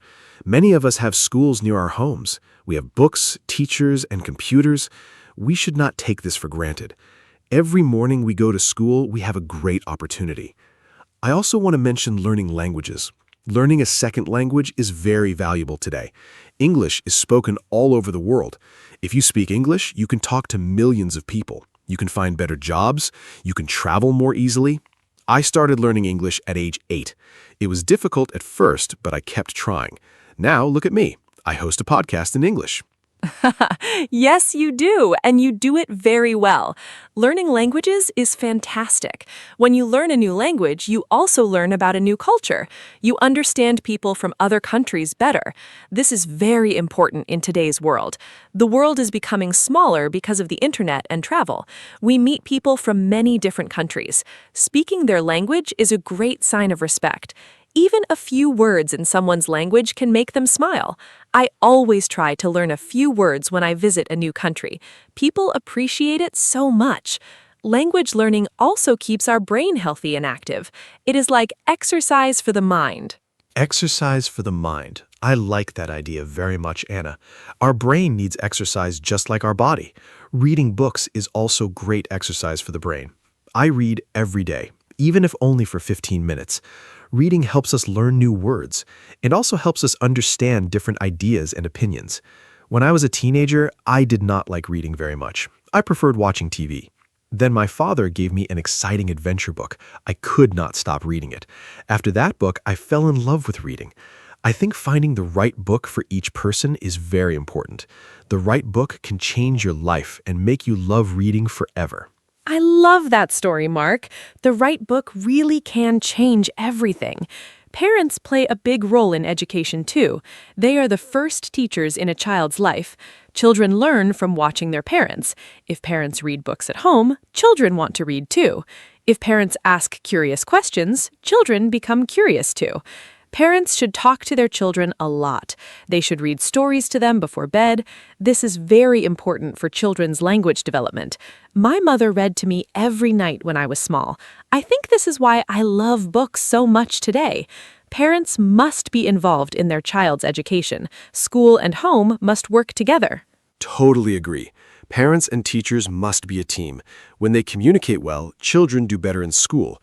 Some parents never go to school meetings. They're very busy with work. But it is important to make time. Just one visit to school can make a big difference. The teacher can tell the parents how the child is doing. Parents can share information about problems at home. Together, they can find solutions. My parents always came to my school. They knew all my teachers by name. I felt very supported. I worked harder because I knew my parents cared. Children who feel supported at home do better at school. That connection is truly very powerful. Exactly. Support is everything. Let's talk about university now. After school, many students go to university. University is a place for higher education. Students choose a subject they love. They study it in more depth. University can be very exciting. You meet many new people from different places. You become more independent. You cook for yourself, manage your money, and make your own decisions. University teaches life skills, not only academic knowledge. I studied teaching at university. I loved every minute of it. The friendships I made there are still very strong today. University was a life-changing experience for me. Do you have good memories from university, Mark? Oh, yes. University was amazing. I studied computer science. It was challenging, but very interesting. I learned to think logically and solve problems. These skills help me every day in my work. At university, we also had many group projects. Working in a team taught me a lot. I learned to listen to other opinions. I learned to share ideas and compromise. These are important skills in real life, too. I also joined the university football team. Sport connected me with people from different departments. University is not only about books and exams, it's about growing as a person. I left university feeling much more confident and ready for the world. That is wonderful, Mark. But not everyone goes to university, and that is okay too. There are many other paths after school. Some people go to vocational schools. There they learn practical skills like cooking, car repair, or hairdressing. These skills are very valuable. The world needs skilled workers. Not everyone needs a university degree to be successful. What matters most is doing something you love and doing it well. I know a woman who did not go to university. She learned to bake cakes. Now she has her own bakery. She employs 10 people. She is very happy and successful. Success has many different shapes and forms. It is not only one path. That is a great example, Anna. There's no single right path for everyone. The important thing is to never stop learning. Learning does not stop after school or university. We learn every day of our lives. We learn from our experiences. We learn from our mistakes, too. Mistakes are actually very good teachers. When I make a mistake, I try to understand what went wrong. Then I do better next time. I'm not afraid of making mistakes. They help me grow. Lifelong learning is a wonderful concept. Even elderly people can learn new things. My grandmother is 78 years old. She just started learning how to use a smartphone. She is so excited about it every single day. That is so inspiring. Your grandmother is a great example. Learning has no age limit. We can learn something new every day if we choose to. Online learning is also very popular today. People learn cooking, photography, or languages online. There are free websites and apps for everything. You can learn from the best teachers in the world from your own home. This is truly amazing. During the pandemic, many schools moved online. It was hard at first.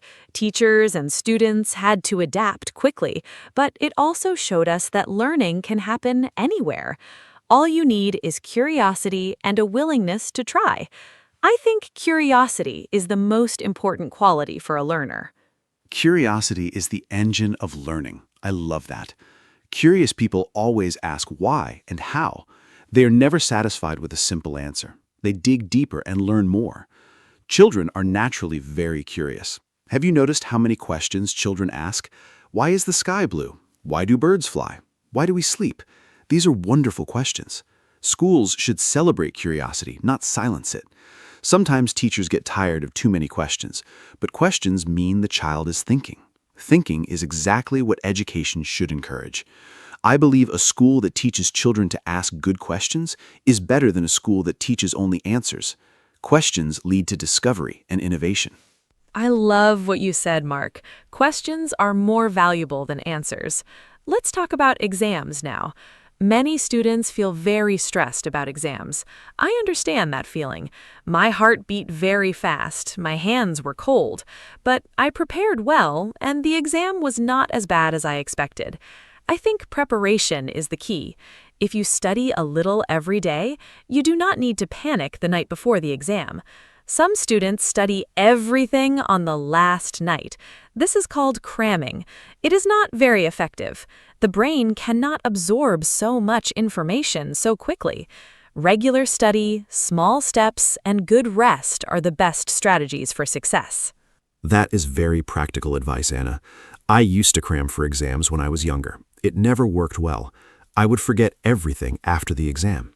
Now I study in small parts every day. It is much better for long-term memory.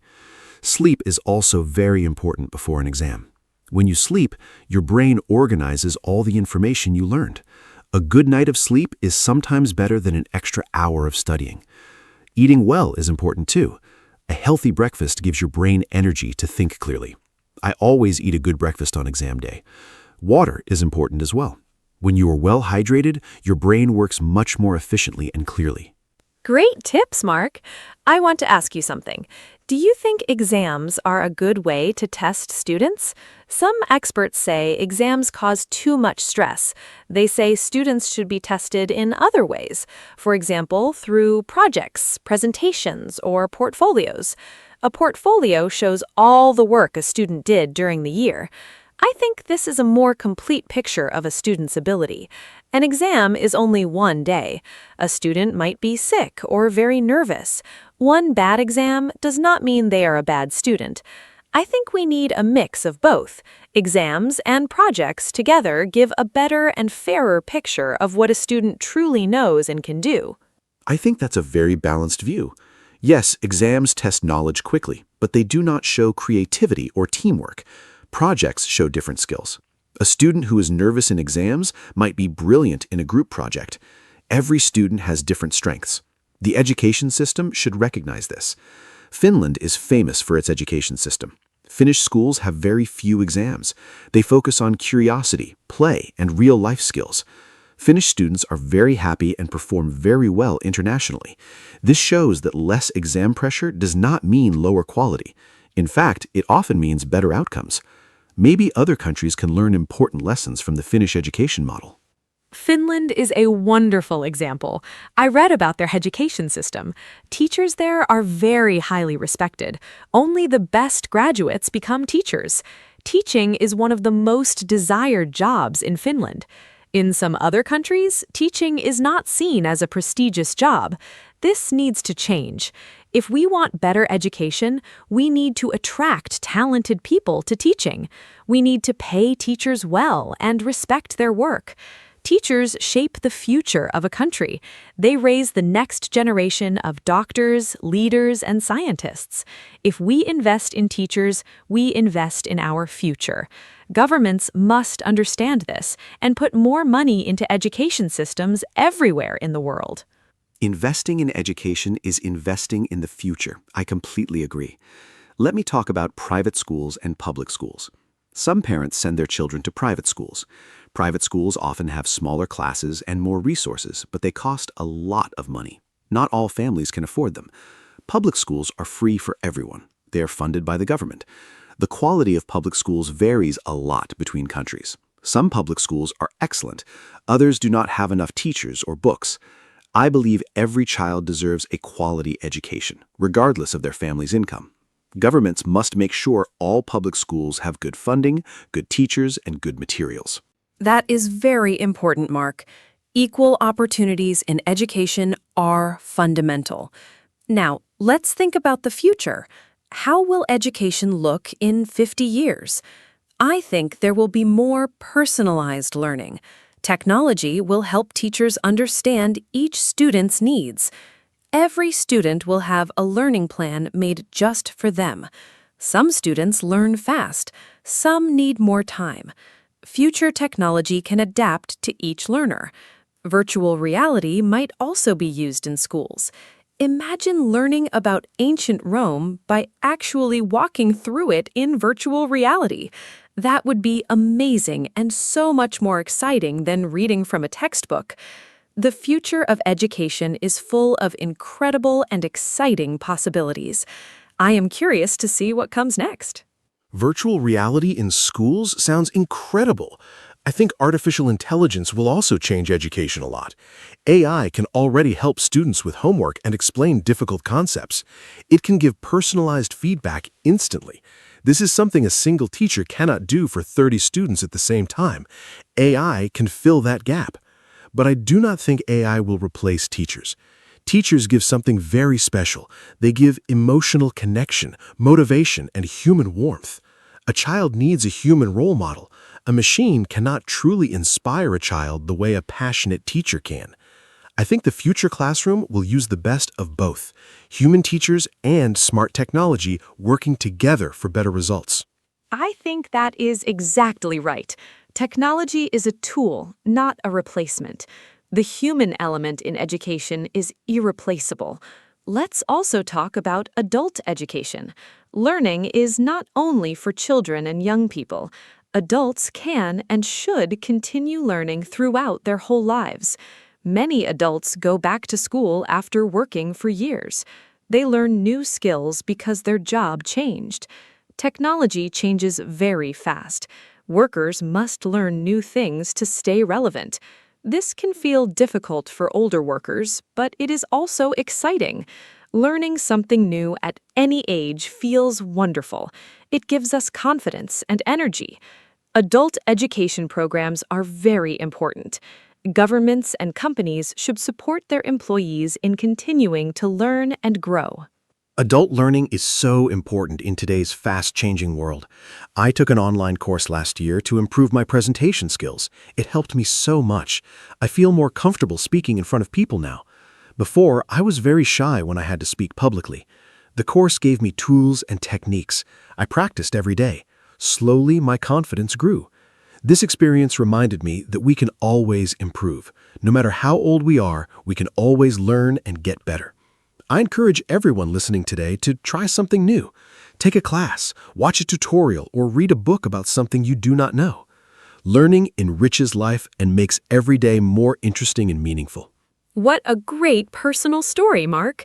I also want to try new things. I want to learn photography next year. I think capturing beautiful moments with a camera is a real skill. I have always admired beautiful photos. Now I want to learn how to take them myself.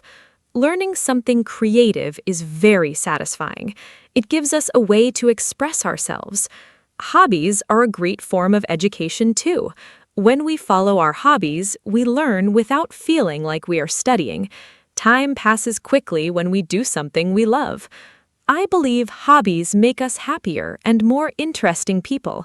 They also connect us with others who share the same passion. Hobbies build wonderful communities and friendships. Photography is a beautiful hobby. I'm sure you will be great at it. You should share your photos with us on our social media. Our listeners would love to see them. Speaking of community, education also builds community. When people learn together, they form bonds. They share experiences. They help each other. A classroom is a little community. Students learn not only from the teacher, but also from each other. Group work teaches us cooperation. Discussions teach us to listen and express our opinions politely. These social skills are just as important as academic knowledge. The world needs people who can communicate well, work in teams, and understand different perspectives. Education teaches all of these important life skills beautifully. I think that is exactly right. Technology is a tool, not a replacement. The human element in education is irreplaceable. Let's also talk about adult education. Learning is not only for children and young people. Adults can and should continue learning throughout their whole lives. Many adults go back to school after working for years. They learn new skills because their job changed. Technology changes very fast. Workers must learn new things to stay relevant. This can feel difficult for older workers, but it is also exciting. Learning something new at any age feels wonderful. It gives us confidence and energy. Adult education programs are very important. Governments and companies should support their employees in continuing to learn and grow. Adult learning is so important in today's fast-changing world. I took an online course last year to improve my presentation skills. It helped me so much. I feel more comfortable speaking in front of people now. Before, I was very shy when I had to speak publicly. The course gave me tools and techniques. I practiced every day. Slowly, my confidence grew. This experience reminded me that we can always improve. No matter how old we are, we can always learn and get better. I encourage everyone listening today to try something new. Take a class, watch a tutorial, or read a book about something you do not know. Learning enriches life and makes every day more interesting and meaningful. What a great personal story, Mark. I also want to try new things. I want to learn photography next year. I think capturing beautiful moments with a camera is a real skill. I have always admired beautiful photos. Now I want to learn how to take them myself. Learning something creative is very satisfying. It gives us a way to express ourselves. Hobbies are a great form of education too. When we follow our hobbies, we learn without feeling like we are studying. Time passes quickly when we do something we love. I believe hobbies make us happier and more interesting people. They also connect us with others who share the same passion. Hobbies build wonderful communities and friendships. Photography is a beautiful hobby. I'm sure you will be great at it. You should share your photos with us on our social media. Our listeners would love to see them. Speaking of community, education also builds community. When people learn together, they form bonds. They share experiences. They help each other. A classroom is a little community. Students learn not only from the teacher, but also from each other. Group work teaches us cooperation. Discussions teach us to listen and express our opinions politely. These social skills are just as important as academic knowledge. The world needs people who can communicate well, work in teams, and understand different perspectives. Education teaches all of these important life skills beautifully. I think that is exactly right. Technology is a tool, not a replacement. The human element in education is irreplaceable. Let's also talk about adult education. Learning is not only for children and young people. Adults can and should continue learning throughout their whole lives. Many adults go back to school after working for years. They learn new skills because their job changed. Technology changes very fast. Workers must learn new things to stay relevant. This can feel difficult for older workers, but it is also exciting. Learning something new at any age feels wonderful. It gives us confidence and energy. Adult education programs are very important. Governments and companies should support their employees in continuing to learn and grow. Adult learning is so important in today's fast-changing world. I took an online course last year to improve my presentation skills. It helped me so much. I feel more comfortable speaking in front of people now. Before, I was very shy when I had to speak publicly. The course gave me tools and techniques. I practiced every day. Slowly, my confidence grew. This experience reminded me that we can always improve. No matter how old we are, we can always learn and get better. I encourage everyone listening today to try something new. Take a class, watch a tutorial, or read a book about something you do not know. Learning enriches life and makes every day more interesting and meaningful. What a great personal story, Mark. I also want to try new things. I want to learn photography next year. I think capturing beautiful moments with a camera is a real skill. I have always admired beautiful photos. Now I want to learn how to take them myself. Learning something creative is very satisfying. It gives us a way to express ourselves. Hobbies are a great form of education too. When we follow our hobbies, we learn without feeling like we are studying. Time passes quickly when we do something we love. I believe hobbies make us happier and more interesting people. They also connect us with others who share the same passion. Hobbies build wonderful communities and friendships. Photography is a beautiful hobby. I'm sure you will be great at it. You should share your photos with us on our social media. Our listeners would love to see them.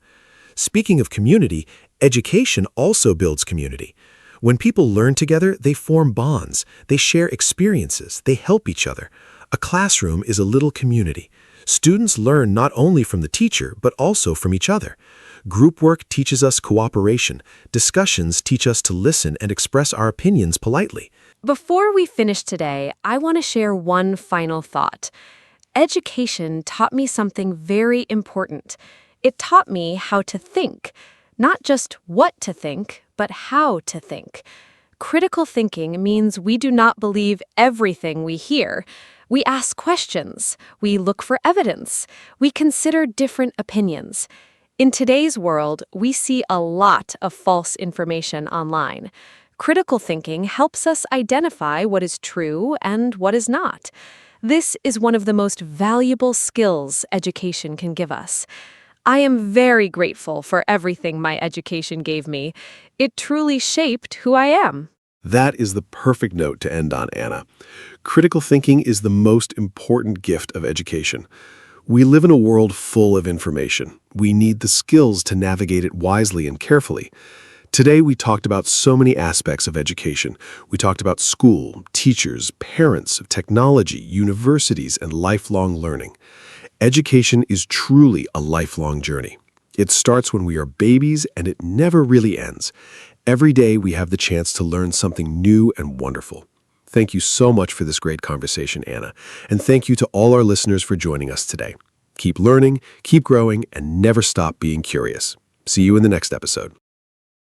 Hello, everyone. Welcome to our podcast. My name is Anna, and I am very happy to be here with you today.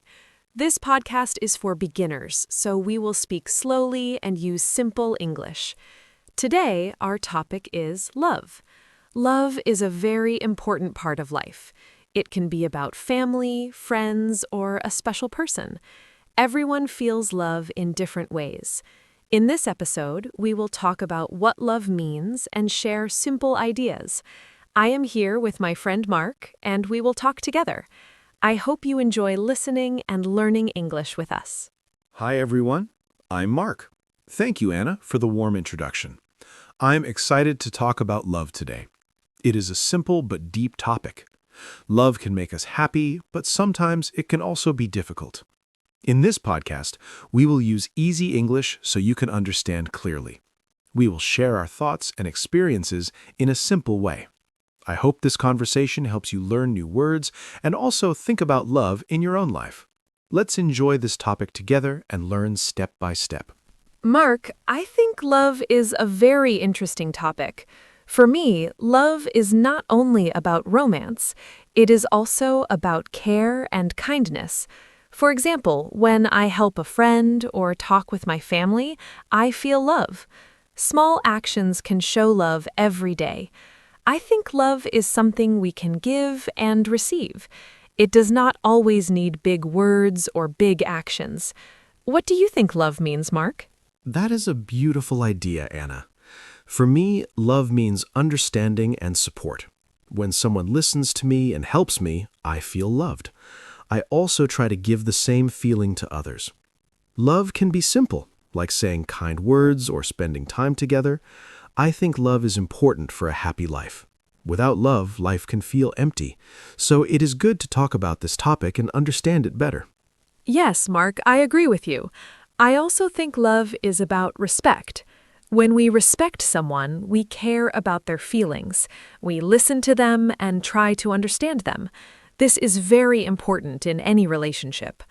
Love is not only about feeling good, it is also about being patient and kind, even when things are not easy. That is very true, Anna. Love is not always easy. Sometimes we have problems or misunderstandings. But if we care about each other, we try to solve these problems. I think communication is very important in love. Talking and listening can help us understand each other better.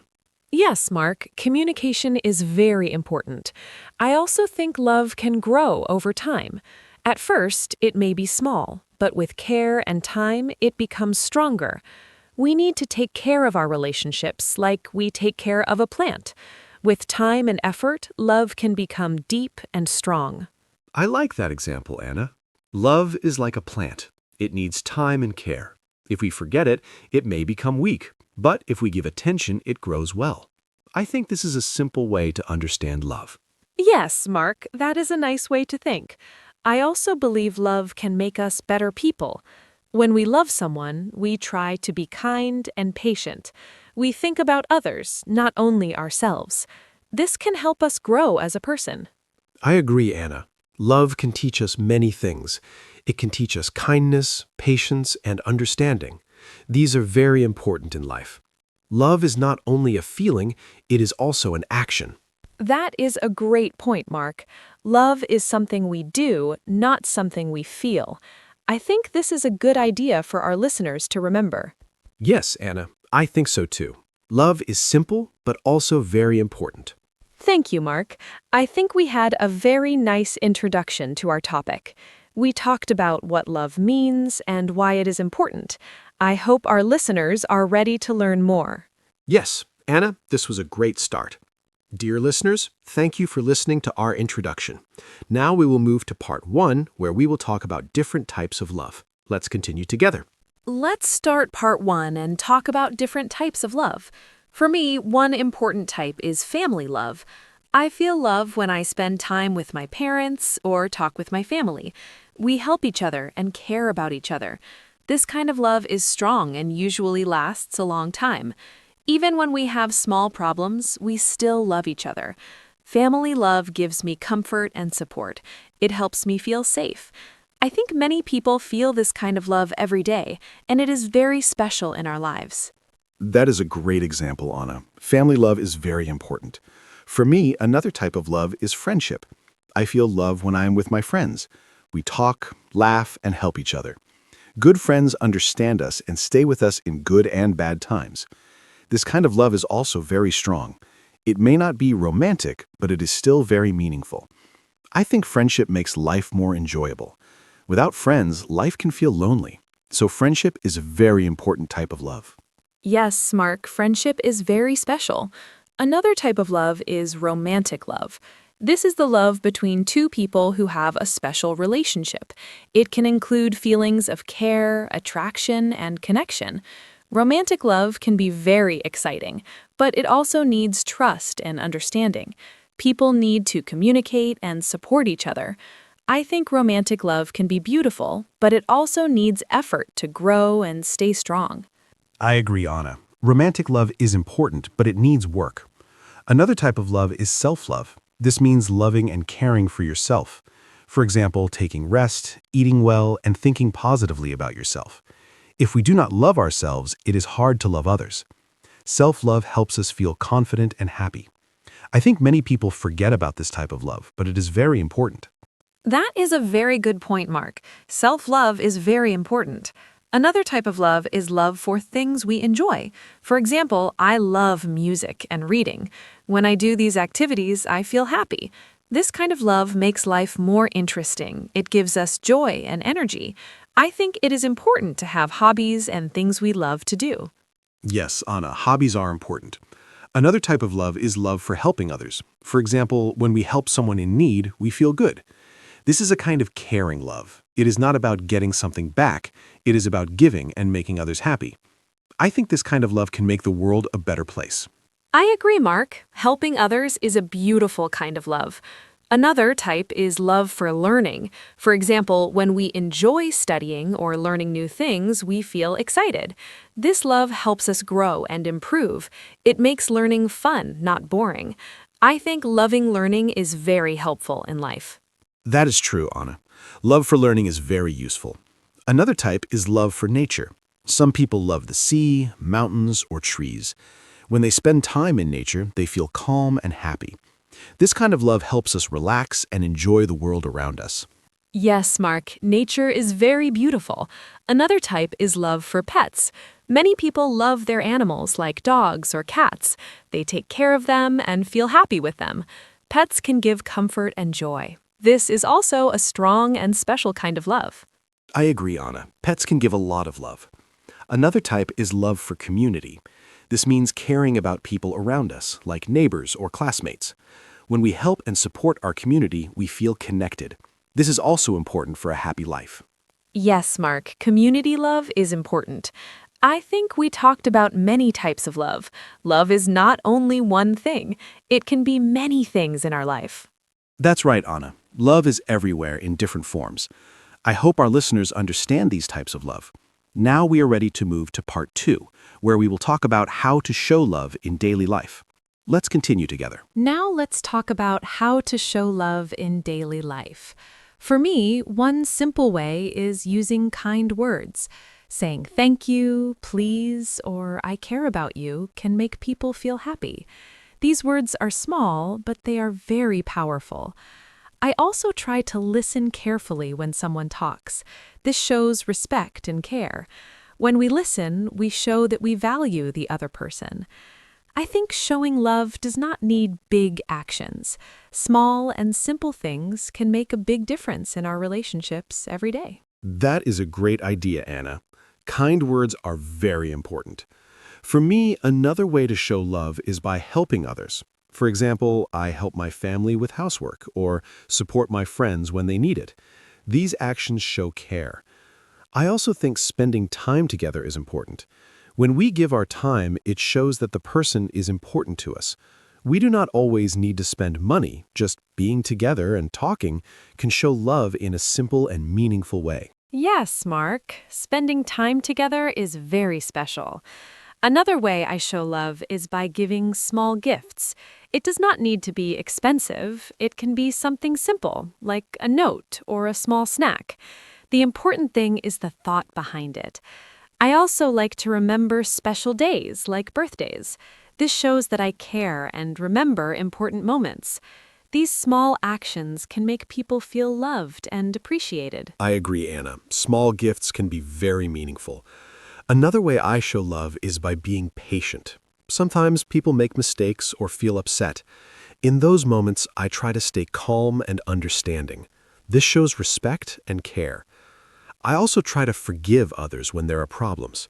Forgiveness is an important part of love. It helps relationships stay strong and healthy. That is a very important point, Mark. Patience is a big part of love. Another way I show love is by supporting others. For example, when my friend has a goal, I encourage them. I say positive things and help them feel confident. This kind of support can make a big difference. It shows that we believe in them. I think encouragement is a simple but powerful way to show love. Yes, Anna, support is very important. Another way I show love is by taking care of others. For example, if someone is sick, I help them or check on them. This shows care and kindness. I also think being honest is important. When we are honest, we build trust. Trust is a strong part of love. Without trust, relationships can become weak. I agree, Mark. Honesty is very important. Another way I show love is by sharing my feelings. Sometimes it is not easy, but I try to say how I feel. This helps others understand me better. It also makes our relationship stronger. Communication is very important in showing love. That is true, Anna. Communication helps a lot. Another way I show love is by respecting others. I listen to their opinions and accept their differences. Everyone is different, and that's okay. Respect shows that we value the other person. It's a very important part of love. Yes, Mark. Respect is very important. Another way I show love is by doing small acts every day. For example, making tea for someone or helping with a task. These small actions show care and kindness. They may seem simple, but they are very meaningful. I agree, Anna. Small actions are very powerful. Another way I show love is by being there for others. When someone needs me, I try to be present. This shows that I care and support them. Being there is sometimes more important than words. That is a great point, Mark. I think we shared many simple ways to show love. These ideas are easy to understand and can help our listeners in daily life. Yes, Anna, this was a great discussion. I hope our listeners learned useful ways to show love. Now we are ready to move to part 3, where we will talk about challenges in love and how to deal with them. Let's continue together. Now let's talk about challenges in love. For me, one big challenge is misunderstanding. Sometimes I say something, but the other person understands it in a different way. This can cause problems. To solve this, I try to speak clearly and also listen carefully. I ask questions if I do not understand. Good communication can help avoid many problems. I think it is important to be open and honest. Misunderstandings are normal, but we can fix them with calm and clear communication. I understand that, Anna. Misunderstanding happens often. Another challenge for me is not having enough time. People are busy with work or study, and they forget to spend time with loved ones. This can make relationships weak. To solve this, I try to make time, even if it is short. A simple message or a short call can help. I think giving time is very important in love. Without time, it is hard to keep a strong connection. Yes, Mark, time is very important. Another challenge is arguments. Sometimes people do not agree and they argue. This can hurt feelings. When I have an argument, I try to stay calm and not say hurtful words. I also try to listen to the other person's point of view. After some time, we can talk again and solve the problem. I think respect is very important during arguments. I agree, Anna. Arguments are normal, but we need to handle them well. Another challenge is trust. If there is no trust, relationships can become difficult. Trust can be broken by lies or actions. To build trust, I try to be honest and keep my promises. Trust takes time to build, but it is very important for strong love. That is very true, Mark. Trust is very important. Another challenge is feeling jealous. Sometimes people feel jealous when they think they may lose someone. This feeling can cause problems. I try to control this feeling and talk about it calmly. Communication helps reduce jealousy. It is important to trust and respect each other. Yes, Anna, jealousy can be difficult. Another challenge is not understanding each other's feelings. Sometimes we think differently. To solve this, I try to listen more and think about how the other person feels. This helps me understand better. Empathy is very important in love. I agree, Mark. Understanding feelings is important. Another challenge is being too busy and forgetting to show love. Sometimes we feel love, but we do not show it. So now I try to show it with small actions like kind words or spending time.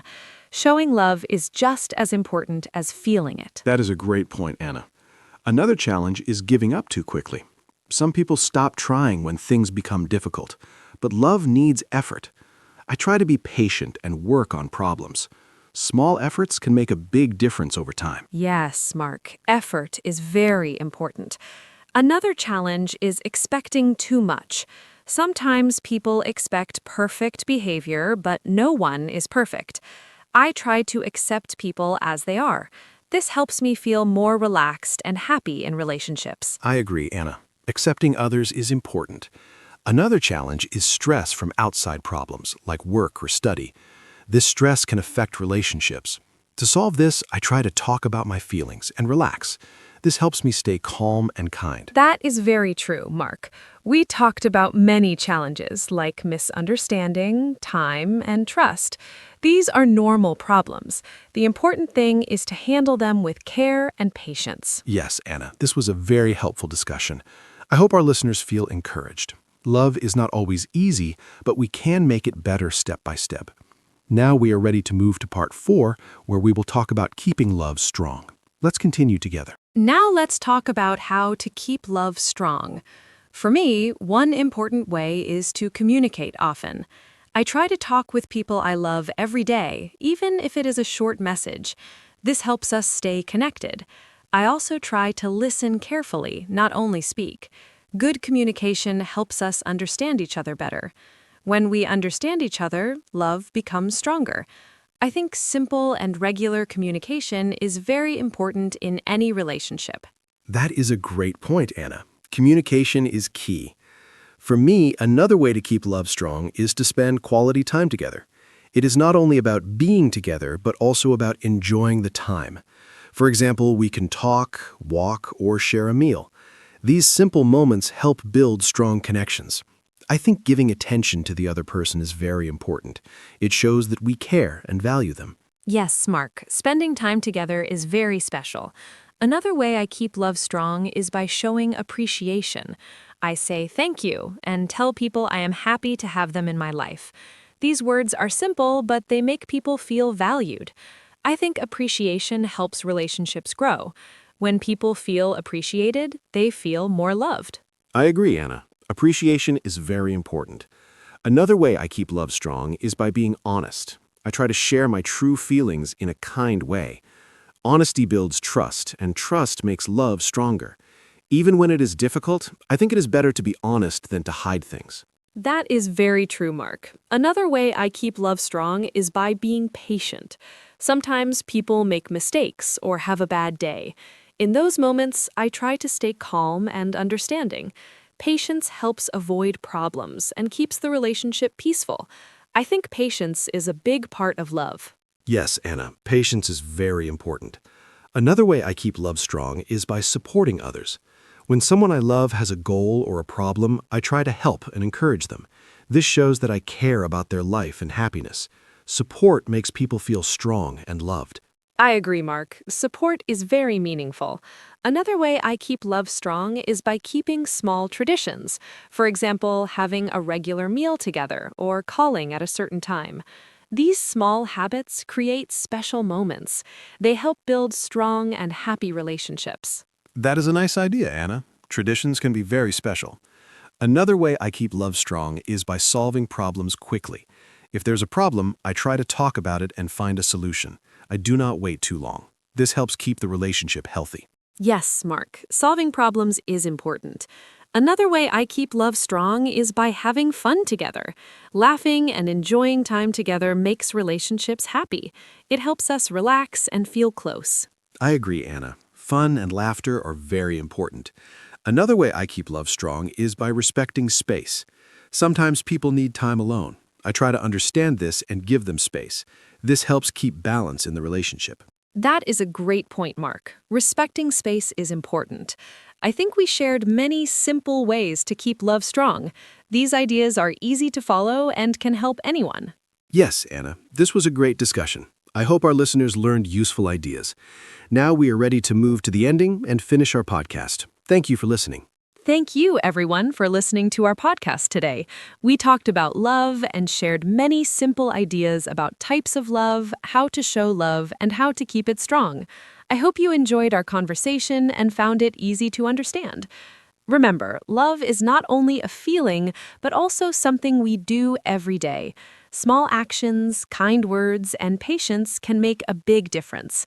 Thank you, Mark, for this wonderful talk. I really enjoyed it. I hope our listeners will join us again next time. Take care and goodbye. Thank you, Anna, and thank you to all our listeners. It was great to talk about love with you today. I hope this podcast helped you learn simple English and also think about love in your own life. Remember to be kind, patient, and honest. Love grows with time and care. Small actions every day can make relationships stronger. I also enjoyed our conversation very much, Anna. Thank you, everyone, for listening. Have a wonderful day, and we hope to see you again in our next episode. Goodbye. Hello, everyone, and welcome to our podcast. My name is Anna, and today we are going to talk about motivation. I am very excited about this topic. Motivation is something we all need. It helps us get up in the morning, it helps us do our work, it helps us reach our goals. But sometimes motivation is hard to find. I think many people feel this way. One day you feel full of energy, another day you do not want to do anything. So today we will talk about what motivation is and how we can find more of it. I am here with my friend Mark. Hello, Mark. Hello, Anna. Thank you for the warm introduction. I'm really happy to be here today. Motivation is one of my favorite topics to talk about. I think about it a lot.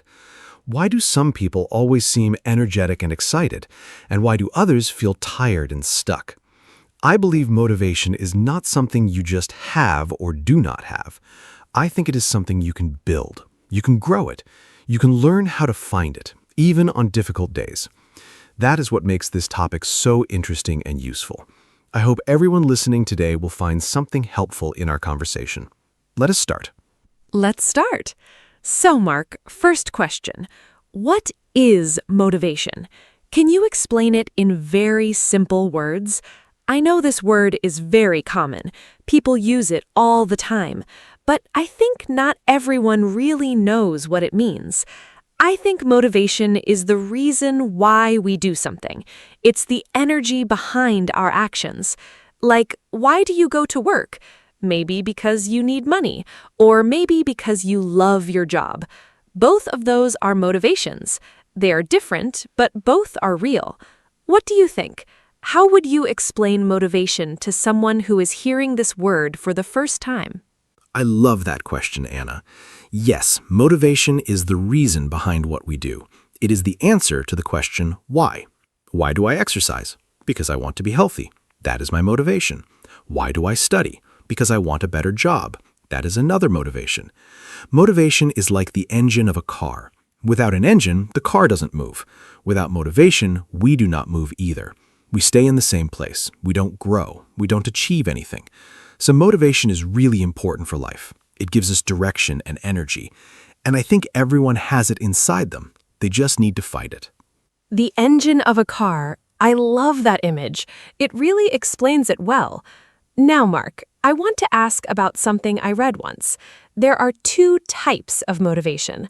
One is called intrinsic, and the other is called extrinsic. These are big words, but the ideas are simple. Intrinsic motivation means you do something because you love it. You enjoy the activity itself. For example, you paint because painting makes you happy. Extrinsic motivation means you do something for a reward outside yourself. You paint because someone pays you. I think both types are real, and both matter. What do you think about these two types? Yes, intrinsic and extrinsic motivation. Great topic. I think intrinsic motivation is more powerful in the long run. When you love what you do, you never really feel like you're working. You enjoy the process, not just the result. But extrinsic motivation is also useful. Money, praise, awards, these things help too. They can push you to start something, and sometimes starting is the hardest part. I think the best situation is when you have both. You enjoy what you do, and you get a good reward for it. But if I had to choose, I would choose to love what I do. That keeps you going on hard days. Loving what you do, that is beautiful. But I also want to be honest. Not everyone loves their job or their daily tasks. Many people do things they do not enjoy. Maybe they clean the house, or they do difficult homework, or they work in a job they find boring. So how do we find motivation for things we do not enjoy? This is a very real problem. I think many listeners can relate to this. You have something to do, you do not want to do it, but you have to. How do you find the energy for that? I think this is one of the most important questions we can answer today. Mark, what do you think? That is such a real and important question, Anna. Yes, sometimes we have to do things we don't like. My strategy is to connect the task to something I do care about. For example, I don't enjoy cleaning, but I love having a clean home, so I think about the result, not the task. I think, after I clean, my home will be beautiful and calm. I will feel good. That thought gives me motivation to start. You connect the boring task to a goal or result that matters to you. The task is the road, the goal is the destination. You don't have to love the road, you just need to love where you're going. The road and the destination, that is a wonderful way to think about it. I use a similar idea. When I don't want to exercise, I think about how I will feel after, strong, energetic, proud of myself, and that feeling motivates me to start. So we use our imagination to create motivation. We picture the end result, we feel it before it happens, and that feeling pulls us forward. I think this is a very practical tip.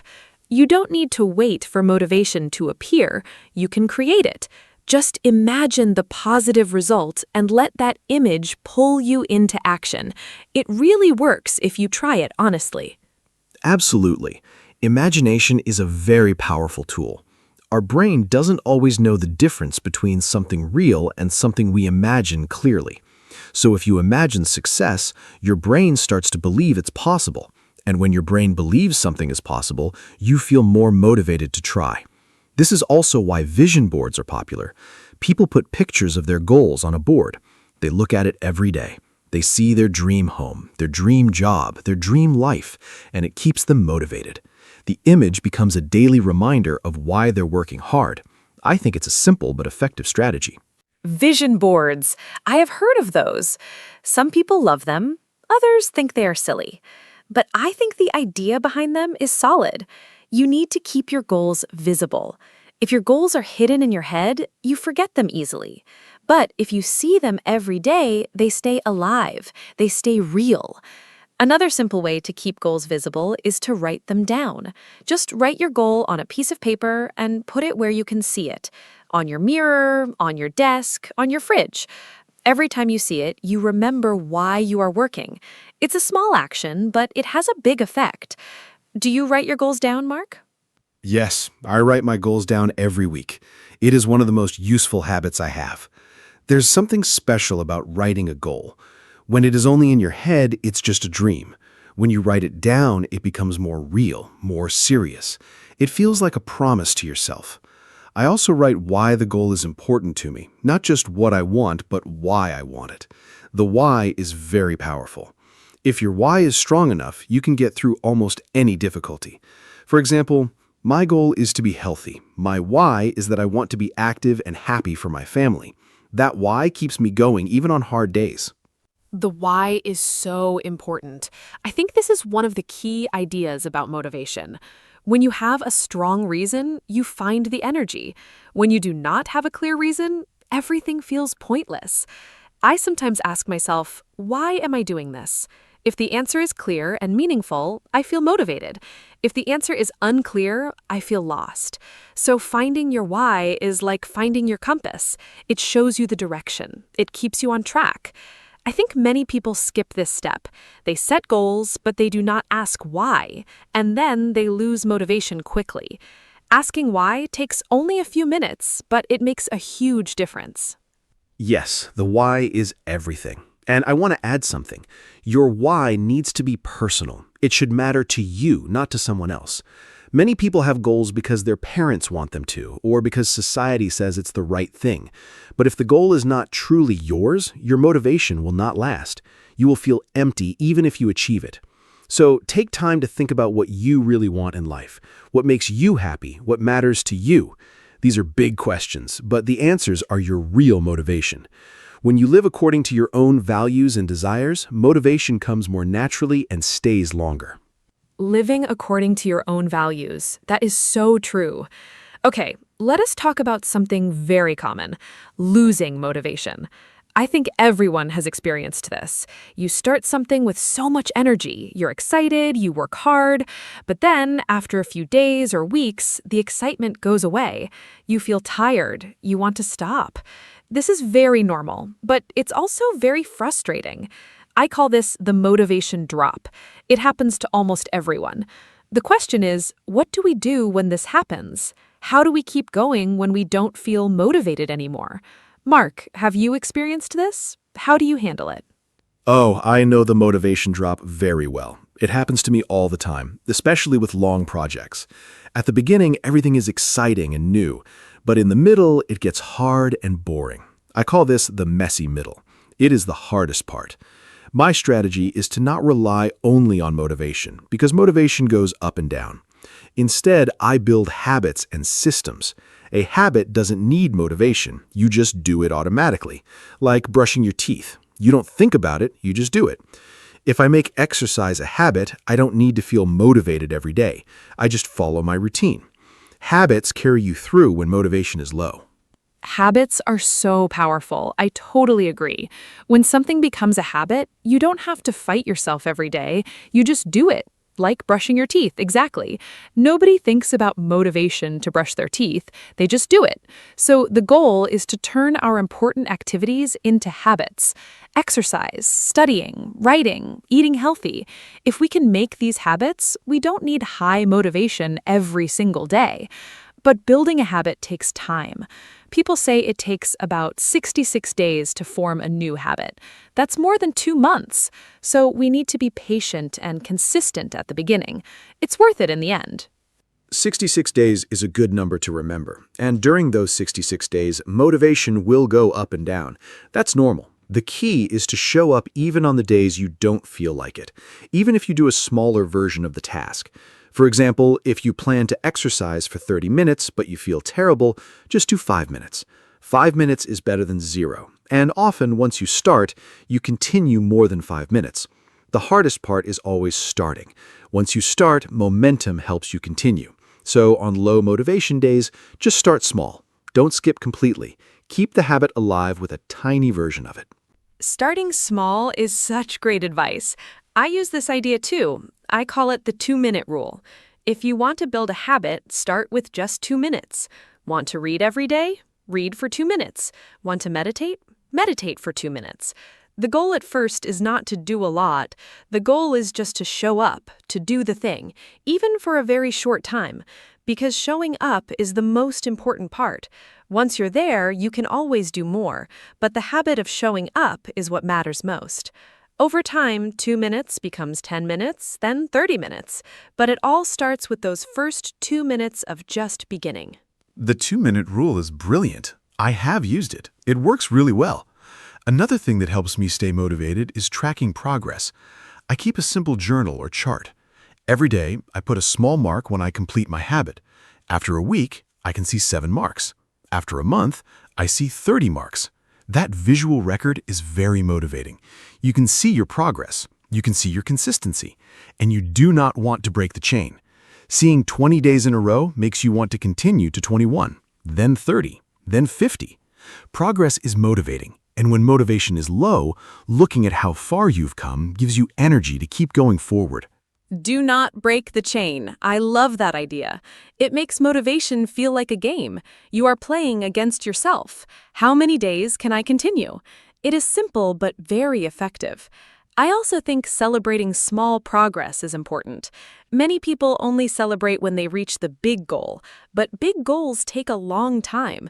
If you wait only for the big celebration, you feel unmotivated for months.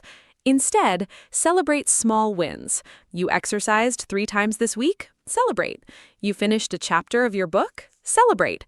Small celebrations give you little bursts of happiness and motivation along the way. They keep the journey enjoyable, not just the destination. Yes, celebrate small wins. Our brain loves rewards. When you celebrate, your brain releases a happy chemical called dopamine, and dopamine makes you want to do the same action again. So celebrating is not just fun, it's actually helping your brain build motivation. The reward doesn't have to be big. Maybe you enjoy a nice cup of coffee, or you watch a favorite show, or you tell a friend about your progress. Something small that feels good to you. The important thing is to acknowledge your effort. Say to yourself, I did this. I am proud. That positive self-talk is also very motivating. We often forget to give ourselves credit for our progress. Dopamine and celebration. That's really interesting. I love understanding the science behind motivation. It makes it feel more real. Okay, let's talk about something that often kills motivation: failure. When we fail, we feel terrible. We feel like giving up. We think, maybe I'm just not good enough. Maybe this goal is not for me. These thoughts are very powerful and very negative. They can stop us completely. I think how we react to failure is very important. Some people give up after one failure, others learn from it and try again. What is your relationship with failure, Mark? How do you handle it when things go wrong? Failure is a topic I feel strongly about, Anna. I used to be afraid of failure. I avoided trying new things because I didn't want to fail, and that fear actually stopped me from growing. Then I changed how I think about failure. Now I see failure as information.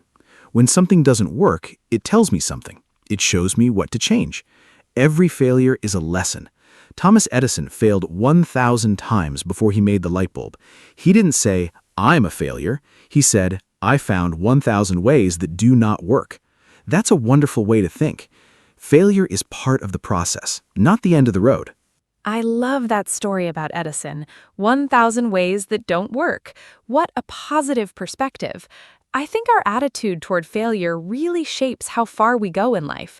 If we see failure as the end, we stop trying. But if we see failure as a teacher, we keep learning and growing. I also think it helps to remember that everyone fails. Even the most successful people fail. They fail a lot. We just don't always see their failures. We only see their success. So we compare our behind-the-scenes struggles to other people's highlight reel. That's not fair to ourselves. Everyone struggles, everyone fails. It's part of being human and part of growing. Comparing yourself to others is a big motivation killer. I've experienced this. I look at someone very successful and I think, why am I not there yet? And I feel discouraged. But this comparison is not useful. Everyone is on a different path. Everyone starts from a different place. Everyone has different challenges. The only useful comparison is with yourself. Compare today's you to yesterday's you. Are you a little better? A little stronger? A little more knowledgeable? That's what matters. Your own growth is the real measure of success. When you focus on your own progress, you feel more motivated and more satisfied with your journey. Comparing yourself only to your past self, that's such healthy advice. I want to talk now about the environment around us and how it affects motivation. I think the people around you have a huge effect on your motivation. If you're around positive, motivated people, you feel more motivated too. Energy is contagious. When your friends are excited and working hard, you feel inspired to do the same. But if you're around negative people who complain all the time and say things are impossible, you start to feel the same way. Have you noticed this in your own life, Mark? How do the people around you affect your motivation? Oh, absolutely, Anna. The people around you make a massive difference. There's a famous saying, you are the average of the 5 people you spend the most time with. I think this is very true. If your 5 closest friends are lazy and negative, it's very hard to stay motivated. But if your friends are ambitious and supportive, you naturally rise to their level. This doesn't mean you should drop all your old friends, but you should think about who you spend most of your time with. Try to find at least 1 or 2 people who inspire you, who push you to be better. Their energy will lift yours. It's one of the most powerful things you can do. You are the average of the 5 people around you. That is a powerful idea. I want to add something. It is not only real people who can inspire us. Books, podcasts, videos, these can also be sources of motivation. When I read about someone who overcame difficulties and achieved great things, I feel inspired. I think if they did it, maybe I can too. Stories of real people are very motivating. That is one reason why biographies are so popular. You learn from other people's journeys. You see how they handled failure and kept going. So choose what you read and watch carefully. The content you consume shapes your mindset and your level of motivation every day. Yes, what you read and watch really matters. I call this feeding your mind. Just like you feed your body with food, you feed your mind with information. If you eat junk food every day, your body feels bad. If you watch negative news and sad videos all day, your mind feels bad too. So try to fill your mind with positive and inspiring content. Not fake positivity, but real stories of real people. Books about people who overcame hard things. Podcasts about learning and growing. This kind of content is like vitamins for your motivation. It keeps your mindset strong and hopeful. And a hopeful mindset is a motivated mindset. It starts with what you choose to consume daily. Vitamins for your motivation. I love that phrase. Okay, let us talk about morning routines. I think how you start your morning can really set the tone for your motivation all day. If you wake up and immediately check bad news or social media, you might feel anxious and unmotivated before breakfast. But if you start your morning with something positive and energizing, you feel ready for the day. I have a simple morning routine. I drink water, move my body a little, and think of one thing I'm grateful for. Just 3 simple things, and my mornings feel so much better. Does a morning routine help your motivation, Mark? Morning routines are a game changer for me. When I start my day well, everything else flows better. My morning routine is short but powerful. I wake up without checking my phone for the first 30 minutes. Those first 30 minutes are mine. I drink water, do some light stretching, and write down my 3 main goals for the day. Just 3, not 20. And I write 1 sentence about why today is going to be a good day. It sounds small, but it puts me in a positive and purposeful mindset from the very start. When you begin your day with intention, you feel more in control, and feeling in control is very motivating. Beginning your day with intention. Beautiful. I also want to talk about rest and motivation. Some people think that to be motivated, you must always be working, always be busy, always be doing something. But I actually think the opposite is true. Rest is essential for motivation. When you are tired and burned out, you have no motivation at all. Your energy is empty. But when you are well rested and refreshed, motivation comes more easily. Sleep is so important. A good night of sleep makes you feel more positive, more creative, and more ready to face challenges. Have you noticed how everything feels harder when you are tired, Mark? Oh yes, definitely. When I'm tired, everything feels impossible. Small problems feel huge. Tasks that are normally easy feel difficult. And my motivation drops to 0. Sleep is not lazy. Sleep is productive. When you sleep, your brain recovers. It processes information. It prepares for the next day. So getting enough sleep is actually one of the most productive things you can do. I try to sleep at least 7 or 8 hours every night, and I protect that sleep time. I don't stay up late watching videos when I have an important day tomorrow. Rest is part of the success plan. You cannot run on empty and expect great results. Rest is part of the success plan, yes. I also want to talk about mental health and motivation. I think they are deeply connected.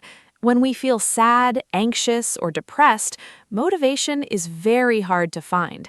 Everything feels heavy. Getting out of bed is hard. And I think it's important to talk about this honestly. Sometimes low motivation is not just laziness. Sometimes it's a sign that we need help. We need to talk to someone, a friend, a family member, or a professional. Asking for help is not weak. It's brave and smart. Taking care of your mental health is one of the best things you can do for your motivation and for your life. Thank you for saying that, Anna. It's so important. Sometimes people feel guilty about low motivation. They think, what's wrong with me? Why can't I just do things? But sometimes the body and mind need support, and that's completely okay. Mental health is just as important as physical health. If your leg was broken, you would see a doctor. The same should be true for your mind. Talking to someone, getting support, taking care of yourself, these are all forms of strength, not weakness. When your mental health is better, your motivation naturally improves too. So always take care of your whole self, mind, body, and heart together. Okay, let us talk about something a little different now. The role of purpose in motivation. Purpose is bigger than a goal. A goal is something you want to achieve. Purpose is the deeper reason for everything you do. It is your mission, your reason for being. For example, a goal is to get a promotion, but purpose is to help people and make the world a little better through your work. When you have a sense of purpose, motivation comes from a very deep place. You are not just working for money or status. You are working for something that truly matters to you. It is very powerful. Purpose is the deepest level of motivation. I completely agree, Anna. When I do work that feels meaningful, I don't even notice the time passing. I feel energized, not drained. But when I do work that feels empty and pointless, I feel exhausted even after a short time. So finding purpose in what you do is important. Sometimes this means changing jobs or paths, but sometimes it just means changing your perspective on your current situation. Even a simple job can feel meaningful if you connect it to something bigger. A cleaner at a hospital is not just cleaning floors. They're helping sick people heal in a clean and safe environment. That's a meaningful purpose. What a beautiful example. Finding meaning in simple things. I think that is a skill we can all develop, looking for the meaning behind what we do. Okay, let us talk about one more common problem, staying motivated when others do not believe in you. Sometimes people around you say, "That is too hard. You cannot do that. Be realistic." These words can really hurt and kill your motivation. I have experienced this. Someone I trusted told me my dream was not realistic, and for a while, I believed them. I stopped trying. But then, I decided to not let other people's doubts become my doubts. Have you had this experience, Mark? How do you protect your inner belief from negative people? Yes, I have absolutely experienced this. Other people's doubt can be very discouraging, especially when those people are close to you. I think the first thing is to understand why they doubt you. Often it's because they care and they're afraid you'll get hurt, or sometimes they project their own fears onto you. Their doubt says more about them than about you. The second thing is to protect your inner belief. You need to believe in yourself even when others do not. That inner belief is your most valuable resource. Feed it with positive evidence. Remember times you succeeded. Remember challenges you overcame. Keep those memories close. They remind you that you are capable and strong. Protecting your inner belief, yes. And I want to add, find at least one person who does believe in you. A mentor, a friend, a family member. Someone who says, "Yes, you can do this. I believe in you." Those words are incredibly powerful. When I feel lost and doubtful, I call my sister. She always encourages me. She reminds me of my strengths.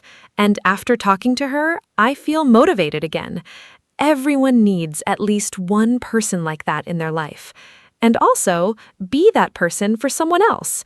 Encourage the people around you. Tell them you believe in them. Your words can ignite someone else's motivation. That is a beautiful gift to give. Being a source of motivation for others. I love that. When you encourage someone, you also motivate yourself. It's funny how that works. When I explain why someone else can do something, I start to believe the same about myself. Teaching and encouraging others is also a way to strengthen your own mindset. We're all connected. We lift each other up, or we pull each other down. I choose to lift, and I think that choice itself is a form of motivation. Choosing to be positive, choosing to believe, choosing to try again. Motivation is not just a feeling, it's also a daily choice. You choose every morning how you will face the day. That choice matters. Motivation as a daily choice. I really like that idea. It makes motivation feel more stable. It's not just something that comes and goes randomly. It's something we can choose and build every day. Okay, let us talk about gratitude and motivation. I believe gratitude is a huge source of motivation. When you appreciate what you have, you feel more positive. And when you feel more positive, you feel more motivated. Gratitude is like watering a plant. It helps everything grow. I try to write 3 things I am grateful for every morning. It takes only 2 minutes, but it changes my whole mindset. Do you practice gratitude, Mark? Yes, gratitude is a daily practice for me. Every evening before sleep, I think of 3 good things that happened that day. Even on a hard day, there are always small good things. Maybe the sun was shining. Maybe I had a good meal. Maybe a friend smiled at me. These small things matter. Gratitude helps you see the good in your life.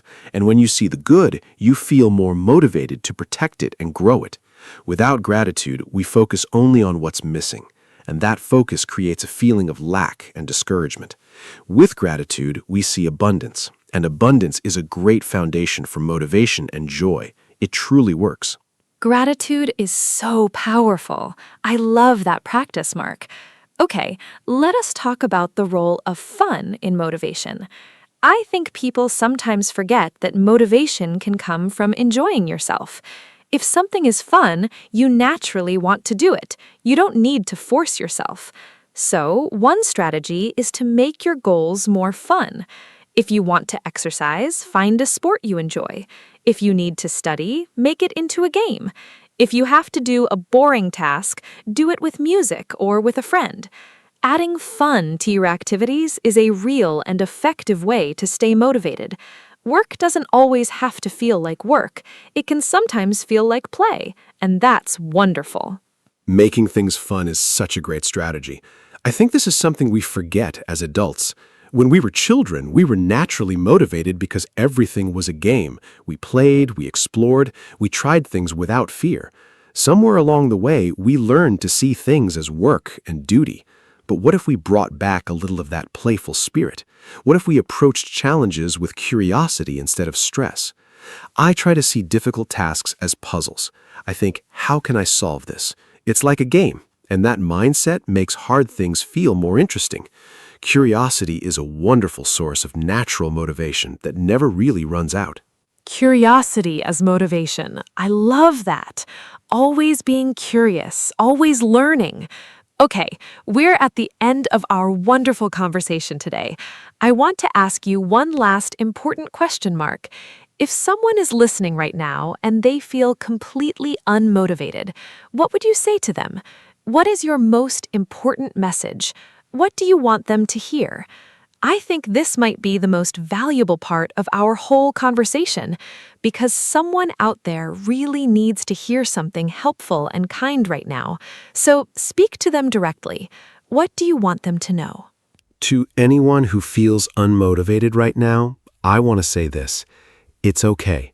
It's completely normal. You're not broken. You're human. Motivation comes and goes for everyone. Even the most successful people have days when they don't want to do anything.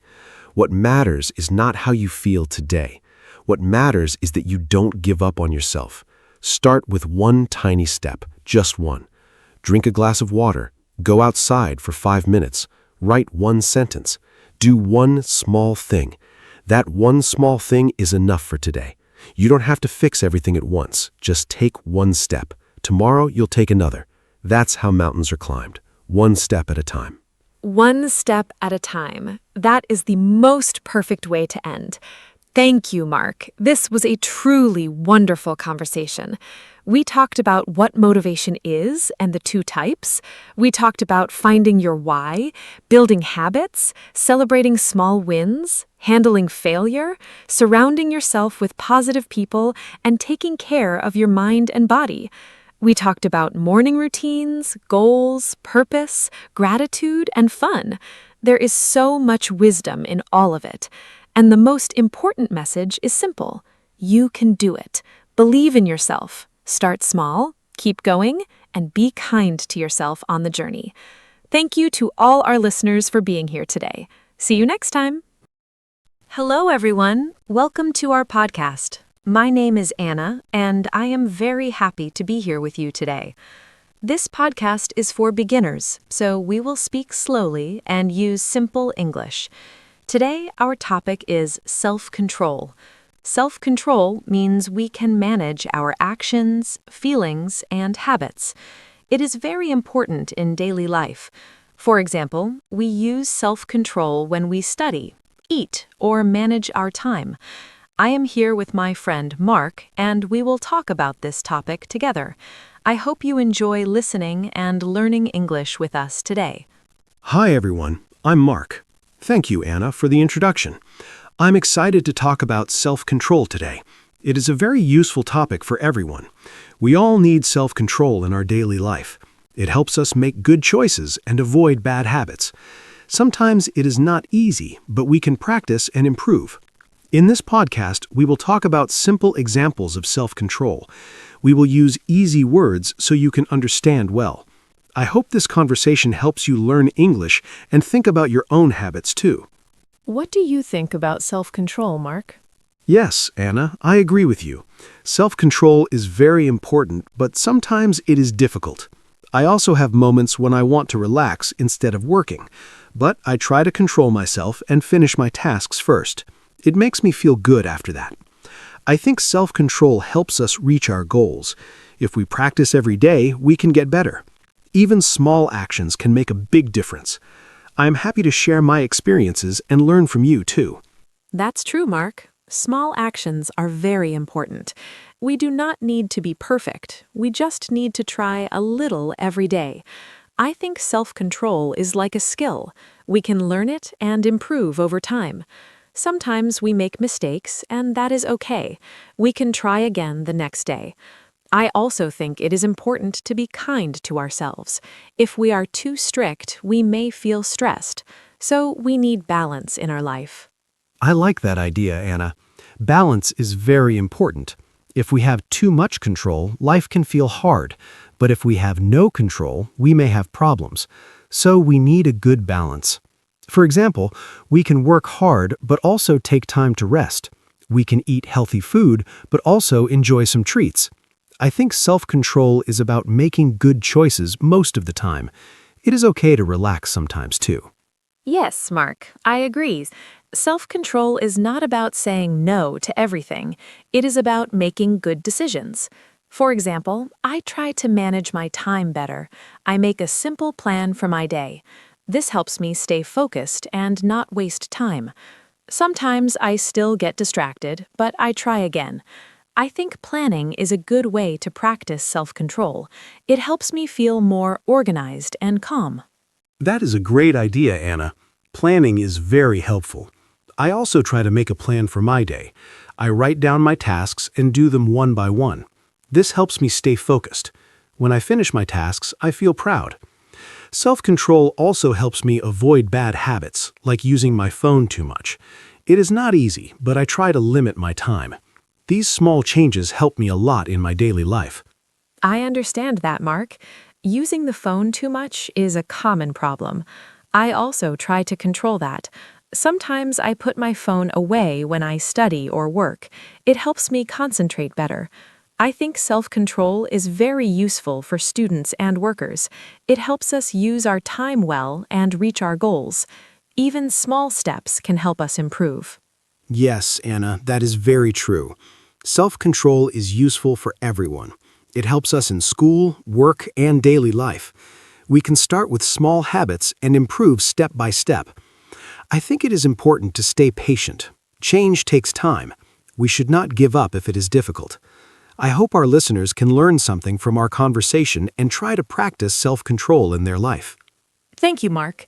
I think this is a great start to our topic. We talked about what self-control is and why it is important. I hope our listeners can understand and feel interested. In the next part, we will talk about simple examples of self-control in daily life. This will help you learn more useful expressions and ideas. Yes, Anna, that sounds great. Dear listeners, thank you for listening to our introduction. We hope you enjoy this topic and learn new English words. Now we will move to part 1, where we talk about daily examples of self-control. Please stay with us and continue listening. Let's begin the next part of our podcast now. Let's start part 1 and talk about simple examples of self-control in daily life. For me, one example is waking up early. Sometimes I want to sleep more, but I try to get up on time. It is not easy, especially on cold mornings. I tell myself I need to start my day. Another example is studying. Sometimes I feel lazy, but I try to sit down and study for at least a short time. Even 10 minutes is okay. These small actions are part of self-control. They help me stay focused and do what I need to do every day. That is a great example, Anna. For me, self-control is also important when I use my phone. I like to watch videos and check social media, but sometimes I spend too much time. So I try to limit my phone use. For example, I do not use my phone when I work or study. I put it away and focus on my tasks. It is difficult at first, but it becomes easier with time. This small habit helps me be more productive. I think many people have this problem, so it is a good example of self-control. Yes, Mark, I have the same problem with my phone. Another example for me is eating. I like sweet food, like chocolate and cake. Sometimes I want to eat a lot, but I try to stop myself. I tell myself to eat a small amount. This is not easy, but it is important for my health. I think food is a common situation where we need self-control. We can still enjoy food, but we need to be careful. This is a good way to practice self-control every day. I agree, Anna. Food is a good example. I also try to eat healthy food during the week. Sometimes I want fast food, but I try to choose better options. Another example is exercise. After work, I often feel tired and want to rest, but I try to go for a walk or do some exercise. Even a short walk is good. It helps my body and mind. Self-control helps me choose what is good for me, even when I don't feel like doing it. That is very true, Mark. Exercise is a great example. Another situation for me is time management. Sometimes I want to watch TV or relax, but I have work to do, so I try to finish my tasks first. After that, I can relax without worry. This makes me feel better. I think self-control helps us use our time wisely. If we always choose fun first, we may have problems later. So it is important to balance work and rest. Yes, Anna, time management is very important. I also try to follow a schedule. I plan my day and do my tasks step by step.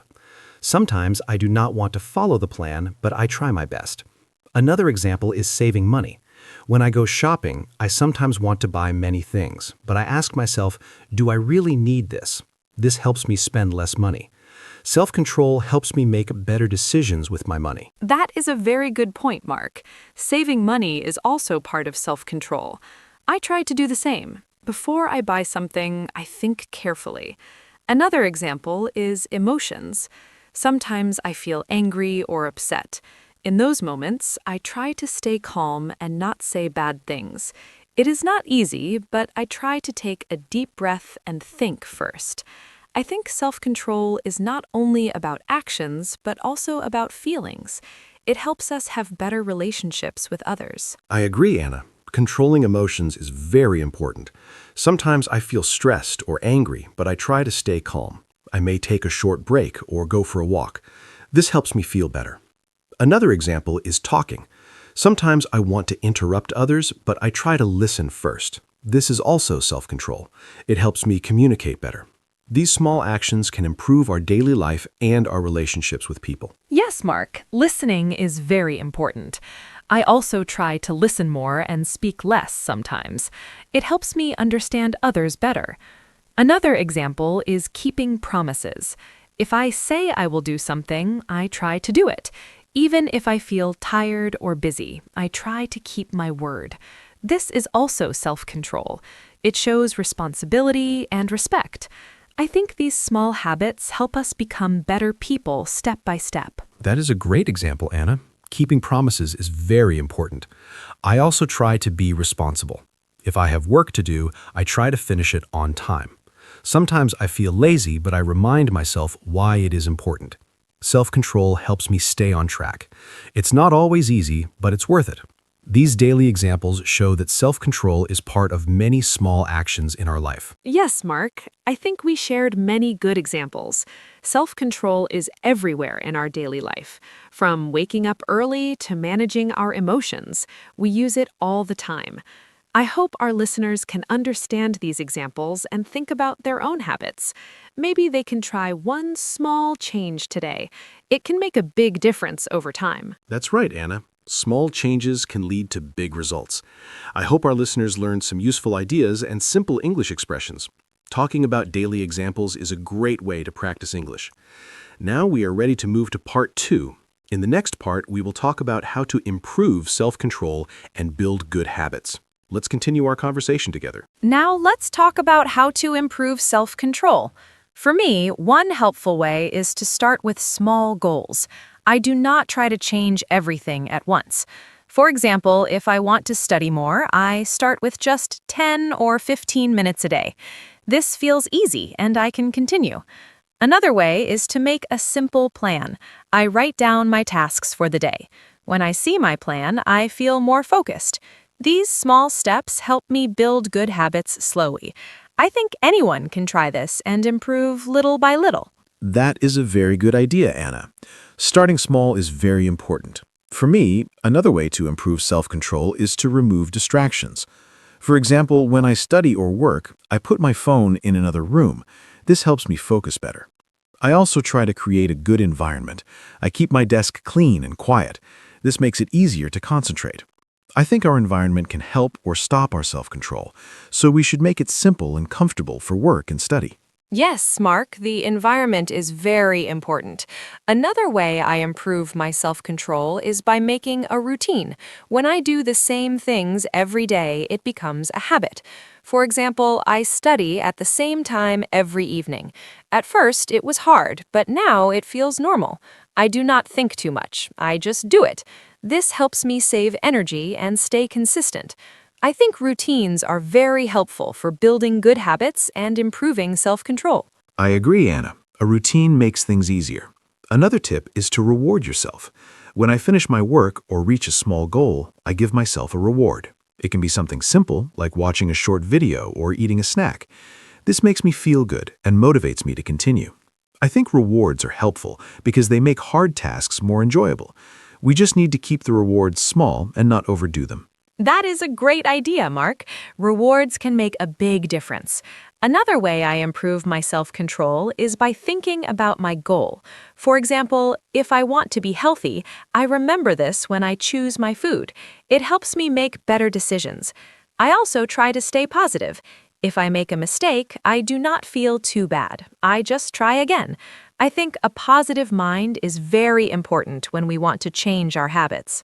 Yes, Anna. Thinking about your goal is very helpful. I also try to remember why I want to change.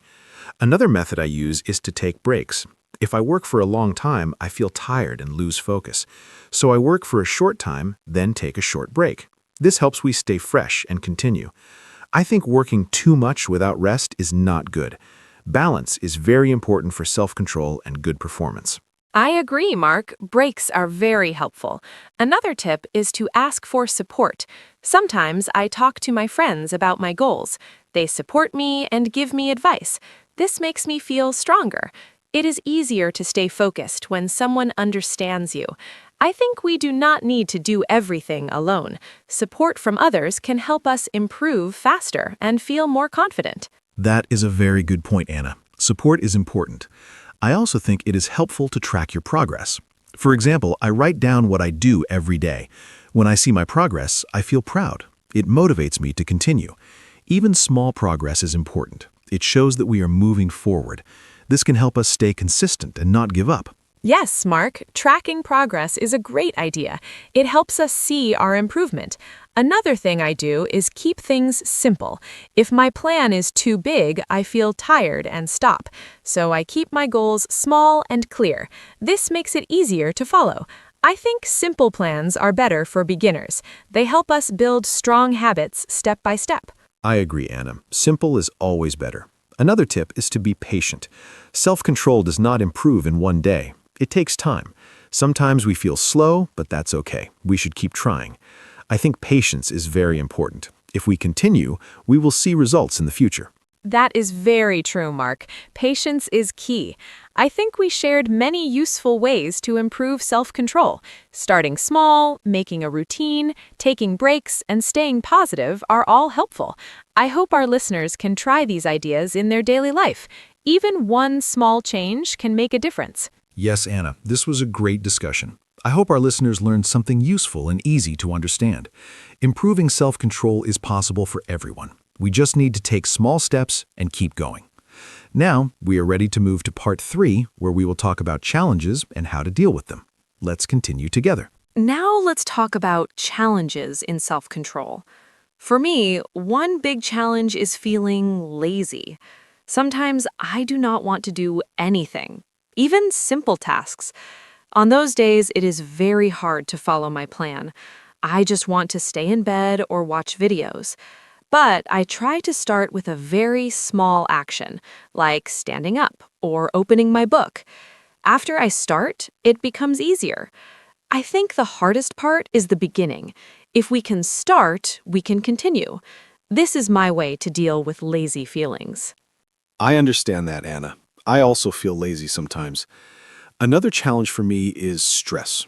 When I feel stressed, I want to avoid my work. I may watch videos or eat snacks instead of working. It is not a good habit. So I try to manage my stress first.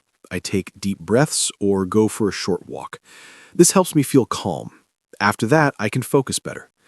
I think it is important to understand our feelings and deal with them before we try to control our actions. That is a very good point, Mark. Understanding feelings is important. Another challenge for me is distractions. For example, when I study, I sometimes check my phone again and again. It breaks my focus. To solve this, I put my phone far away or turn it off. It is a simple action, but it helps a lot. I think removing distractions is a strong way to improve self-control. We need to make it easier to focus and harder to get distracted. Yes, Anna, distractions are a big problem. Another challenge is losing motivation. Sometimes I feel excited at the beginning, but later I lose interest. When this happens, I remind myself why I started. I think about my goals again. This helps me continue. I also try to change my routine a little to make it more interesting. For example, I study in a different place or listen to music. Small changes can help us feel fresh and motivated again. I like that idea, Mark. Changing things a little can help a lot. Another challenge is being too strict with myself. Sometimes I want to do everything perfectly. If I make a mistake, I feel bad and lose motivation. So now I try to be more kind to myself. I accept that mistakes are normal. I just try again. I think self-control is not about being perfect. It is about trying again and not giving up. This makes me feel more relaxed and strong. That is a very important idea, Anna. Being too strict can make things harder. Another challenge for me is time pressure. When I have many tasks, I feel overwhelmed. I don't know where to start. In this situation, I try to choose one small task and begin. After I finish one thing, I feel better and continue. I think breaking big tasks into small steps is a good way to deal with pressure. It makes everything feel easier and more possible. Yes, Mark, breaking tasks is very helpful. Another challenge is bad habits. Sometimes we repeat the same bad actions, like eating too much or wasting time. It is hard to stop. For me, I try to replace a bad habit with a good one. For example, if I want to eat snacks, I try to eat fruit instead. This is not perfect, but it is better. I think changing habits takes time, but small changes can help us improve slowly. I agree, Anna. Replacing habits is a smart way. Another challenge is feeling tired. When I'm very tired, I have less self-control. I make bad choices more easily. So, I try to take care of my body. I sleep enough and take breaks during the day. Good rest helps me think clearly and make better decisions. I think health is very important for self-control. If we feel good, it is easier to control our actions. That is very true, Mark. Health is very important. Another challenge is comparing ourselves to others. Sometimes I see other people doing very well and I feel bad. I think I am not good enough. But now I try to focus on my own progress. I do not need to be like others. I just need to improve little by little. This helps me stay positive and continue my journey. Self-control is personal, and everyone has their own speed. Yes, Anna, that is a very healthy way to think. Everyone is different. Another challenge is giving up too quickly. Sometimes we try for a few days and then stop, but real change needs time. I try to remind myself to keep going, even if it's slow. I focus on small progress, not big results. This helps me stay patient. I think consistency is more important than speed. Doing a little every day is better than doing a lot once and stopping. I agree, Mark. Consistency is very important. We talked about many challenges, like laziness, stress, distractions, and bad habits. These are normal problems, and everyone has them. The important thing is to find simple ways to deal with them. I hope our listeners can understand that they are not alone. We all try and learn every day. Yes, Anna, this was a very helpful discussion. We shared many real challenges and simple solutions. I hope our listeners feel encouraged and ready to try. Self-control is not easy, but it is possible. With practice and patience, we can improve. Now, we are ready to move to the ending and finish our podcast. Thank you for staying with us. Thank you, everyone, for listening to our podcast today. We talked about self-control and shared many simple ideas and examples. I hope you enjoyed our conversation and found it helpful. Remember, self-control is something we can practice every day. Start with small steps and be kind to yourself. You do not need to be perfect. Just try your best and keep going. Thank you, Mark, for this great talk. I really enjoyed it. I hope our listeners can join us again next time. Take care and see you soon. Goodbye. Thank you, Anna, and thank you to all our listeners. It was great to talk about self-control with you today. I hope this podcast helped you learn new words and simple ways to talk in English. More importantly, I hope it helped you think about your own habits. Remember to stay patient and keep practicing. Small changes can make a big difference over time. I also enjoyed our conversation very much, Anna. Thank you, everyone, for listening. Have a wonderful day, and we hope to see you again in our next episode. Goodbye. Hello, everyone. Welcome to our podcast. My name is Anna, and I am very happy to be here today. We will talk about self-defense. This topic is important for many people, especially beginners who want to feel safe in daily life. I am not an expert, but I want to learn more together with you. In this podcast, we will use simple language and easy ideas so everyone can understand. I am here with my friend Mark, and we will share our thoughts, small tips, and simple examples. I hope you feel relaxed, comfortable, and ready to listen and learn something useful today. Hi, Anna. Hi, everyone listening. My name is Mark, and I am also very glad to be here. Self-defense is a topic that can help people feel stronger and more confident. Like Anna said, we will keep everything simple and clear because this podcast is for beginners. You do not need any special knowledge. We will talk about basic ideas like how to stay aware, how to avoid danger, and how to react in simple situations. I think learning step by step is the best way. So please relax, listen carefully, and think about how these ideas can help you in your everyday life. Thank you, Mark. I feel excited because this topic is very useful. Many people think self-defense is only about fighting, but it is not true.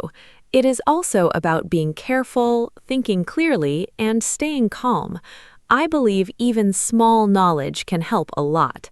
For example, knowing where to go, who to ask for help, and how to move safely can make a big difference. Today, we will try to make everything easy to understand. We will not use difficult words. I hope everyone listening can follow us and maybe try some simple ideas in their own life after this podcast. Yes, that is a very good point, Anna. Self-defense is not only about physical action. It also includes your mind and your decisions. Sometimes the best self-defense is to avoid a bad situation before it starts. That means paying attention to your surroundings and trusting your feelings. If something feels wrong, it's okay to leave. In this podcast, we will talk about these simple but important ideas.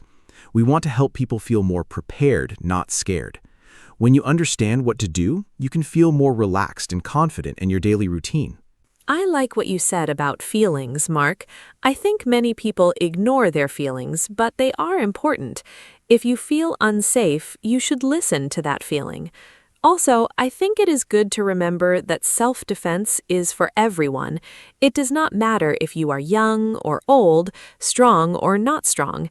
Everyone can learn simple ways to protect themselves. In this podcast, we will speak slowly and clearly so beginners can understand easily. I hope our listeners feel like they are having a friendly conversation with us, not a difficult lesson. That is true, Anna. We want this to feel like a friendly talk. No pressure, no stress. Just simple ideas that anyone can understand and use. I also think it's important to say that learning self-defense takes time. You do not need to learn everything today. Even one small idea can help you. For example, looking around when you walk or keeping your phone ready can be helpful. These are small actions, but they can make you safer. So today, we will start with easy steps and build slowly. That way, everyone can follow along without feeling confused. Yes, step by step is the best way. I also want to say that practice is important.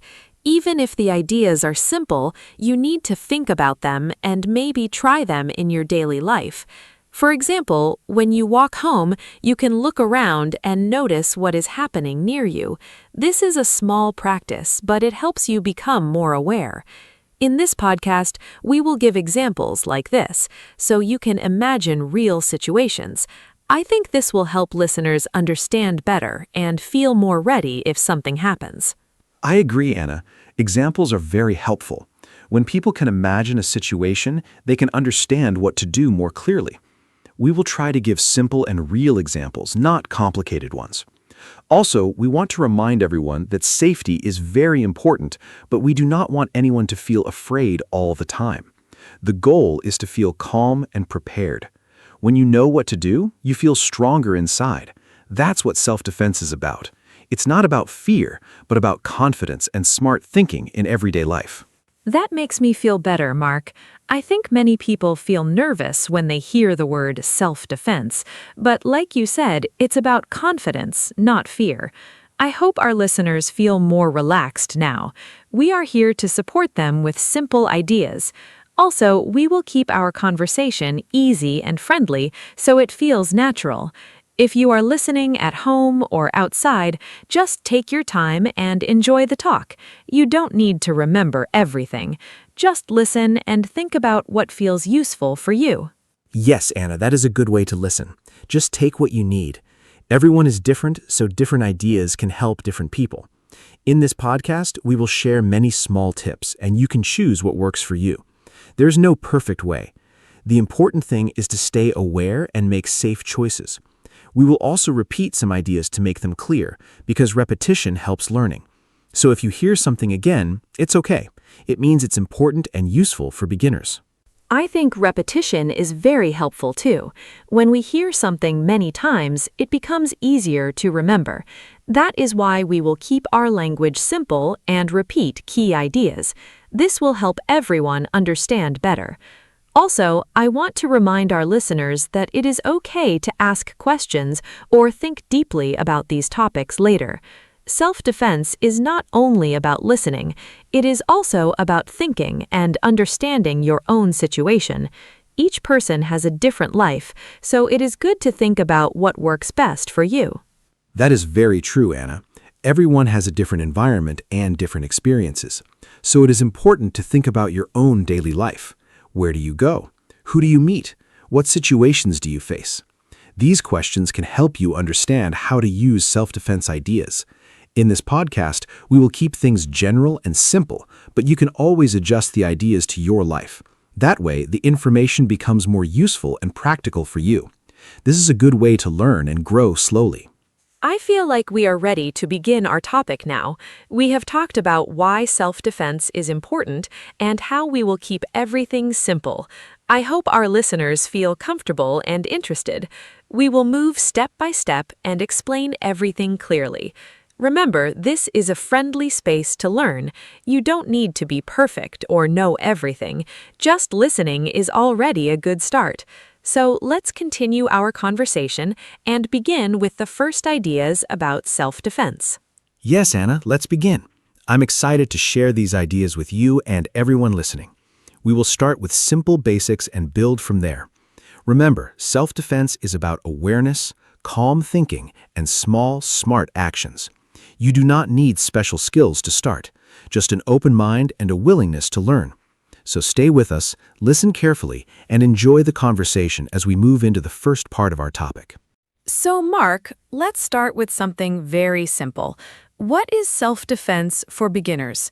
I think many people feel confused about this. For many, self-defense means staying safe and avoiding danger. It is not only about fighting, it is about thinking, watching, and making good choices. For example, when I walk alone, I try to stay in bright places and not look at my phone too much. I think these small actions are part of self-defense. They help me feel safer. What do you think beginners should understand first about self-defense in daily life? I think you explained it very well, Anna. For beginners, the first idea is awareness. This means you look around and notice what is happening near you. Many people walk and only look at their phones, but this can be dangerous. If you are aware, you can see problems early and avoid them. Another important idea is distance. If you feel uncomfortable with someone, you can move away. You do not need to wait for a problem. Just leave the place. These simple actions are easy but very powerful for beginners. Yes, awareness is very important.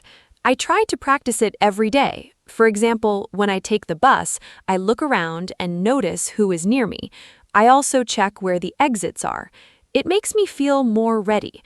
I think beginners can start with these small habits. They are not difficult, but they can help a lot. Also, I think it is important to walk with confidence. Even if you feel a little nervous, you can try to stand straight and look forward. This can make you look stronger and less like an easy target. That is a great point, Anna. Body language is very important.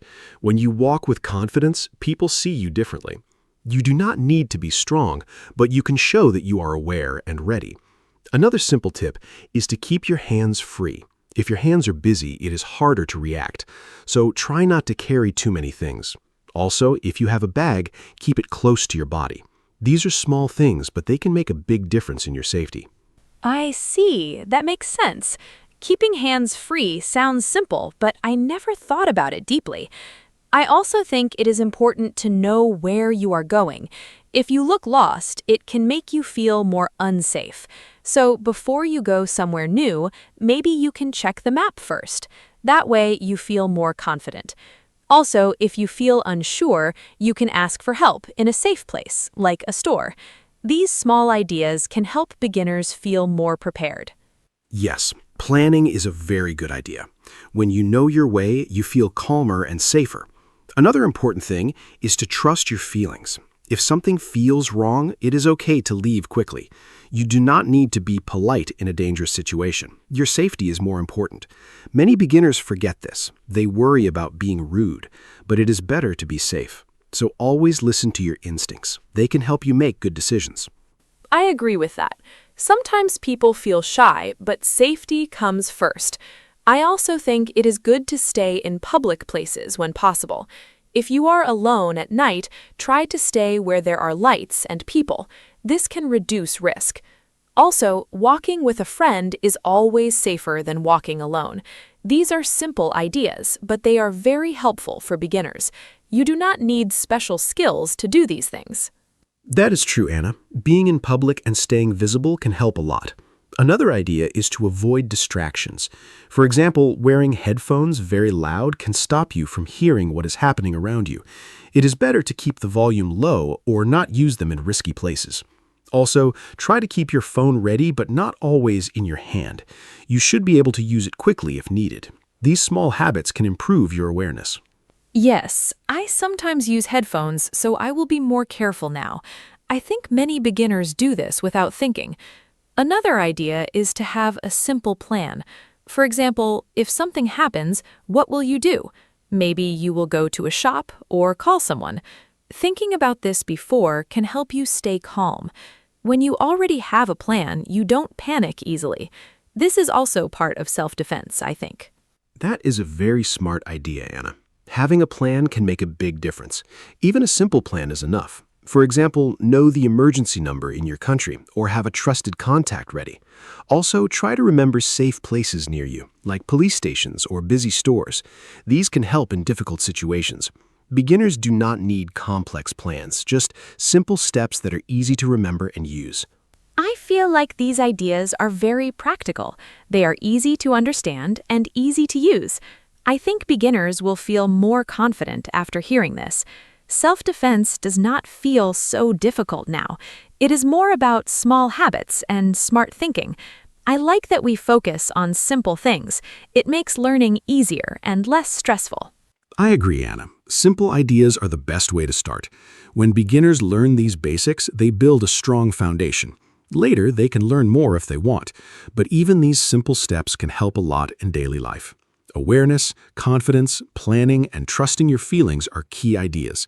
If people remember these, they are already improving their safety. This is a great start for anyone new to self-defense. Now that we talked about awareness and simple habits, I want to ask about actions, Mark. What can a beginner do if a situation feels dangerous? I think many people feel scared because they do not know how to react. For me, I think the first step is to stay calm and not panic. If I panic, I cannot think clearly. Also, I think using your voice is important. You can say stop or go away loudly. This can surprise the other person and also get attention from people nearby. What simple actions do you think beginners can use? That is a very good question, Anna. Yes, staying calm is very important, even if it is not easy. Beginners can practice simple reactions. Like you said, using your voice is powerful. A loud and clear voice can stop someone or bring help. Another action is to move quickly to a safer place. Do not stay in the same spot. Try to go where there are more people or light. Also, keep some distance if possible. You do not need to fight. Your goal is to leave the situation safely and quickly. I like that idea. Leaving safely is the goal. I think many people believe they must fight, but that is not always true. Running away can be the best choice. I also think it is good to use simple movements. For example, if someone tries to grab you, you can pull your arm back and step away fast. You do not need complex techniques, just simple, quick actions. Beginners should focus on easy things they can remember and use in real life. Exactly, Anna. Simple is best for beginners. Another helpful idea is to protect your personal space. If someone comes too close, you can step back and raise your hands a little, like you are ready. This is not fighting, but it shows you are alert. Also, your hands are ready to move if needed. If the situation becomes more serious, you can push away and run. The goal is always to create space and escape, not to stay and fight. That makes sense. Creating space sounds very important. I also think it is helpful to use objects around you. For example, if you have a bag, you can use it to keep distance, or you can move behind something like a table or a car. This can give you time to think and move away. These are simple ideas, but they can be very useful. Beginners can look around and use what they see. Yes, using your environment is a smart idea. You do not need special tools. Just use what is around you. Another important point is to keep your balance. Try to stand in a stable way so you do not fall easily. If you fall, it is harder to move quickly, so keep your feet strong and ready. Also, if you need to run, run in a clear direction, not randomly. Know where you are going, even if it is just a safe place nearby. I understand. Balance and direction are very important. I think beginners can practice this by thinking about it in daily life. For example, when walking, they can notice where they can go if something happens. This is like mental practice. It helps you react faster. Also, I think breathing is important. If you breathe slowly, you can stay calmer. This can help you think better in a stressful moment. That is a great point, Anna. Breathing can help control fear. Even one deep breath can make a difference. Another idea is to keep things simple in your mind.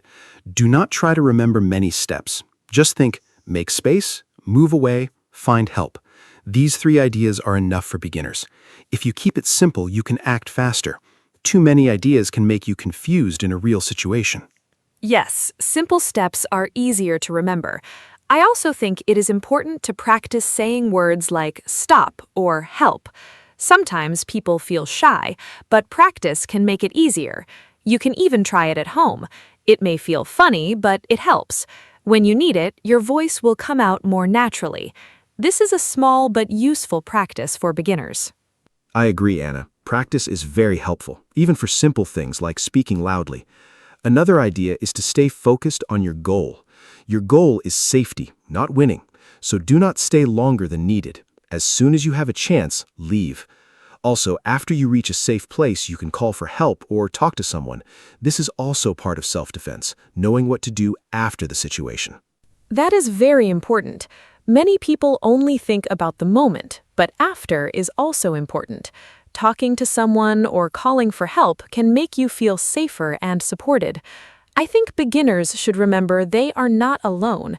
There are always people who can help. Knowing this can give more confidence.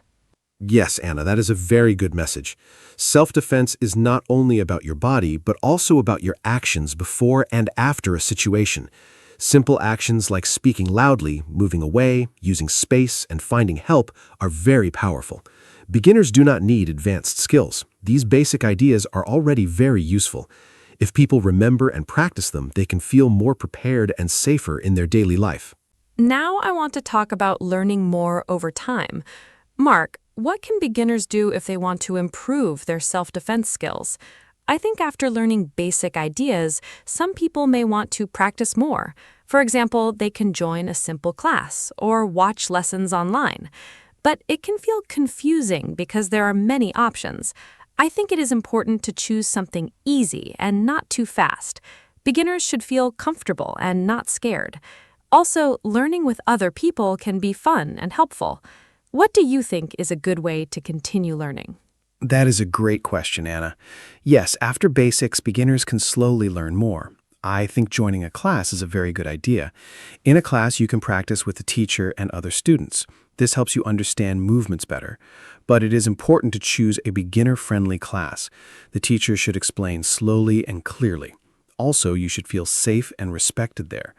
Another way is to practice simple movements at home. Even small practice can help your body remember what to do in a real situation. I like the idea of practicing at home. It feels easy and not stressful. You can repeat simple actions like stepping back or using your voice. I also think watching videos can help, but beginners should be careful. Some videos are too advanced or too fast. It is better to choose simple lessons for beginners. Also, I think it is important to not compare yourself to others. Everyone learns at a different speed. It is okay to be slow and take your time. Yes, that is very important, Anna. Learning slowly is better than rushing.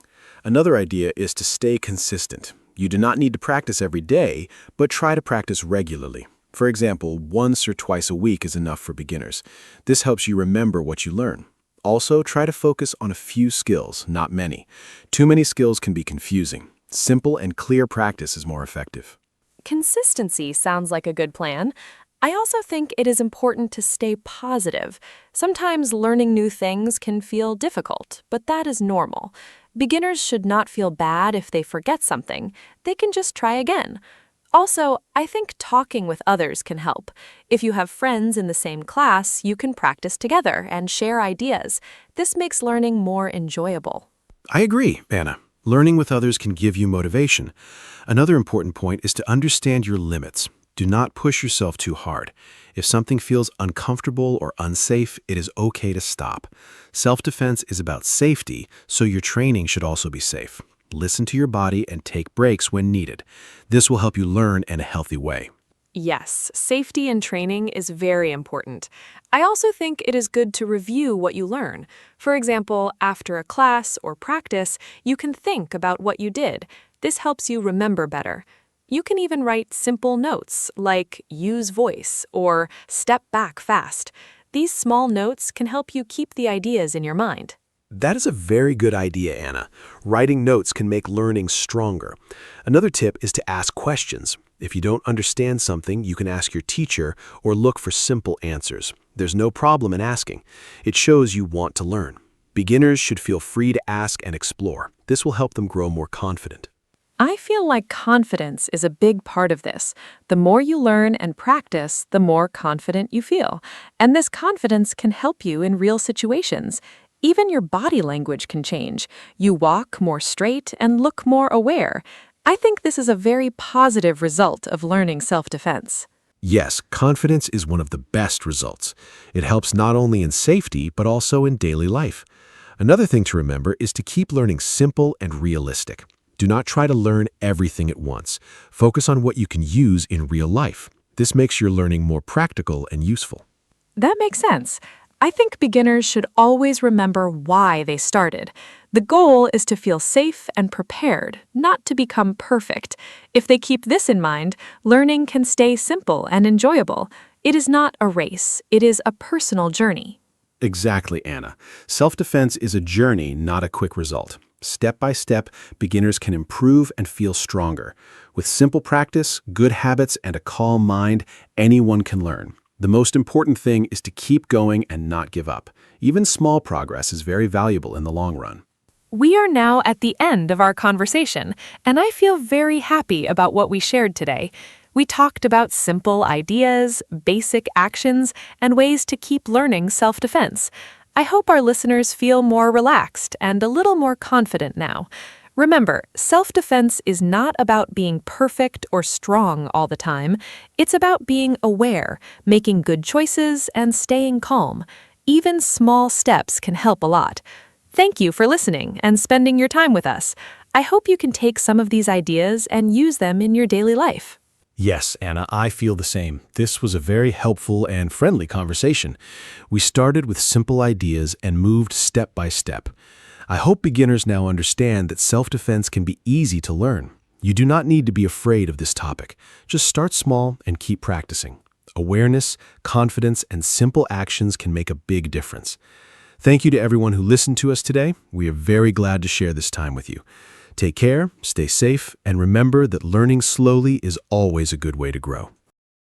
Hello, everyone. Welcome to our podcast. My name is Anna, and I am happy to be here with you today. This podcast is for beginners, so we will use simple English and speak slowly. Today, our topic is self-study. Self-study means learning by yourself, without a teacher in the room. Many people study alone at home or in a quiet place. It can be very useful and flexible. In this episode, we will talk about how we study by ourselves and share simple ideas. I am here with my friend Mark, and we will talk together. I hope you enjoy listening. Hi everyone, I am Mark. Thank you, Anna, for the introduction. I am excited to talk about self-study today. It is a very helpful skill, especially for learning languages or new subjects. Many people do not always have a teacher, so they study alone. In this podcast, we will use easy English so you can understand clearly. We will share our habits, ideas, and tips for self-study. I hope this conversation helps you learn English and also improve your own study methods. Let's enjoy learning together. Mark, I think self-study is very important today. Many people learn online or at home. For me, self-study gives me freedom. I can choose what I want to learn and when I want to study. But sometimes it is also difficult because I need to stay focused by myself. There is no teacher to guide me all the time. So I think it is important to have good habits. What do you think about self-study, Mark? Yes, Anna, I agree with you. Self-study is very useful, but it needs discipline. For me, it is a good way to learn at my own speed. If something is easy, I move fast. If something is difficult, I take more time. I also like that I can choose my own materials, like videos or books. But sometimes I feel lazy, and it is hard to continue. So I think motivation is very important when we study alone. That is a good point, Mark. Motivation is very important. I also think having a goal helps a lot. When I have a clear goal, like learning new words or finishing a lesson, I feel more focused. Without a goal, I may feel lost. Self-study needs planning and direction. I hope our listeners can think about their own goals while listening to us. Yes, Anna, goals give us direction. I also think time management is important. When we study alone, we need to decide when to study and how long. If we do not plan our time, we may not study at all. So I try to make a simple schedule. It helps me stay on track. I agree, Mark. A schedule can help a lot. I also think self-study can be fun. We can choose topics we like. For example, I like learning English through videos and songs. It makes learning interesting. When learning is fun, it is easier to continue. That is true, Anna. Enjoying the process is important. If we like what we learn, we will study more. I also think self-study helps us become independent. We learn how to solve problems by ourselves.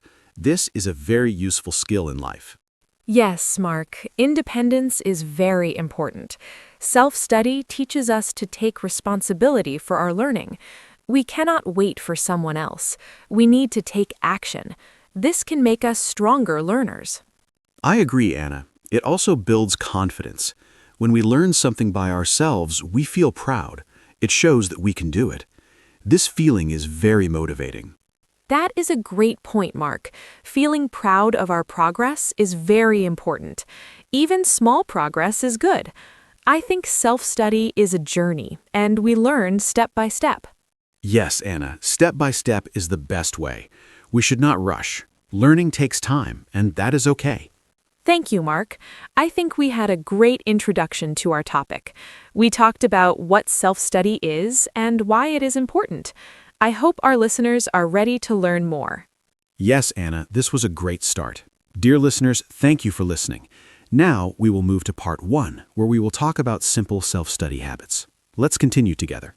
Let's start part 1 and talk about simple self-study habits. For me, one important habit is having a fixed study time. I try to study at the same time every day. This helps me build a routine. When the time comes, I feel ready to study. Another habit is starting with small tasks. I do not try to study too much at once. For example, I learn a few new words or read a short text. This feels easy and helps me continue. I think small and regular study is better than long and irregular study. That is a great habit, Anna. For me, another important habit is having a clean and quiet place to study. When my space is clean, I can focus better. I also try to remove distractions. For example, I turn off my phone or put it away. This helps me stay focused on my work. I also prepare my materials before I start. This saves time and helps me begin quickly. I think a good study environment is very important for self-study. Yes, Mark, the environment is very important. Another habit I have is making a simple plan before I study. I decide what I will learn that day. For example, I may choose to practice speaking or review grammar. When I have a plan, I feel more organized. I also feel happy when I finish my plan. It gives me a sense of success. I think planning helps us use our time better and stay focused. I agree, Anna. Planning is very useful. Another habit I follow is reviewing what I learned. After I study something new, I go back and check it again. This helps me remember better. For example, if I learn new words, I review them the next day. Repetition is very important in learning. It helps us keep information in our memory for a long time. That is a great idea, Mark. Reviewing is very helpful. Another habit I have is speaking out loud. When I learn English, I try to say words and sentences aloud. This helps me improve my pronunciation. It also makes me more confident. Even if I am alone, I practice speaking. I think this is a simple but powerful habit for language learning. Yes, Anna, speaking out loud is very effective. Another habit I use is using different materials. For example, I watch videos, read books, and listen to audio. This makes learning more interesting. It also helps me learn in different ways. Sometimes I feel bored with one method, so I change it. Variety can help us stay motivated and enjoy studying more. I agree, Mark. Using different materials is fun. Another habit I try is setting small goals for each study session. For example, I decide to learn 5 new words or complete one lesson. When I reach my goal, I feel good. It gives me motivation to continue. Small goals are easy to achieve and help us build confidence. That is a very good habit, Anna. Another thing I do is take short breaks. Studying for a long time can be tiring, so I study for a short time and then rest for a few minutes. This helps me stay fresh and focused. I think breaks are important for effective learning. Yes, Mark, breaks are very important. Another habit I have is writing notes. When I write, I can remember things better. I write important words, ideas, and examples. Later, I can review my notes again. This helps me review easily. Writing is a simple way to support learning. I agree, Anna. Writing helps a lot. Another habit I try is staying consistent. I study a little every day, even if I am busy. It is better to study for a short time every day than a long time once a week. Consistency helps build strong habits and steady progress. That is very true, Mark. Consistency is key. I think we shared many simple and useful habits. These habits are easy to follow and can help anyone improve their self-study. Yes, Anna, this was a great discussion. I hope our listeners found these habits helpful. Now we are ready to move to part 2, where we will talk about tools and methods for self-study. Let's continue together. Now, let's talk about tools and methods for self-study. For me, one useful tool is a notebook. I write new words, simple sentences, and important ideas. Writing helps me remember better. I also like to use flashcards. I write a word on one side and the meaning on the other side. Then I review them again and again. This is a simple way to learn vocabulary. I think we do not need many tools. Even simple things like paper and a pen can help us study well. That is a great point, Anna. Simple tools can be very powerful. For me, I like to use my phone for learning. There are many apps for studying languages or other subjects. I use apps to practice words, listen to audio, and do small quizzes. It is very convenient because I can study anywhere. For example, I can study on the bus or during a break. Technology can make self-study easier and more flexible. Yes, Mark. Apps are very useful. Another method I use is watching videos. I watch simple English videos and try to understand them. Sometimes I watch the same video again to learn more. I also try to repeat what I hear. This helps me improve my listening and speaking. Videos make learning more interesting and fun. I think this is a good method for beginners. I agree, Anna. Videos are very helpful. Another method I use is reading simple texts. I read short stories, articles, or dialogues. When I find new words, I check the meaning and write them down. Reading helps me understand sentence structure and improve my vocabulary. I try to read a little every day. It is a simple way to improve step by step. That is a great method, Mark. I also like listening practice. I listen to audio, podcasts, or simple conversations. At first, I do not understand everything, but I keep listening. Over time, it becomes easier. Listening helps me get used to the sound of the language. I think it is important to listen often when we study by ourselves. Yes, Anna, listening is very important. Another tool I use is online dictionaries. When I do not know a word, I quickly check the meaning. Some dictionaries also have pronunciation, so I can hear the correct sound. This helps me learn faster. It is a simple but very useful tool. I agree, Mark. Dictionaries are very helpful. Another method I use is practicing speaking with myself. I try to make simple sentences and talk about my day. For example, I say, "Today I study English," or "I eat lunch at home." This helps me practice speaking even when I am alone. It may feel strange, but it works. That is a great idea, Anna. Speaking alone is good practice. Another method I use is setting a timer. I study for a fixed time, like 20 minutes. When the time is over, I take a break. This helps me stay focused. It also makes studying feel easier because I know it will not be too long. Yes, Mark, using a timer is very helpful. Another tool I use is simple online courses. There are many free lessons on the internet. I follow the lessons step by step. It feels like having a teacher. This helps me stay organized and learn in a clear way. I agree, Anna. Online courses are very useful. Another method I use is repeating and practicing again. Learning once is not enough. I try to review and practice many times. This helps me remember better. Repetition is a key part of learning. That is very true, Mark. Repetition helps us remember. I think we shared many useful tools and methods. They are simple and easy to use for beginners. Yes, Anna, this was a great discussion. I hope our listeners can try these tools and methods in their self-study. Now we are ready to move to part 3, where we will talk about challenges and how to overcome them. Let's continue together. Now let's talk about challenges in self-study. For me, one big challenge is staying motivated. When I study alone, sometimes I feel bored or tired. There is no teacher to push me, so it is easy to stop. To solve this, I try to remember my goal. For example, I want to speak English better. This helps me continue. I also try to make my study fun by using videos or games. I think motivation can change, so we need simple ways to keep going every day. I understand that, Anna. Motivation is not always strong. Another challenge for me is feeling lazy. Sometimes I plan to study, but I do not start. To fix this, I try to begin with a very small task. For example, I open my book or learn one word. After I start, it becomes easier to continue. I think starting is the hardest part. If we can start, we can do more.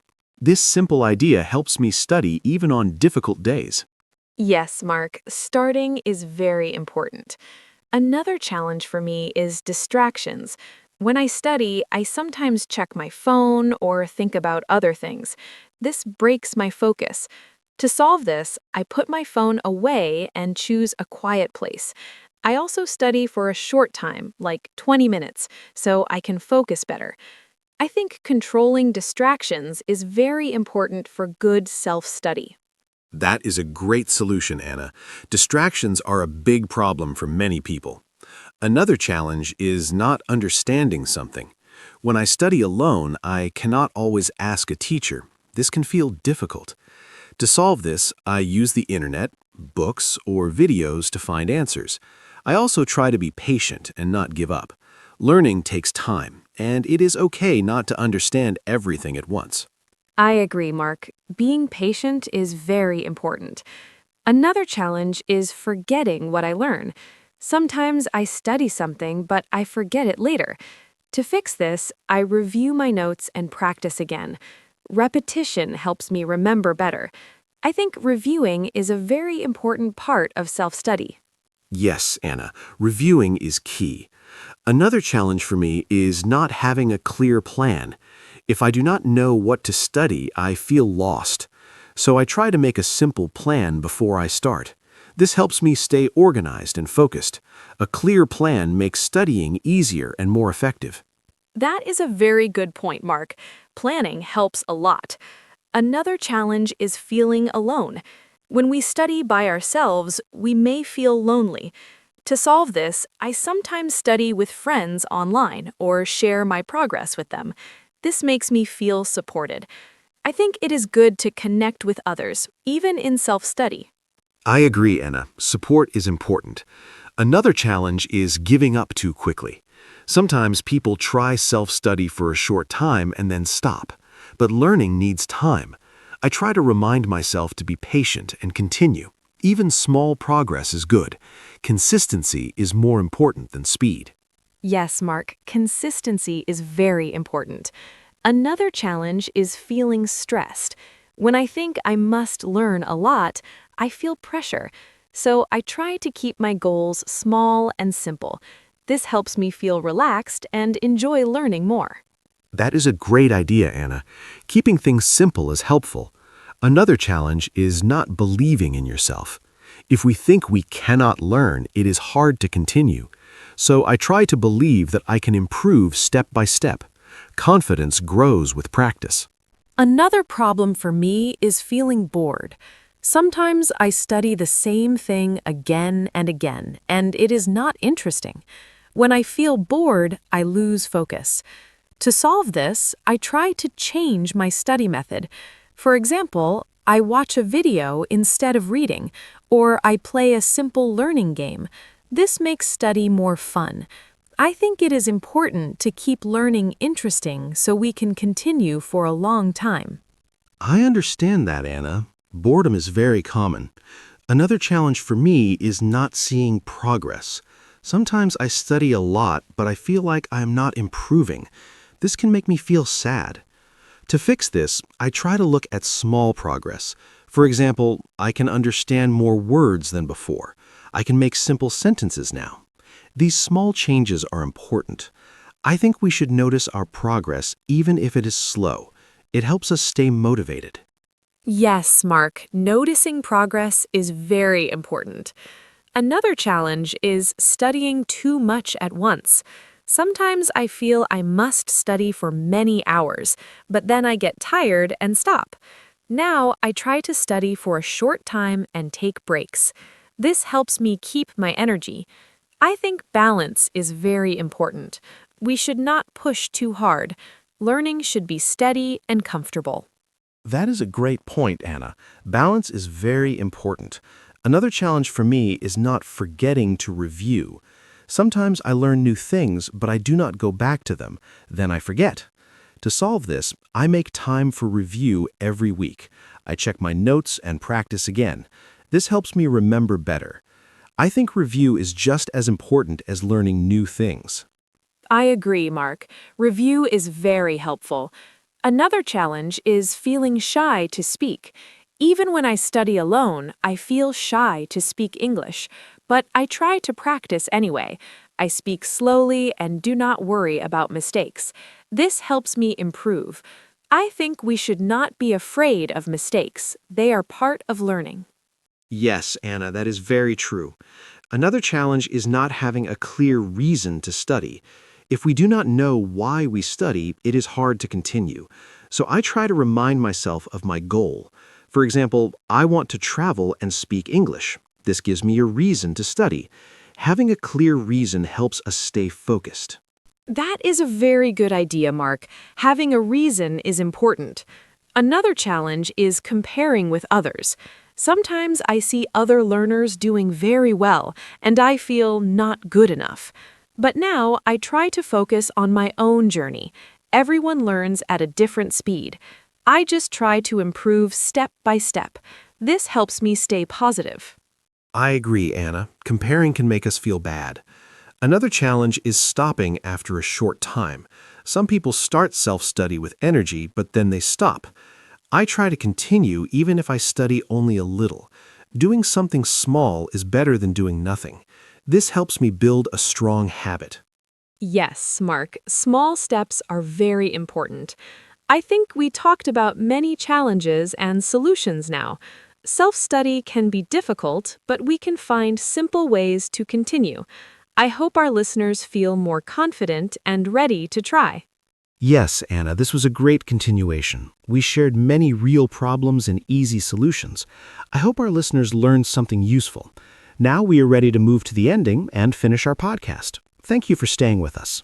Thank you, everyone, for listening to our podcast today. We talked about self-study and shared many simple ideas, tools, and challenges. I hope you enjoyed our conversation and found it easy to understand. Remember, self-study is a great way to learn at your own speed. You do not need to be perfect. Just start small and keep going every day. Try different methods and find what works for you. Thank you, Mark, for this great talk. I really enjoyed it. I hope our listeners will join us again next time. Take care and goodbye. Thank you, Anna, and thank you to all our listeners. It was great to talk about self-study with you today. I hope this podcast helped you learn simple English and also gave you ideas for your own study. Remember to stay consistent, be patient, and believe in yourself. Learning takes time, but you can improve step by step. I also enjoyed our conversation very much, Anna. Thank you, everyone, for listening. Have a wonderful day, and we hope to see you again in our next episode. Goodbye. Hi, everyone, and welcome to our podcast. My name is Anna. Today, we are going to talk about time management. This is a very important topic. Many people feel they do not have enough time. They feel busy every day. But maybe the problem is not the time. Maybe the problem is how we use the time. I think it is possible to learn good habits. We can all get better at this. I am happy to talk about it today with my friend Mark. Mark, hello. How are you? Hello, Anna. I am very happy to be here. Thank you for that introduction.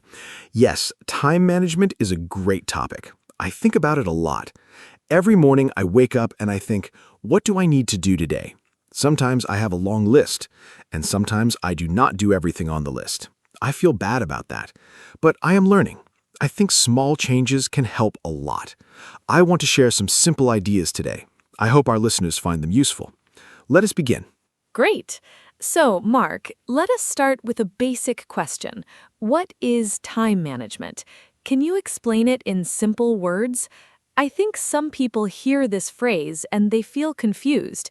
It sounds very professional, but I think it is not so difficult to understand. Time management means we plan how to use our time. We decide what to do first and what to do later. We try to use our time well. Does that sound right to you, Mark? I think it is a simple idea, but it is not always easy to do in real life. Yes, Anna, I agree completely. Time management is simple to understand, but not always simple to do. It means you are the boss of your time. You decide what is important. You decide what to do now and what to do tomorrow. For example, if I have a big project at work, I plan my time for it. I do not wait until the last minute. I start early. This helps me feel less stressed. I think the key word is plan. If you have a plan, you feel more in control of your day, and that feels really good. I love that, being the boss of your time. That is a great way to say it. So, Mark, why do you think time management is important? I think many people know they should manage their time better, but they do not start. They say, I will do it tomorrow.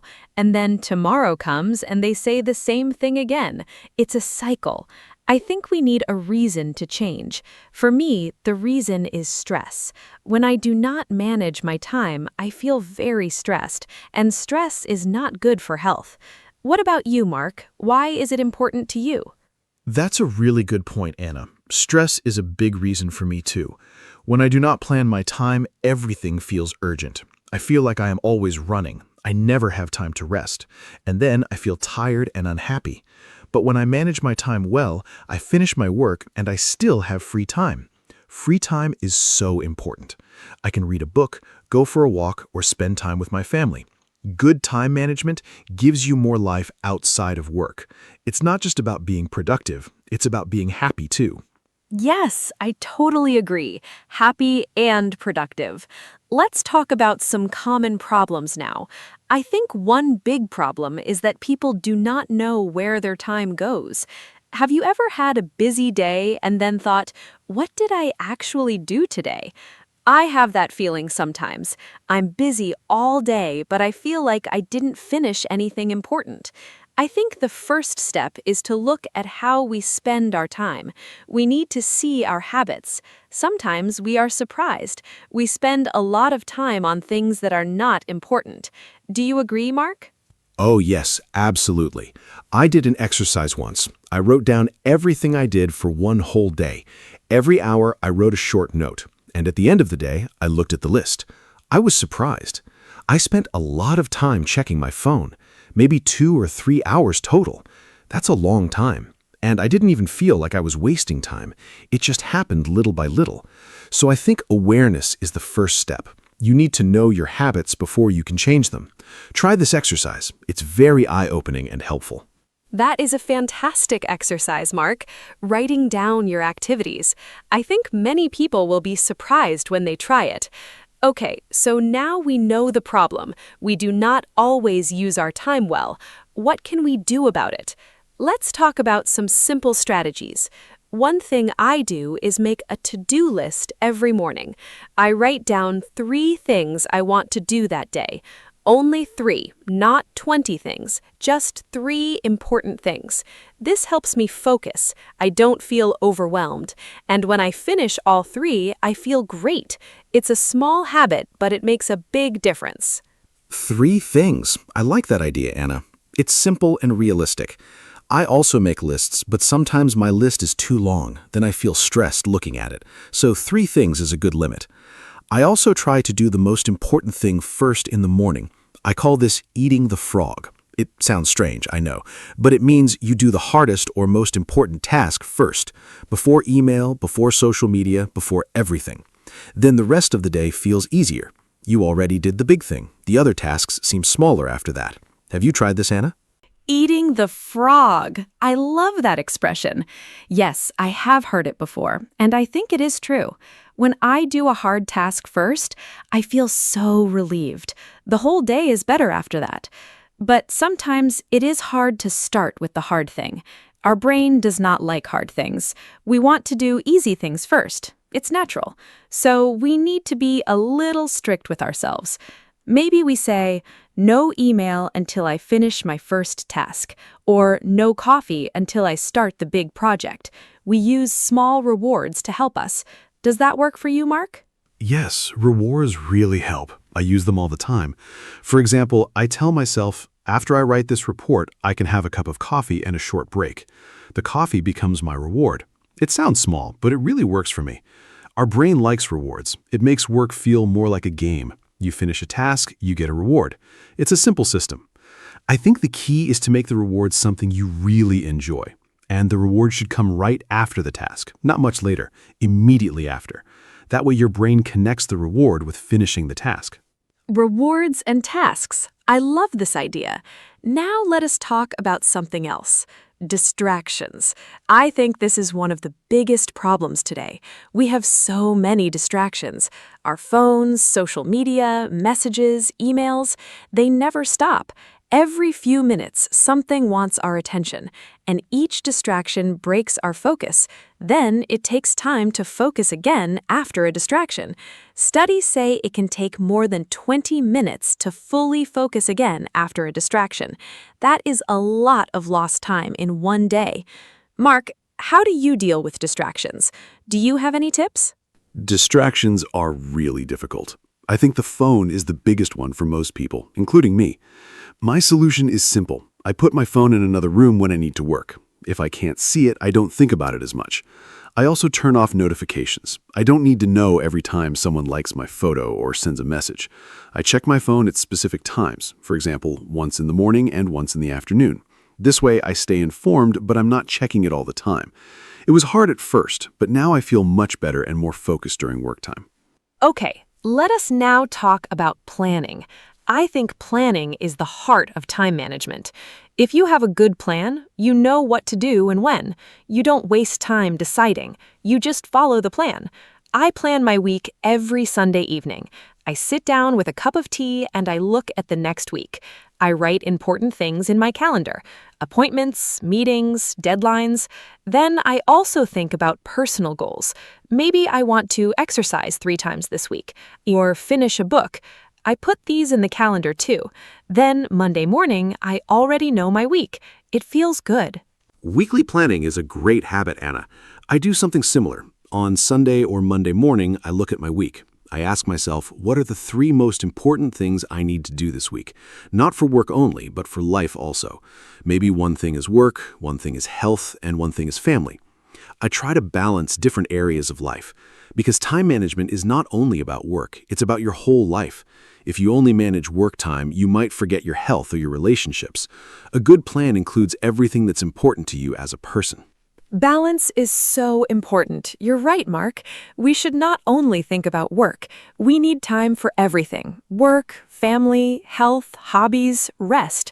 I think rest is often forgotten. Many people feel guilty when they rest. They think, I should be doing something. But rest is not lazy. Rest is necessary.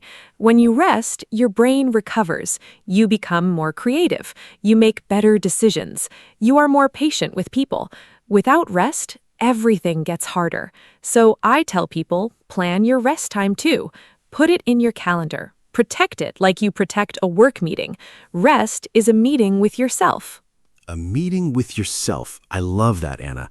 That is a beautiful way to think about it.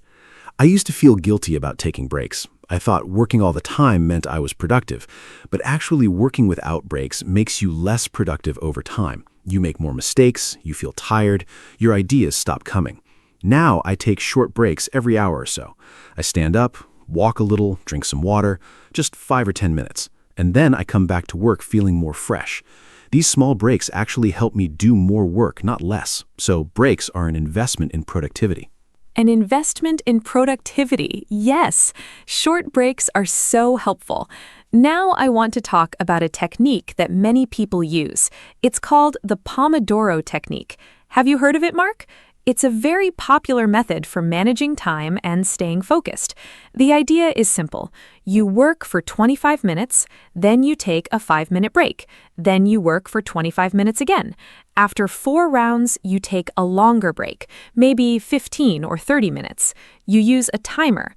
The word Pomodoro means tomato in Italian. The person who invented it used a tomato-shaped kitchen timer. Isn't that fun? Yes, I know the Pomodoro technique. It is a great method. I've used it many times. The timer really helps. When you have 25 minutes, you focus because the time is limited. You think, I only have 25 minutes, so I must concentrate now. And the break is also nice because you know it is coming. You do not feel like you are working forever. You think, just 25 minutes, then I can rest. It makes hard work easier to start. Many people find it hard to begin a task, but starting a 25-minute session is not scary. It's a small and manageable amount of time. Exactly. Starting is often the hardest part. Once you start, it is easier to continue. The Pomodoro helps you start. Okay, let us talk about something that I find very interesting: the idea of time blocks. This is when you plan your day in blocks of time. For example, from 9 to 11 is for deep work.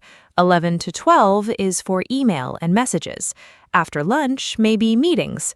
Then in the afternoon, creative work. Each part of the day has a purpose. You do not mix everything together. This way, your brain knows what kind of thinking to do. It is more efficient. Does this sound useful, Mark? Do you use time blocks? Yes, time blocking is one of my favorite methods. I really recommend it. In the morning, my brain is fresh and I use that time for thinking and creating. I never schedule meetings in the morning if I can help it. Meetings take energy and time. I prefer mornings for my own work. Then in the afternoon, I do easier tasks like emails and calls. I match the task to my energy level. When I have high energy, I do hard things. When I have low energy, I do easy things. I think this is called working with your natural rhythm, and it makes a big difference in how much you can get done each day. Working with your natural rhythm. That is a great concept. Not everyone is the same. Some people work best in the morning. Other people work better at night. We are all different. I think it is important to know yourself. When do you feel most alert? When do you feel most creative? Plan your hard tasks for those times. Do easy tasks when you feel tired. This is a very personal approach to time management. There is no one perfect system for everyone. The best system is the one that works for you, so you need to experiment a little. Try different things and see what helps you personally. I completely agree. Knowing yourself is really important. I'm a morning person. I wake up early and feel great. By 8 o'clock in the evening, I'm tired and I cannot focus well. So I never try to do important work late at night. I know it will not be my best work. But my sister is totally different. She works best at midnight. She is very creative at night. We are all different. So I always say, do not copy someone else's schedule exactly. Take ideas, but adapt them to your own life and body. What works for your friend might not work for you at all. That's okay. Your sister sounds like me sometimes. I like working in the evening too. Okay, let us talk about something very common, the feeling of being overwhelmed. I think many people have this feeling. You look at your to-do list and it is very long. You have so many things to do, and you don't know where to start, so you feel stuck. You might even start to do nothing because everything feels too big. This is called being overwhelmed. Have you felt this way, Mark? I think most people have at some point. It's a very uncomfortable feeling, and it can stop you from doing anything at all. Oh, I know that feeling very well, Anna. It's terrible. You feel paralyzed. You can't move. I think the best thing to do when you feel overwhelmed is to stop and breathe first. Do not panic. Then take your big list and choose just one task. Just one. The most important or the most urgent one. Forget the rest for now. Focus only on that one task. Start it. When you finish it, choose another one. Take it step by step. The list will slowly get smaller, and each time you finish a task, you feel a little better. The feeling of progress is very powerful and motivating. One task at a time, simple and powerful. I also want to talk about saying no. I think this is very important for time management. Many people say yes to everything. Someone asks for help, they say yes. Another meeting is added, they say yes. A new project arrives, they say yes. And soon, their calendar is completely full. There is no time for their own priorities. Learning to say no is a skill. It is not rude to say no, it is responsible. When you say no to one thing, you say yes to your own time and priorities. Mark, do you find it easy or difficult to say no? Honestly, saying no is very difficult for me. I'm a people pleaser. I like to help. I don't want to disappoint anyone. So I often say yes when I should say no. And then I'm stressed because I have too much to do. I'm slowly getting better at this. One thing that helps me is to pause before answering. When someone asks me something, I don't say yes immediately. I say, let me think about it and check my schedule. This gives me time to decide honestly. Sometimes I can help, sometimes I cannot, and that's okay. We can't do everything for everyone all the time. It's not possible. Pausing before answering is a wonderful strategy. I do that too now. It's okay to say, I will check and let you know. You don't have to answer immediately. Okay, let us talk about technology and time management. We already talked about phones and distractions, but technology can also help us manage time better. There are many apps and tools for this. Have you used any apps for time management, Mark? I know there are apps for to-do lists, calendar apps, timer apps, and many others. Sometimes I think there are too many options, and it can also be confusing. Do you use any specific apps that you like? Yes, I use a few apps. For my to-do list, I use a very simple app. I just write my tasks and check them off when I finish. The satisfying feeling of checking something off is real and motivating. I also use a calendar app for all my appointments and plans. I sync it with my phone and computer. For the Pomodoro technique, I use a simple timer app, nothing fancy. I think the key is not to use too many apps. Find one or two that work for you and stick with them. Changing apps all the time is also a way to waste time. The tool is not the solution.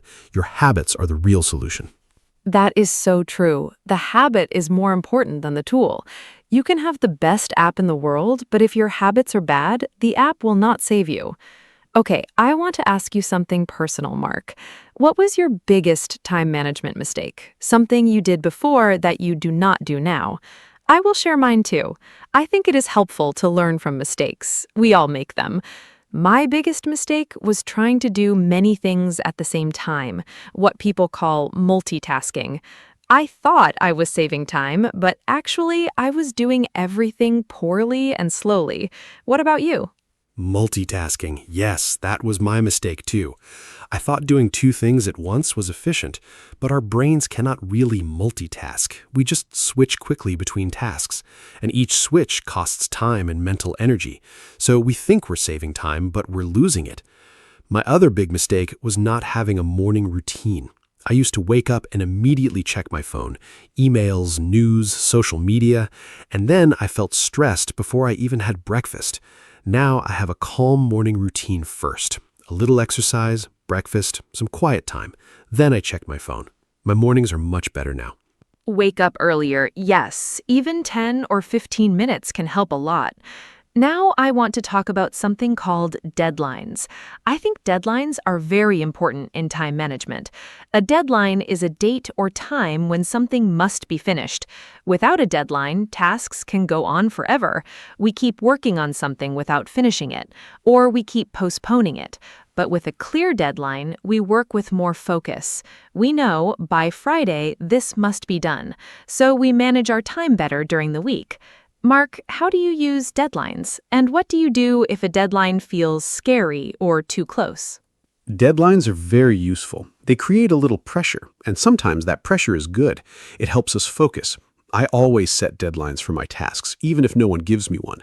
For example, if I need to write a report and my boss says, do it when you can, I still set a deadline for myself. Maybe I say, I will finish this by Wednesday. Without that, I might wait and wait. If a deadline feels scary, I break the big task into small steps. Each step has its own small deadline. Then the big deadline is not so scary. It's just a collection of small steps, and small steps are easy to take. Breaking a big task into small steps, I love this strategy. It's called chunking, I think. You take a large task and divide it into many small parts. Each small part is easy to do, so you never feel overwhelmed. You just do one small part, then another, and before you know it, the big task is done. I use this method for big projects at work. I look at the whole project and I think, what are all the steps to finish this? Then I put each step on my calendar with a deadline. The big project becomes a simple plan. It's a really effective way to deal with large tasks. Yes, chunking is a fantastic strategy, and it also helps with procrastination. Procrastination means you delay doing things. You keep saying, I will do it later, I'll start tomorrow. But tomorrow never comes. Often we procrastinate because the task seems too big or too hard. But if you break it into very small parts, it's not so hard. You can start with just 5 minutes on the task. Often you will continue after 5 minutes because you already started. Starting is the hardest part. Once you're working, the momentum carries you forward. So make the first step very, very small and easy to take. Procrastination, such a common problem. I think almost everyone does it sometimes. I certainly do. One thing that helps me is to think about how I will feel after I finish the task. I imagine that feeling of relief and pride, and then I want that feeling. So I start working to get that feeling. It's a way to motivate yourself with your imagination. Another thing that helps me is to make my workspace nice. If my desk is clean and comfortable, I feel more motivated to sit down and work. A messy desk makes me feel tired and unmotivated. So I tidy my desk before I start working. It makes a real difference. A clean workspace is so important, I agree. When everything around you is messy, your mind feels messy too. And when your workspace is clean and organized, your mind is clearer. This is not just a feeling. Some research shows that a clean environment helps with focus. I also like to have good lighting. Natural light is the best. I sit near a window when I can. And I like to have a glass of water on my desk. Small things make a difference. Creating a good environment for work is part of time management. You're setting yourself up for success before you even start the first task. Setting yourself up for success. I really like that phrase. Okay, we're getting close to the end of our conversation today. I want to talk about one more thing, the balance between being productive and enjoying life. I think some people take time management too seriously. They plan every minute. They feel guilty if they are not doing something useful. But life is not only about being productive. We need to laugh. We need to enjoy small moments. We need to be present with people we love. Good time management should give you more time for joy, not make your life feel like a strict schedule. What do you think, Mark? I completely agree, Anna. Time management is a tool, not a prison. The goal is more freedom, not more stress. If your time management system makes you feel anxious, something is wrong. Adjust it. Make it work for your life, not against it. I also think rest and play are productive in their own way. When you rest, you come back stronger. When you play, you get new ideas. When you spend time with loved ones, you feel happier and healthier.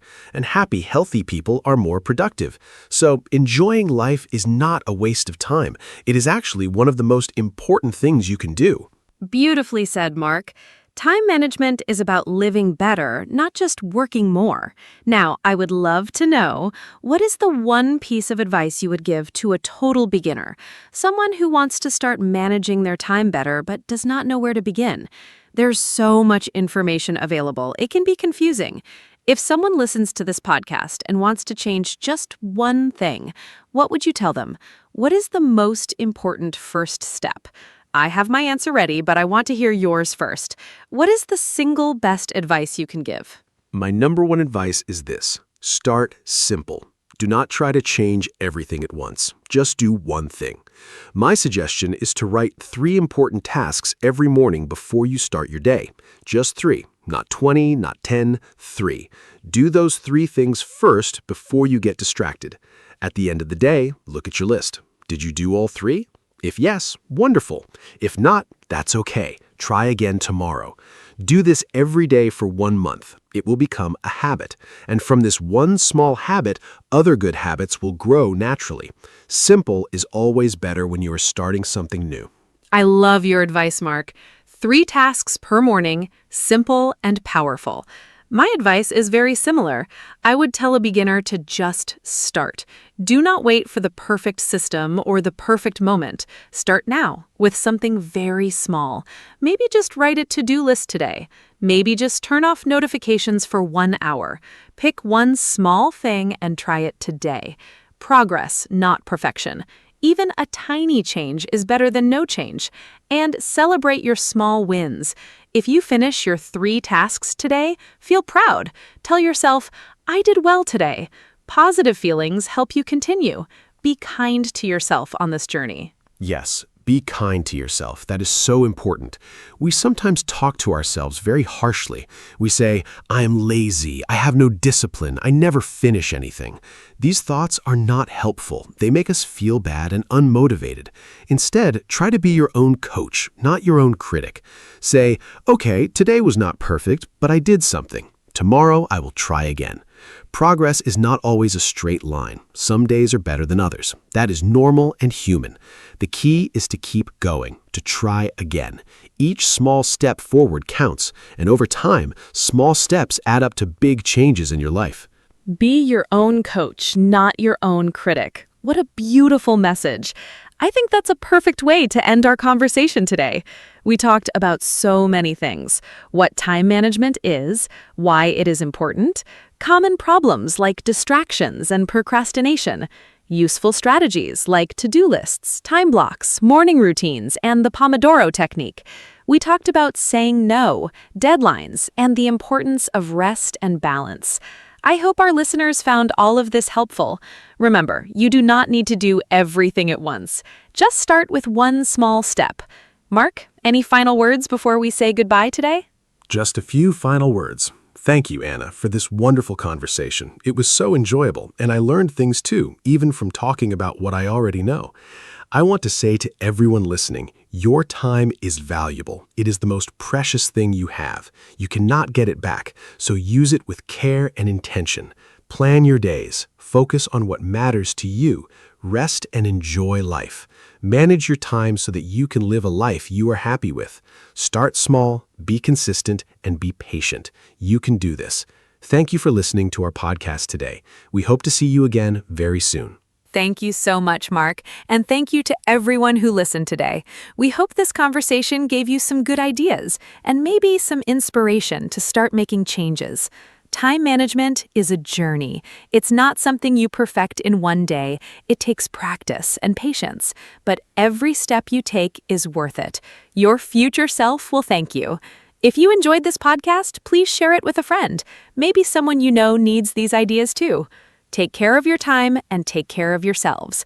Goodbye for now, and see you in the next episode of our podcast. Bye-bye.